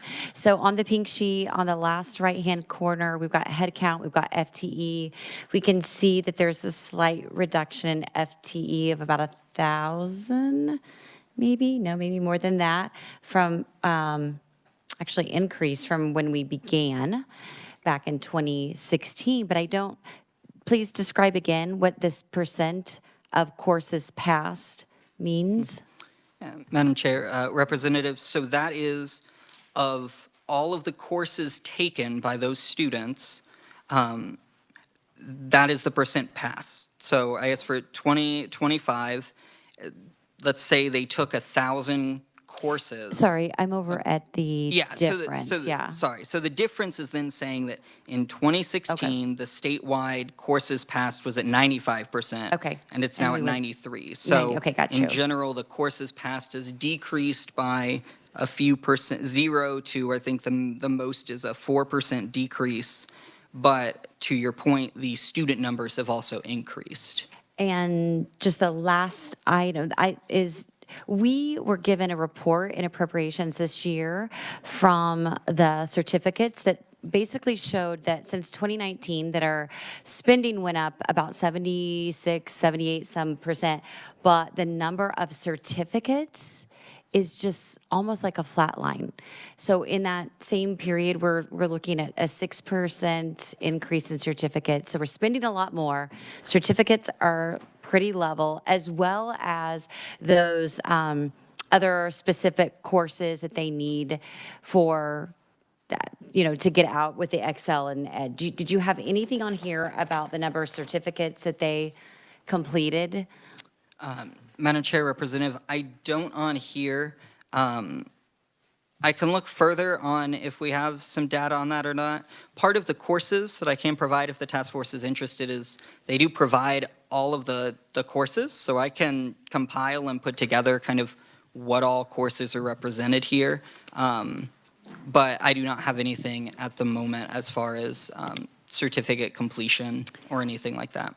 I might just reference, Madam Chair, there is a document that we could get from appropriations that you've seen as well in appropriations, and it shows that the certificates increased 6% since 2019, and the post-secondary awards, those certificates and degrees, increased 11%, but the spending went up 79%. So it's this huge disconnect. I think what's happening is kids are entering into a variety of courses to test them. Maybe it's cooking, and maybe it's something with computing, but they're not finishing them. So we're spending a lot of money for exploratory, and I think that's one thing that we should be conscientious about. Thank you.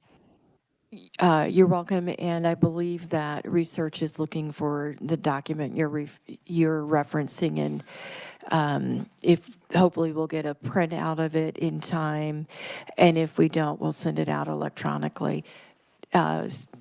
Vice Chair Erickson, I believe you had a question. Yes, thank you, Madam Chair. So one of the reasons for Career and Tech Ed is to get more students on a pathway in these fields that are high demand, high wage, and get them started on that. So to me, it kind of begs the question, are we being successful in that? And I looked at one of the workforce development reports that said, still in 2026, one of our largest areas of need is nursing.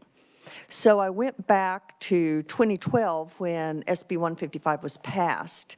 And actually, since 2012, the nursing shortage, including CNAs, which is typically what our high school students, the path that they start on, hopefully get a CNA, move in and advance their education, it's worsened and into what they call a chronic crisis. And this is the KU and the Kansas Hospital Association report. While state legislators have pushed regulatory reforms and millions in funding to stabilize the workforce, we're seeing the crisis actually worsen, not get better. That's one area we're seeing where the efforts we're making aren't translating into that workforce demand, translating into workforce demand lessening, and we're seeing that happen. That's one career cluster. So my question is, can we see across the career clusters or pathways, are these initiatives getting students into our workforce, which was the impetus really of this whole initiative? Is it accomplishing the goal for why it was created? I would say in nursing, the data is suggesting, no, the crisis is worsening, even though we're paying for students to get into those pathways, hopefully to lessen the nursing shortage. But is that true across other clusters? I just kind of want to get a more comprehensive look. So I don't know if we can get that from research. Thank you, Madam Chair. Madam Matthew. Chair, I'm happy to, I don't have anything on it, but I'd be happy to both work with KSD and the Board of Regents to see between the two, either if they have that data or if I'm able to get different data to connect to try and help shed some light. Thank you, Matthew. I always feel bad for you guys because you leave here with so much homework, as we are a curious bunch, and I love that about us. Any other questions for Matthew? Seeing none. Matthew, thank you very much. Appreciate it.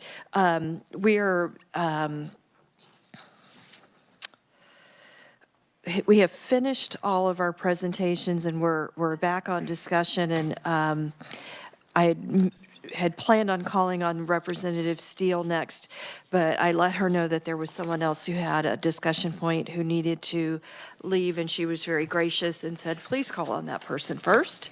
So I will begin discussion with Board Member Porter.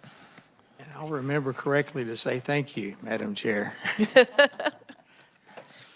Before I get started, I need to kind of put things in perspective. That the last couple of things have caused me to think of something.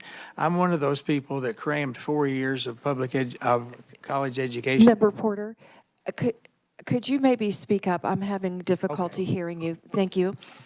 See, I'm one of those people that crammed 4 years of college education into 5, so I understand that process.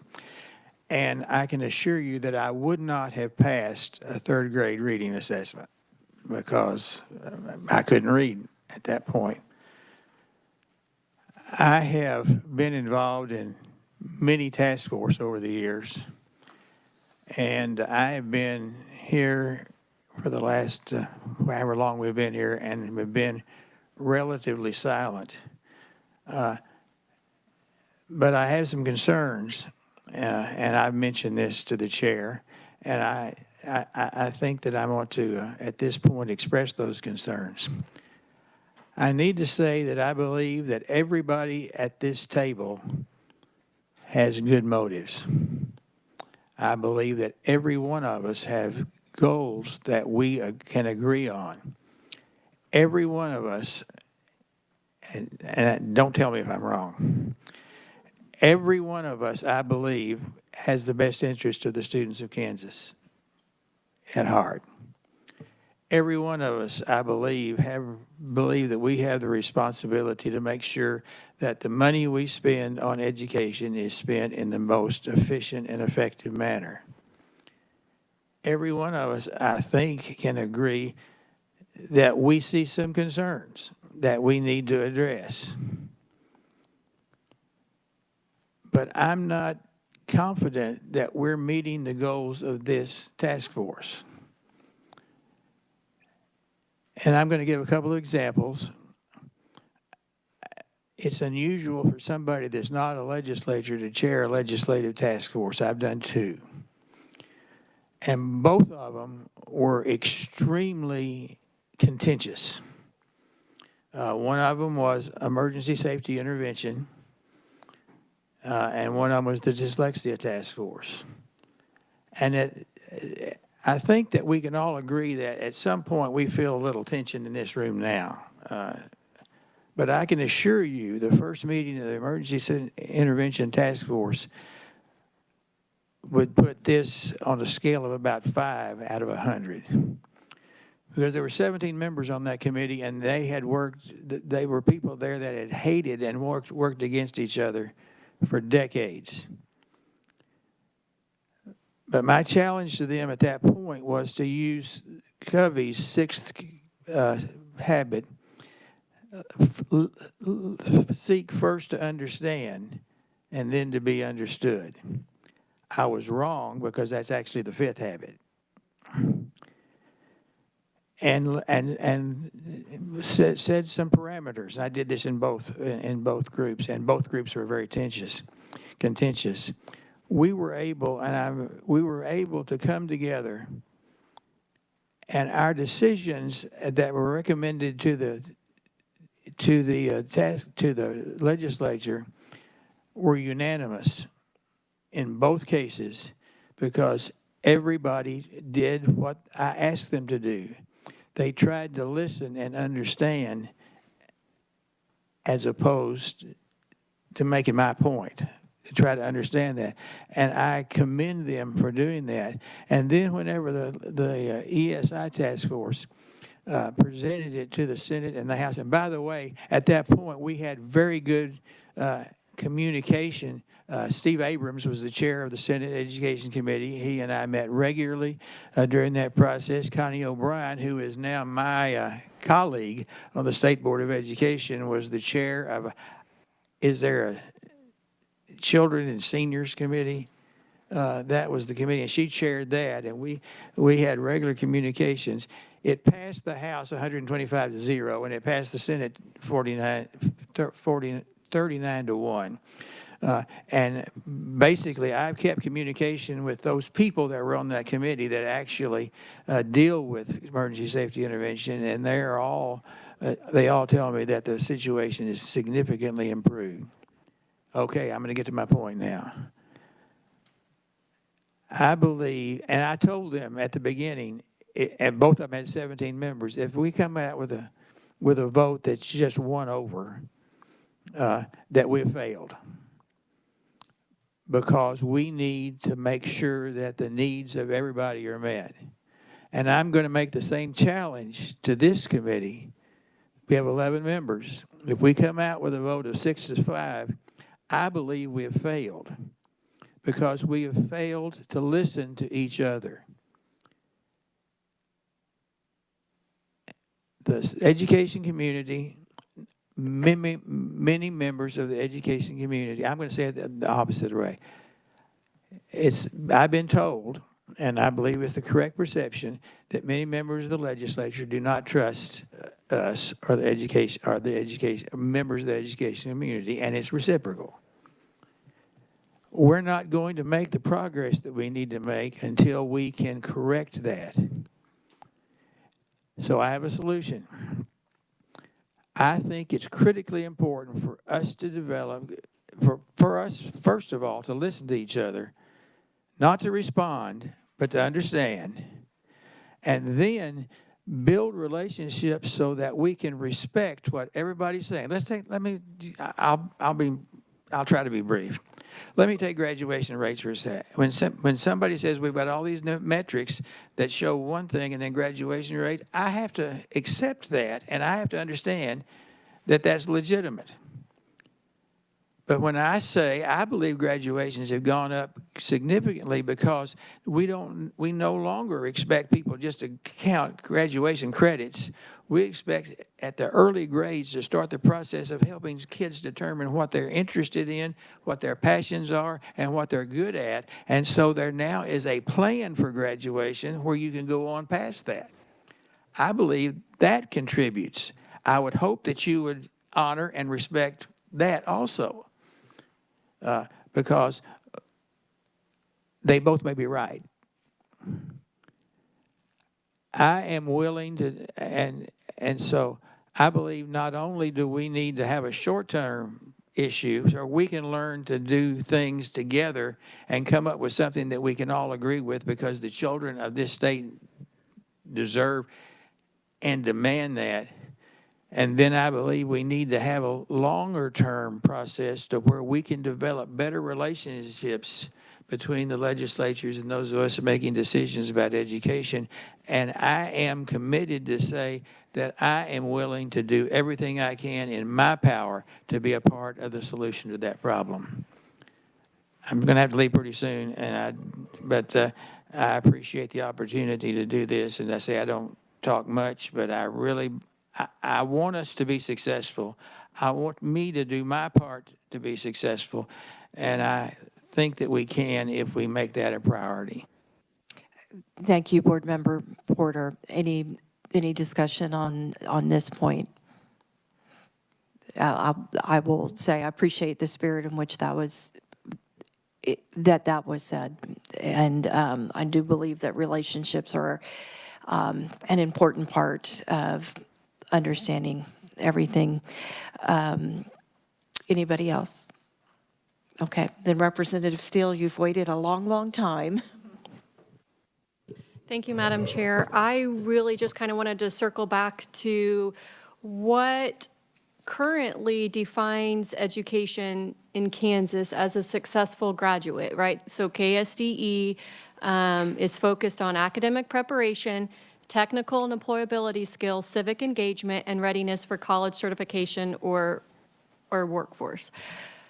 But we don't have an accountability measure for that. So what does accountability look like to this group so that way we can ensure that when we're funding education and we're funding these 4 principles, that there's accountability for that? Because we can talk about Fastbridge, Dibbles, the state assessment, we can go through all of this stuff, but what is the accountability measure? And so when we're looking at a funding formula, I really want to know from people in the room, what does accountability for academic preparation look like to them and their role and their experience? So maybe we can start moving towards a common goal of figuring that out.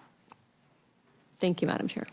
You're welcome, and I would really like answers to that question, because that's a question I've been asking for 2 years. I think some people have feared that my only answer to that question is state assessments, and it's not. But I would like to know what people think is important. I saw Director Rooker, I think I saw you raise your hand.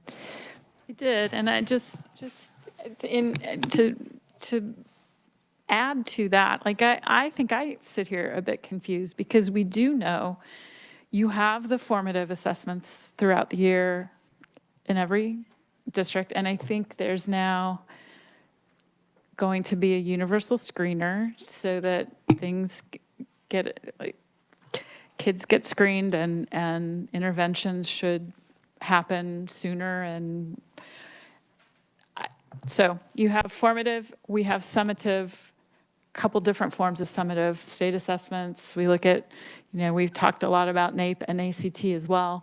There are, I appreciate knowing that there will be fewer legislatively required reports, that'll get streamlined, but every district is audited, and there's a 4-page list of audit metrics that have to be provided and reviewed and cleared through a formal audit process. So there's financial accountability from that perspective. There's accountability to the public through the kinds of information, both outcome metrics and financial metrics that have to be disclosed by the state and by districts in a public fashion. The hearing process for the development of district budgets, like that. I think about all of the various levels of responsibility, is what I'll call it, for making information available, utilizing that information, and factoring that into decision-making at the local district level, including, gathering from buildings to form the district level, inform the process. You have your needs assessment, which is by building. We have student level data. I think I look at the mountain of data in front of us, and I'm wondering if we are allowing all of this data to run the conversation as opposed to forming the question that we want answered and then thinking about the data that's necessary to do the appropriate evaluation. Because I think when you design a study, the question being asked should drive the type of data being collected. And I just feel a bit overwhelmed by the amount of numbers in front of us. And I think we are all wondering how we process all this. Maybe I shouldn't speak for everybody, I apologize. But I do think that there is a wealth of data available to us. And it begs the question in my mind, at what point should enough be enough to be able to trust the process of deciding on some of these things? Thank you. Chair Williams?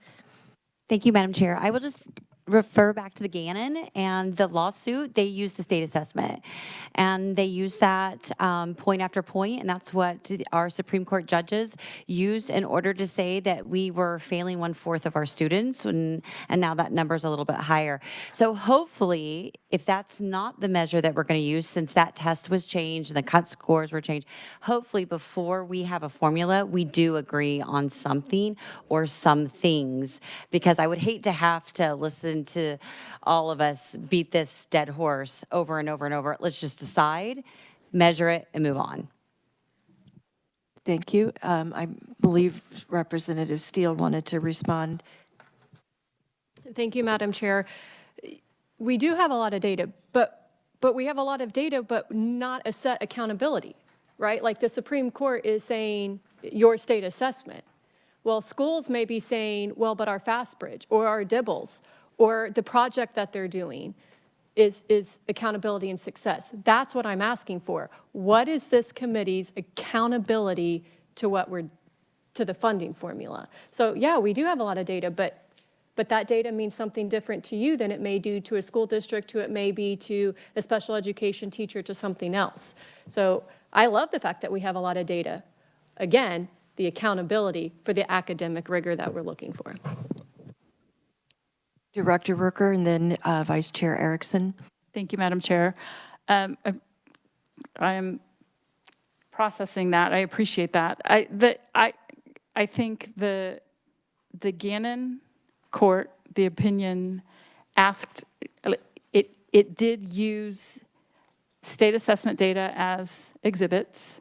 The opinion is anchored in adequacy and equity of funding to ensure that we are able to address the Rose capacities. That was the actual standard that the court anchored the opinion on. So I think that's where it becomes broader than simply looking at state assessment cut scores, because they are looking for, I used to be able to quote it, the reasonably calculated to enable our students to meet or exceed the Rose capacities. And it involves reasonably equal taxing effort across the state.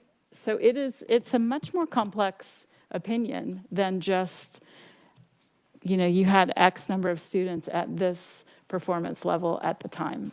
And we have taken in a lot of information about what that all means, but I don't think it is, if it were that simple, we would have done it last year, years ago. Like, this is a pretty complex situation, and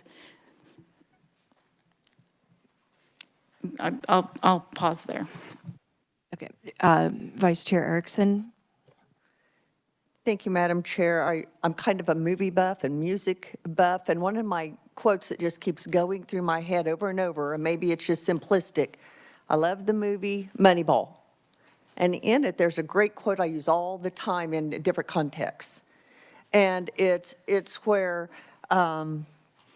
Billy Bean says, if he's a good hitter, why doesn't he hit good? And I think of that, I think, we're looking at these mountains of data, and it's really not that complicated. It's really not. It's difficult to implement and to get there, but it's not that complicated. We need to have a combination of a summative assessment. This is state assessment. That's got to be a piece of our accountability. There's got to be a growth model, which is our formative assessments, whether that's FastBridge or Dibbles or whatever, we can decide upon. And then we can say, how much growth do we expect to see out of our students who are this far behind, our students who are on grade level, and our students who are gifted that we need to continue because they get left behind. How can we push them to go even higher? What are we going to do if we hit those benchmarks to continue that momentum, and what are we going to do if we don't? It's really, it's difficult to do, but it's not that complicated. And I think what we have here, Cool Hand Luke, is a failure to communicate. Seriously, how we can all sit here with our vast years of experience and knowledge and look at the data that's presented and not be honest enough to say, here's where we are. Great. We don't need to relitigate how we got here, but here's where we are. How can we show growth in outcomes? What outcomes are we going to use? What's an acceptable level amount of growth? And once we agree on that, then we can say, how are we going to fund it and what resources do we need? It's really not that difficult if we just focus on it. And at the end of the day, it's got to be driven by our student needs. I've sat here and heard all kinds of needs that really have nothing to do with the students.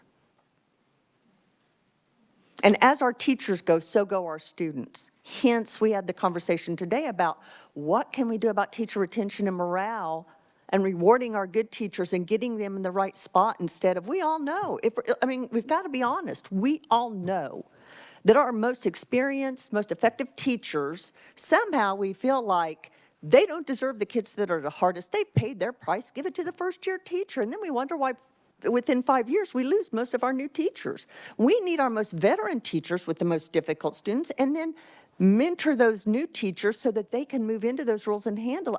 We know what to do, folks. We know what to do.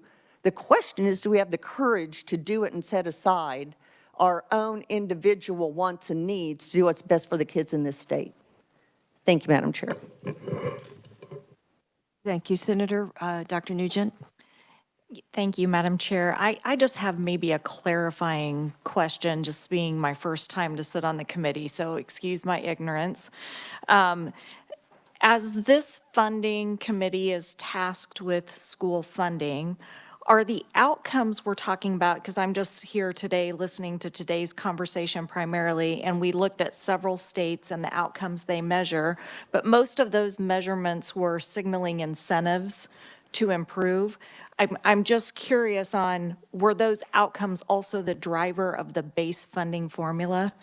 Because I guess that I was thinking this committee was tasked with a school finance formula, and then maybe we were looking at additional, based on today's conversation, additional incentives to, drive further outcomes. And so I agree with the outcomes discussion. I'm just curious where that fits in the development of a school finance formula. Thank you, Madam Chair. The answer to your question is all of that is within our control.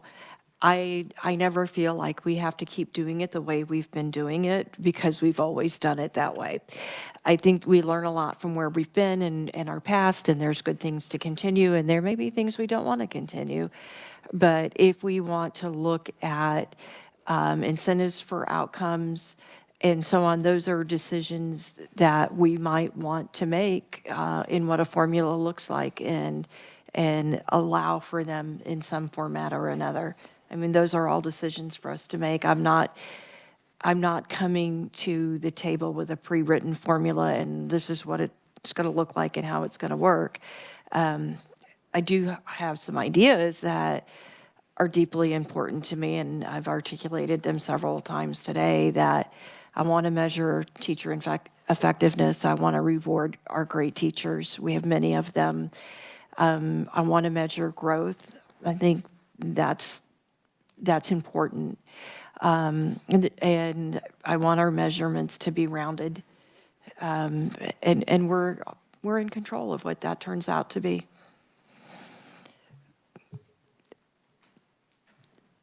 I didn't have anybody else on the line there. So, Director Rooker, I want to answer your question with an answer back. And I realize that sometimes when we don't communicate, we might be coming from different perspectives. To what degree do you think that we are or are not meeting the ROSE capacities right now based on our outcomes? I've been clear throughout this process that I believe we are moving the needle when you look at measurements since we achieved the full Gannon settlement. That baseline year is 2023. And when I look at across this landscape of reports that we've been receiving, we are trending in the right direction. I see Kansas having held its own on national standards like NAEP when you look at statistically significant differences. When the preponderance of states are within the national average, and Kansas is meeting or exceeding that national average, I feel like through some really turbulent, very difficult times, Kansas has held its own, and our school districts have done right by our students. So I think what I process, I know, I agree with Mr. Porter that I think we are all here, not questioning motives and things like that. We have different ideas, and that difference of opinion is healthy and necessary to come out with a strong product. But there is a constant drumbeat that we're failing, that discounts the work the state agency has done to revise the KISA model. And some really exciting developments are in the pipeline. And there's an impatience that we don't have immediate results. I understand that. And I think the desire to see the impact of things is important. But I also think time to develop and implement, and you see it with the letters training. We've got nearly half, we talked about this yesterday. You've got nearly half the existing workforce has that seal. There's impatience because it's not fully deployed across our classrooms. And I just think about the time it takes to develop that plan, the professional development needed, the fact that you may have teachers that have earned that certification who now are tasked with teaching their colleagues or working with colleagues to develop the approach for rolling that out. There's just time involved. We know from a data standpoint, the agency is developing a longitudinal data system. There's impatience that we can't already report out longitudinally. It's happening. We, as a state, adopted in 2024 the Blueprint for Literacy. The types of interventions that Mississippi adopted more than a decade ago are in process now. There's exciting opportunity underway. It just isn't fully implemented. And I don't mean to disparage by using this word, but I don't know another vocabulary word right now to say. The impatience with seeing the fruits of all of those investments and all of that labor is what gets frustrating, to be honest, to process, because we saw I've looked at the PowerPoint for the things I missed this morning. Apologies for having to step out, but there are metrics that other states are using, we have in process, or we've already adopted. There is a general sense of impatience that we are not yet at that mark that we think we should all be. But that feels very much to me like a No Child Left Behind mentality, that we want this arbitrary benchmark. And so I want to acknowledge and appreciate the focus on growth as something we need to put at the heart of things. I think that's healthy and important. It's just a matter of things are happening in Kansas. And so to answer the question you asked me, yes, I think we would be in a better position to demonstrate that we are addressing the rose capacities and providing evidence of success in reaching those goals if we were called to put that into evidence today. I think that's at risk. I think we've heard about the imbalance. The Gannon remedy did not factor in special education precisely because we were meeting statutory requirements. In 2011, when that suit was filed, we were funding at 92%. It was not included in Gannon. Special ed was part of Montoy. There is a caution in one of the Gannon opinions against undermining the value of a remedy without, they acknowledge they are not, that court was not looking at special education, but we were cautioned not to undermine the value of the investments in the legal remedy by underfunding and at a future date. And you hear from superintendents, not just the members of this committee, about the transfers from their general operating budgets to fund the mandatory services the IEP universe in their districts necessitate. That is taking away, that is becoming an almost, we're beginning to approach an offset dollar for dollar across the state. You're investing in the base aid amount. It's offset by what has to be moved into the special ed column. And I know that can unleash a whole discussion, difference of and I don't mean to do that today, but I think that we cannot ignore the fact that we heard from Georgetown the term beating the odds. I heard our recently retired commissioner repeatedly speak to that. I'm sure that the agency continues to look at the districts that are beating the odds in Kansas and trying to use KSA, the STAR recognition program, and other avenues to enhance that kind of performance and help our districts learn from each other. So I think there's a lot of good happening, and sometimes I just think that needs to be recognized too. I appreciate what you had to say. You call it an impatience. For me, I don't take offense at that because I know you're struggling to express what you mean, and that's how you see it, and we're entitled to our perceptions. For me, it's an urgency because I think about, let's say COVID. The kids who were in COVID are now going into 7th grade. So for every year that we don't get to where we need to be, sometimes we have a child go all the way through elementary school before we see the outcomes that we're hoping for. So that's where I come from on that. So I think we're probably going to differ on whether we're meeting the outcomes that were hoped for in Rose capacities. But my focus on all of these measurements are, yeah, we're measuring some things. There's some things I wish we were measuring differently, but we never take the time to have a formal way to say what's our most important measurement and what is the right mix of measurement. So for the last 2 sessions, that's been my question. And for this task force, I think that's part of the accountability that we have to have.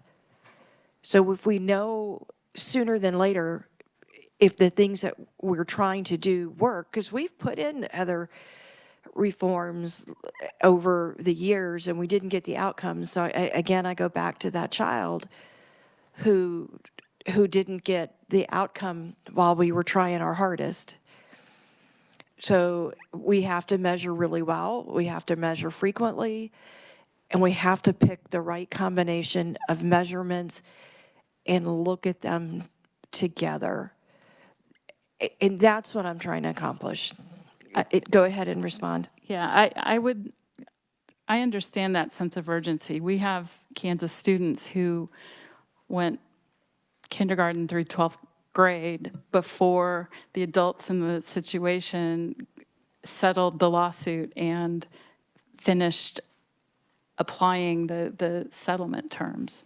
So I understand that there are children who don't get another crack at second grade or whatever. The court case took 10 years, and I will say we, because I was a member of this body when the remedy was crafted. We gave ourselves 6 years to phase funding back in. I think that's what I mean when I hear that impatience, is that we then want to turn around and have the children in the equation immediately turn around because we've magically solved everything. And I don't think that's realistic. I do see trend lines. I appreciate that we have talked about trends today and yesterday.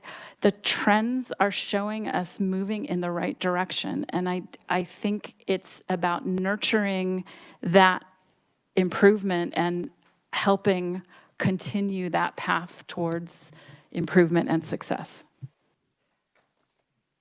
I appreciate that, and I hope it has been sincerely heard when I say we have to measure growth, and it's not realistic that we're going to have every child be a 3 or a 4 overnight. But I think we've got to be much more intentional about our measurement than we are. It's helpful with the research, and I think this is a good decision that or a good outcome of some of our decisions is working with the universities. WSU is doing a summer intervention pilot for the kids who are third grade and below with their most effective teachers. I'm really anxious to get that data. I'm very glad that we've had the research that's happening with Washburn, with the teachers who are being coached, because the problem of implementation not being sincere and universal is a really one important thing for us to know immediately, because we can take action on that immediately. But also to know that those teachers love their job again, and to see the outstanding outcomes, that's wonderful. I am so happy, because if we did not get results from going to the science of reading, I just didn't know where we go next as a state. So my glass is half full, and my confidence in our professionals is high, but the need that I have for intentionality is part of how I feel we get to where we want to go. I've spoken for too much. Anybody else like to jump in on that conversation? Representative McDonald. I'm really tired today, and I'm not at my best, and it was kind of hard for me to prepare for this meeting, not knowing quite where we would go.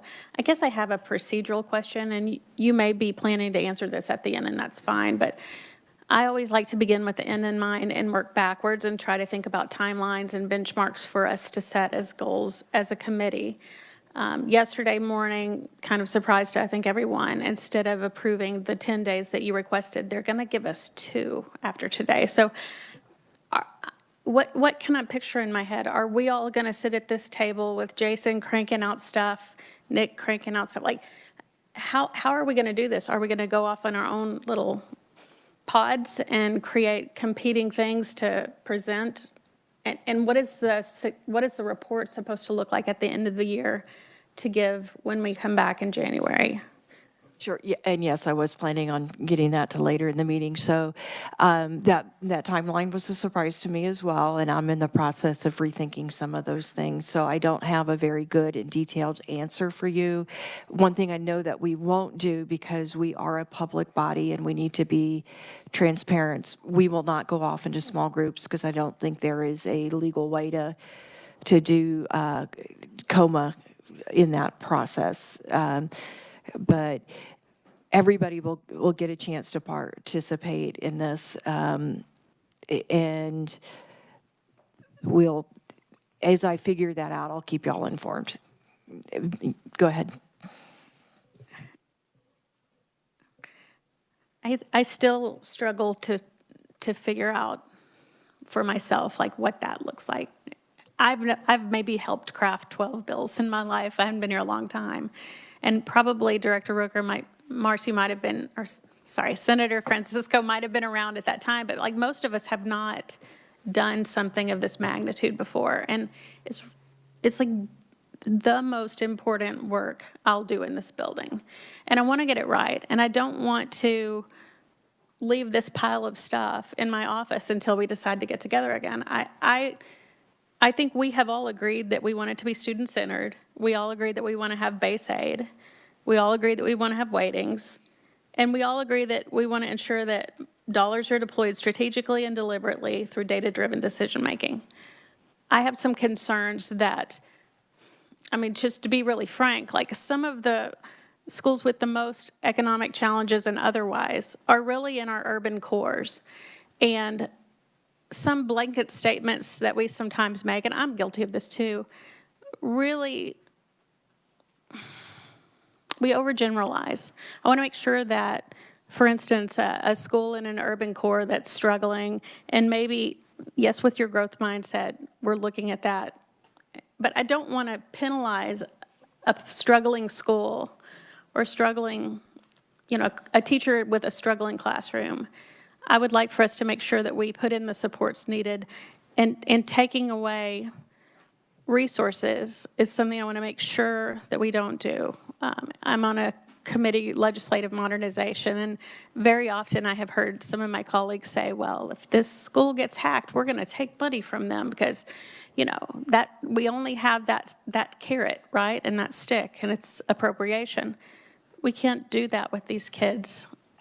And it's an at-risk pot of money that we're probably talking about messing with.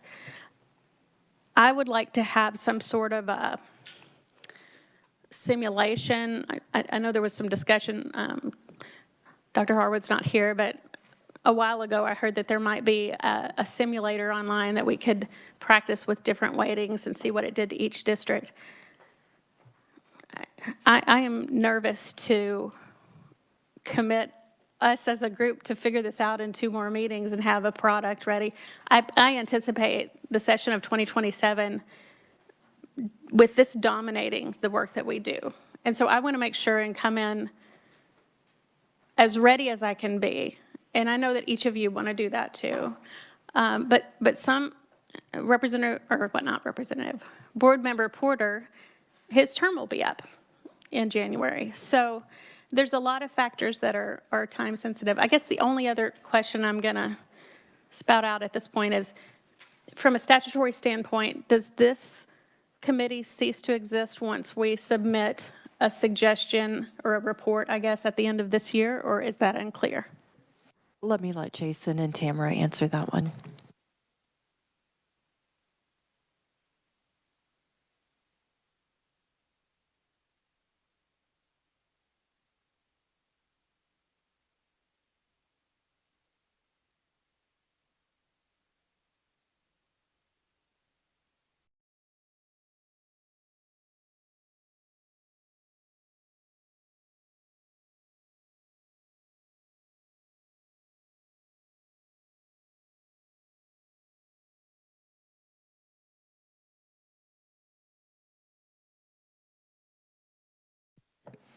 So we believe we go through, and we'll let Jason found it. Yes, Madam Chair, there is a report due to the legislature in January of 2027, but this task force is extended until June 30th of 2027. Thank you very much. Did you have anything else, Representative? I guess the only other thing I might say to the people on this body and watching that aren't legislators, we as legislators have the authority to change those dates arbitrarily if we so choose. So, but it is very helpful for me to kind of have that idea that there might be situations in which this body sits down during a legislative session to work through some of these things. That might be a scenario. Thank you. I have Dr. Gibson and then Senator Francisco. Thank you, Madam Chair. One of the things I was processing when we talk about accountability, and I know I shared this earlier, but I think it bears coming back to, In the school districts, we're starting to fill different layers of accountability again. And so, for example, I think this is the year, if I'm not mistaken, that the at-risk tracking and goal setting goes into play. I think there's a pilot that's been going on for 2 or 3 years. I wasn't part of the pilot, so I'm not certain what that looks like, but I do know there's accountability and potential financial stabilization, no more additional funding if you don't meet certain thresholds. So that's a new layer that we haven't even seen yet. And then I know alluded to looking at the state plan and looking at how we're doing things with KISA. And I'm aware, and Dr. Nugent mentioned this, I know that there's new accountability coming with results, which I assume, I don't know, but I'm assuming it might be tied to a state assessment results and improvement. And so one of my fears when we talk about accountability, the worst thing we can do for our kids and our districts is for another measure that's different from what's already being considered. Because what happens then is we start shifting our attention, right? So legislative body or this body thinks that this is what's most important. This committee believes this is what we need to measure. And then KSD says, no, we're looking at this. And then you always have the local boards looking at things. And if we're not narrowing and focusing on what's important, we can definitely get distracted. And then you leave us in a place of having to make decisions on what is the most important metric. So whatever it is we do, and it talks about accountability and what state assessments, if we're going to go there in this conversation, I hope to hear more from the state so to make sure we're in alignment and not in opposition of each other. Otherwise, I think we're going to see an implementation dip and potentially negative ramifications for years to come. Had a conversation about that very issue last night. And again, that's why I want to hear from you guys of what do you think is the most important measurements? And because you're talking about getting us all aligned. And that is one of the problems that I think we have with education is we have too many cooks in the kitchen. We all care about our role in it very passionately and want the best for our children. So what would you say that as a superintendent you find are the most important measurements? Thank you, Madam Chair, for the question. I don't know if I'll answer it thoroughly without putting more thought to it. But when I think about, let's just talk about foundational learning, right? So for most people, that is early literacy and early numeracy, right? So reading and math is something that goes to mind. And for me, that's just one part of it. There's a lot more to this. We can talk about post-secondary success, graduation, et cetera. But when I think about those two things, the districts in which I've had opportunity to serve, we focus on it in two ways. So one is, do we look at state assessments as a summative? Yes, absolutely. At the individual level, at the teacher level, at the building level, at the district level. That is an example of one. But then I also know that for us, I know we've used the word fast bridge over and over, but for us also, we look at other measures that show more growth and how we compare it more of the national landscape. And so when we look at the individual student, what we're then looking at is the student on grade level or above? Check mark, great if they are. If they're not, are they showing the growth you'd expect within a year's time? Which, once again, FastBridge does tell us, within a year's time, you should expect this type of growth. And if not, what are we doing about it?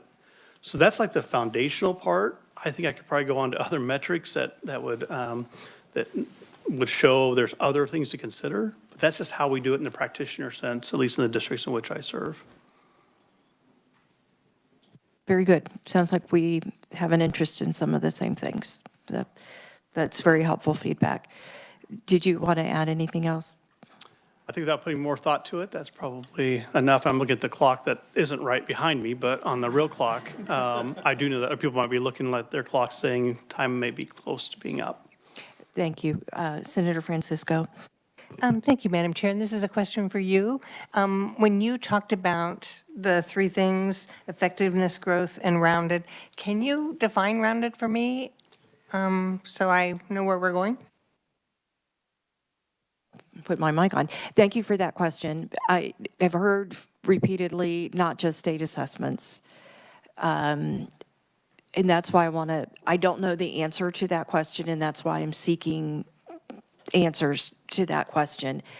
For me, part of that is the growth, part of it is the summative, part of it is measuring teacher effectiveness, but I'm like Dr. Gibson, I don't want to say that's my complete entire list because I want to hear the input that others have.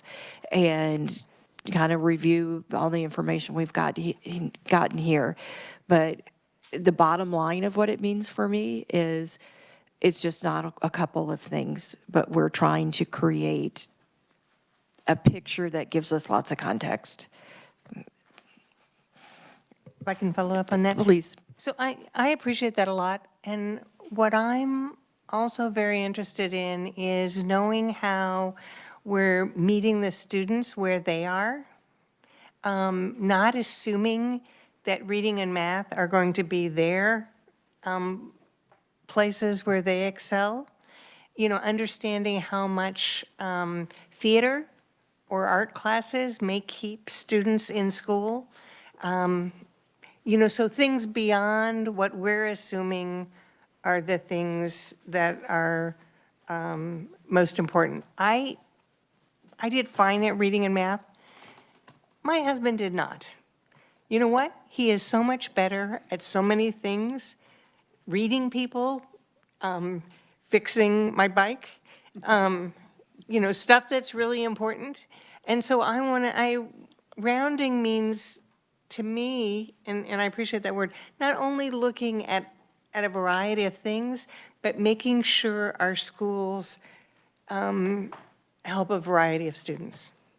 I think that's an important topic, and it's also interesting how they build on each other. So Dr. Gibson talked about the foundational learning, and all the other things build off of that. So I think for me, it's critical we send our children out with a strong foundation so they can find their paths. And yes, math and reading come easier and harder to different children.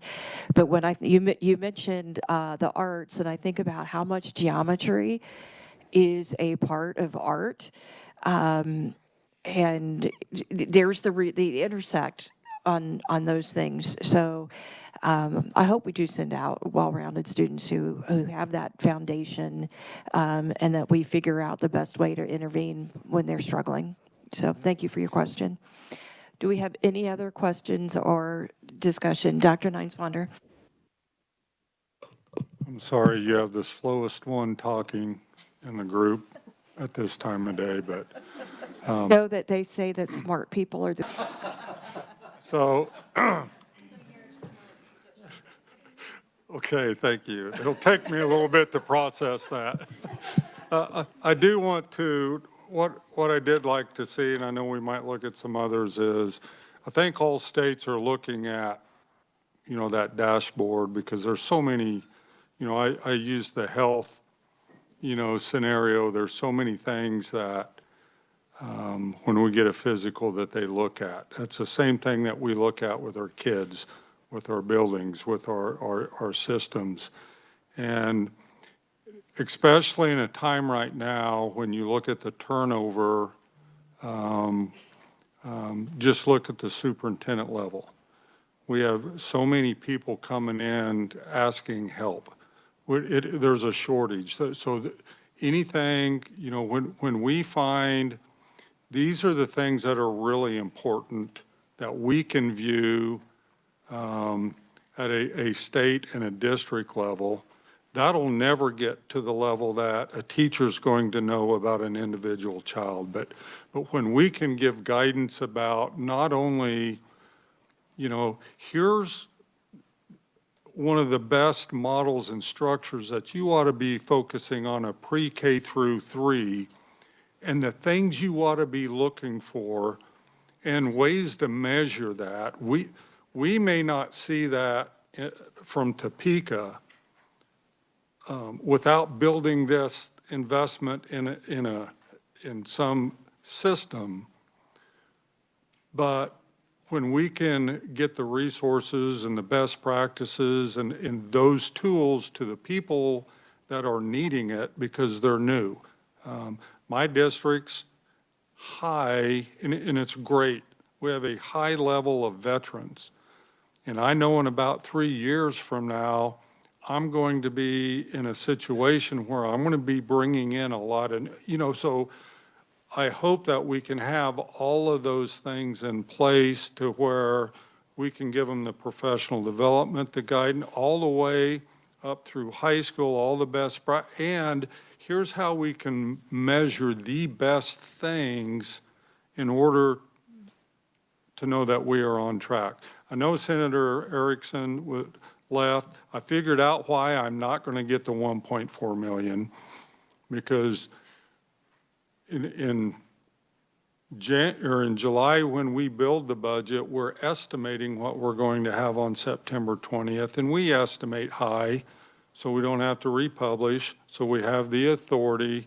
But there's two different things on that. And the other, during break, we were able to look at, the excess cost. And, special ed excess cost is calculated at a state and interlocal level and not at a district. It's just, they have to flow it through us. And so we kind of understood what we were looking at there. But anyway, I was a little shocked I wasn't going to get $1.4 million, but I at least figured out what she was referencing in doing that. But I am excited to see how many other states are also looking at kind of this dashboard of what's valued, because I think as a country, we've made a lot of progress in the last several years of valuing more than just one. I appreciate what you said, and you kind of ventured off into touched on an area that I think is important, and that was supports. And earlier I said that too many cooks in the kitchen is a problem, because you have the legislature who wants to decide things. You have local school boards who have a role to play. You have the State Department that has a role to play. And I typically will leave out our higher ed world at all the different levels. And I think the good thing out of the blueprint is we're talking to higher ed about what are some of the pilots and the research we can do for ourselves.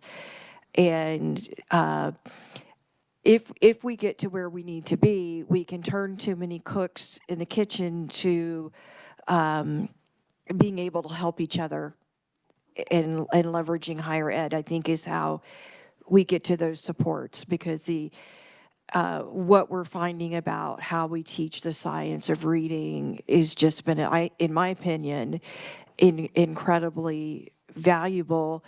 And numeracy and science are next. There was a time we were the 4th highest state in the nation on the NAEP on math, and I have every bit of faith that we can break that record again. So thank you. Anybody else? Dr. Nugent. Thank you, Madam Chair. I'm very grateful that you brought us back to the topic of supports. And one of the conversations we've been having to Corey's point is what we expect and account for, we also need to be able to support. And that's my position at the agency, is how do we focus on and leverage those levers of quality instruction, structured literacy. How do we ensure that we're providing supports in those areas that will drive improvement?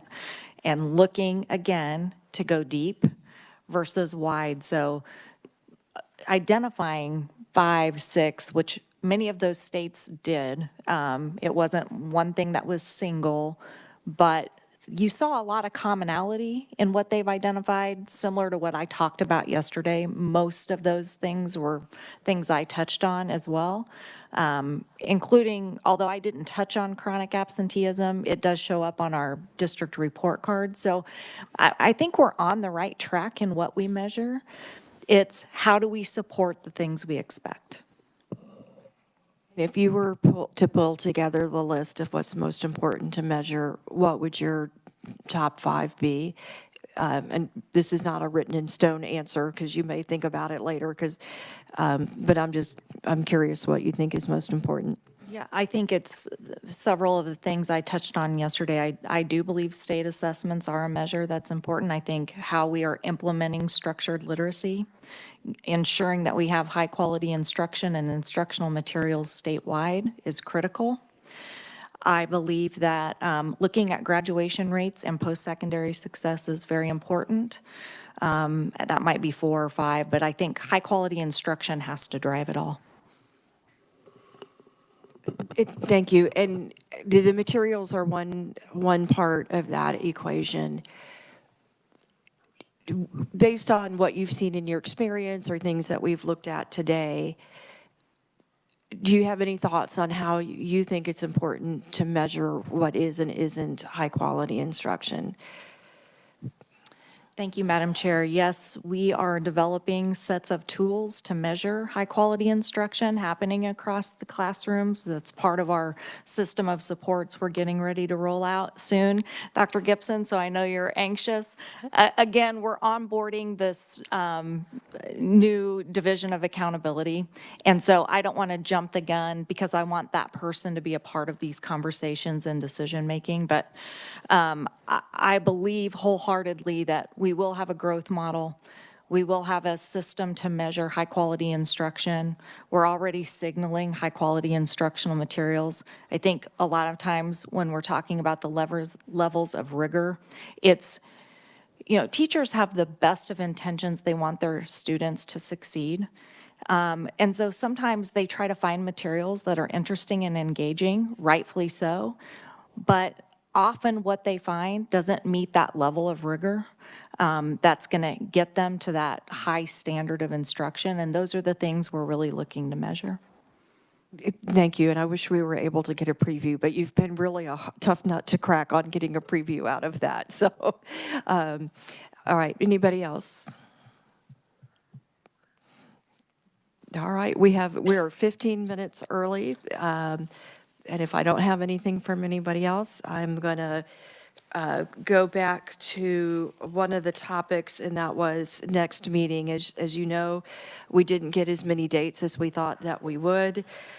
I think what I'd like you all to do is be thinking about what's most important to you. And the next time that we come together,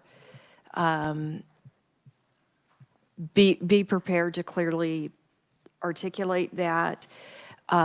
Look back at all of your weightings, refresh your memory with all of that, because we're going to have to roll up the sleeves and get to work.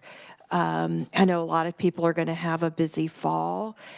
I don't think we're ready to do some of the decision making in the near future, and then we get school coming back into session. So I'm probably leaning towards a little bit later in the fall for us to come back together, unless we're able to get more dates. But please bring it all. Don't leave any ideas off the table. I noticed that. So that's the best information I have for you guys at that point, and I'm sorry I don't have more for you. I truly wasn't expecting the number of days that we got. But I also want to wrap us up on a positive with some thank yous. First to Devin. It's not always been easy when people can't connect their computers and emails don't come through. Thank you for keeping us together and on board. I appreciate the tech work that you do. Legal, it's always such a comfort to have you guys here. And you and research have in common that you don't ever know what's to prepare for and what we're going to come up with a question. I'd like to thank Michelle for being here. Michelle always does a great job, and you guys have been used to seeing Cindy. Cindy has retired, and we wish her a very happy retirement, along with our thanks for everything that she's done for us over the time. And again, to thank all the members of the task force who are being involved, engaged, for participating in discussion. It's something that I appreciate. So unless there's anything else from anybody else for the good of the order, we are adjourned. And thank you again to our guest substitutes.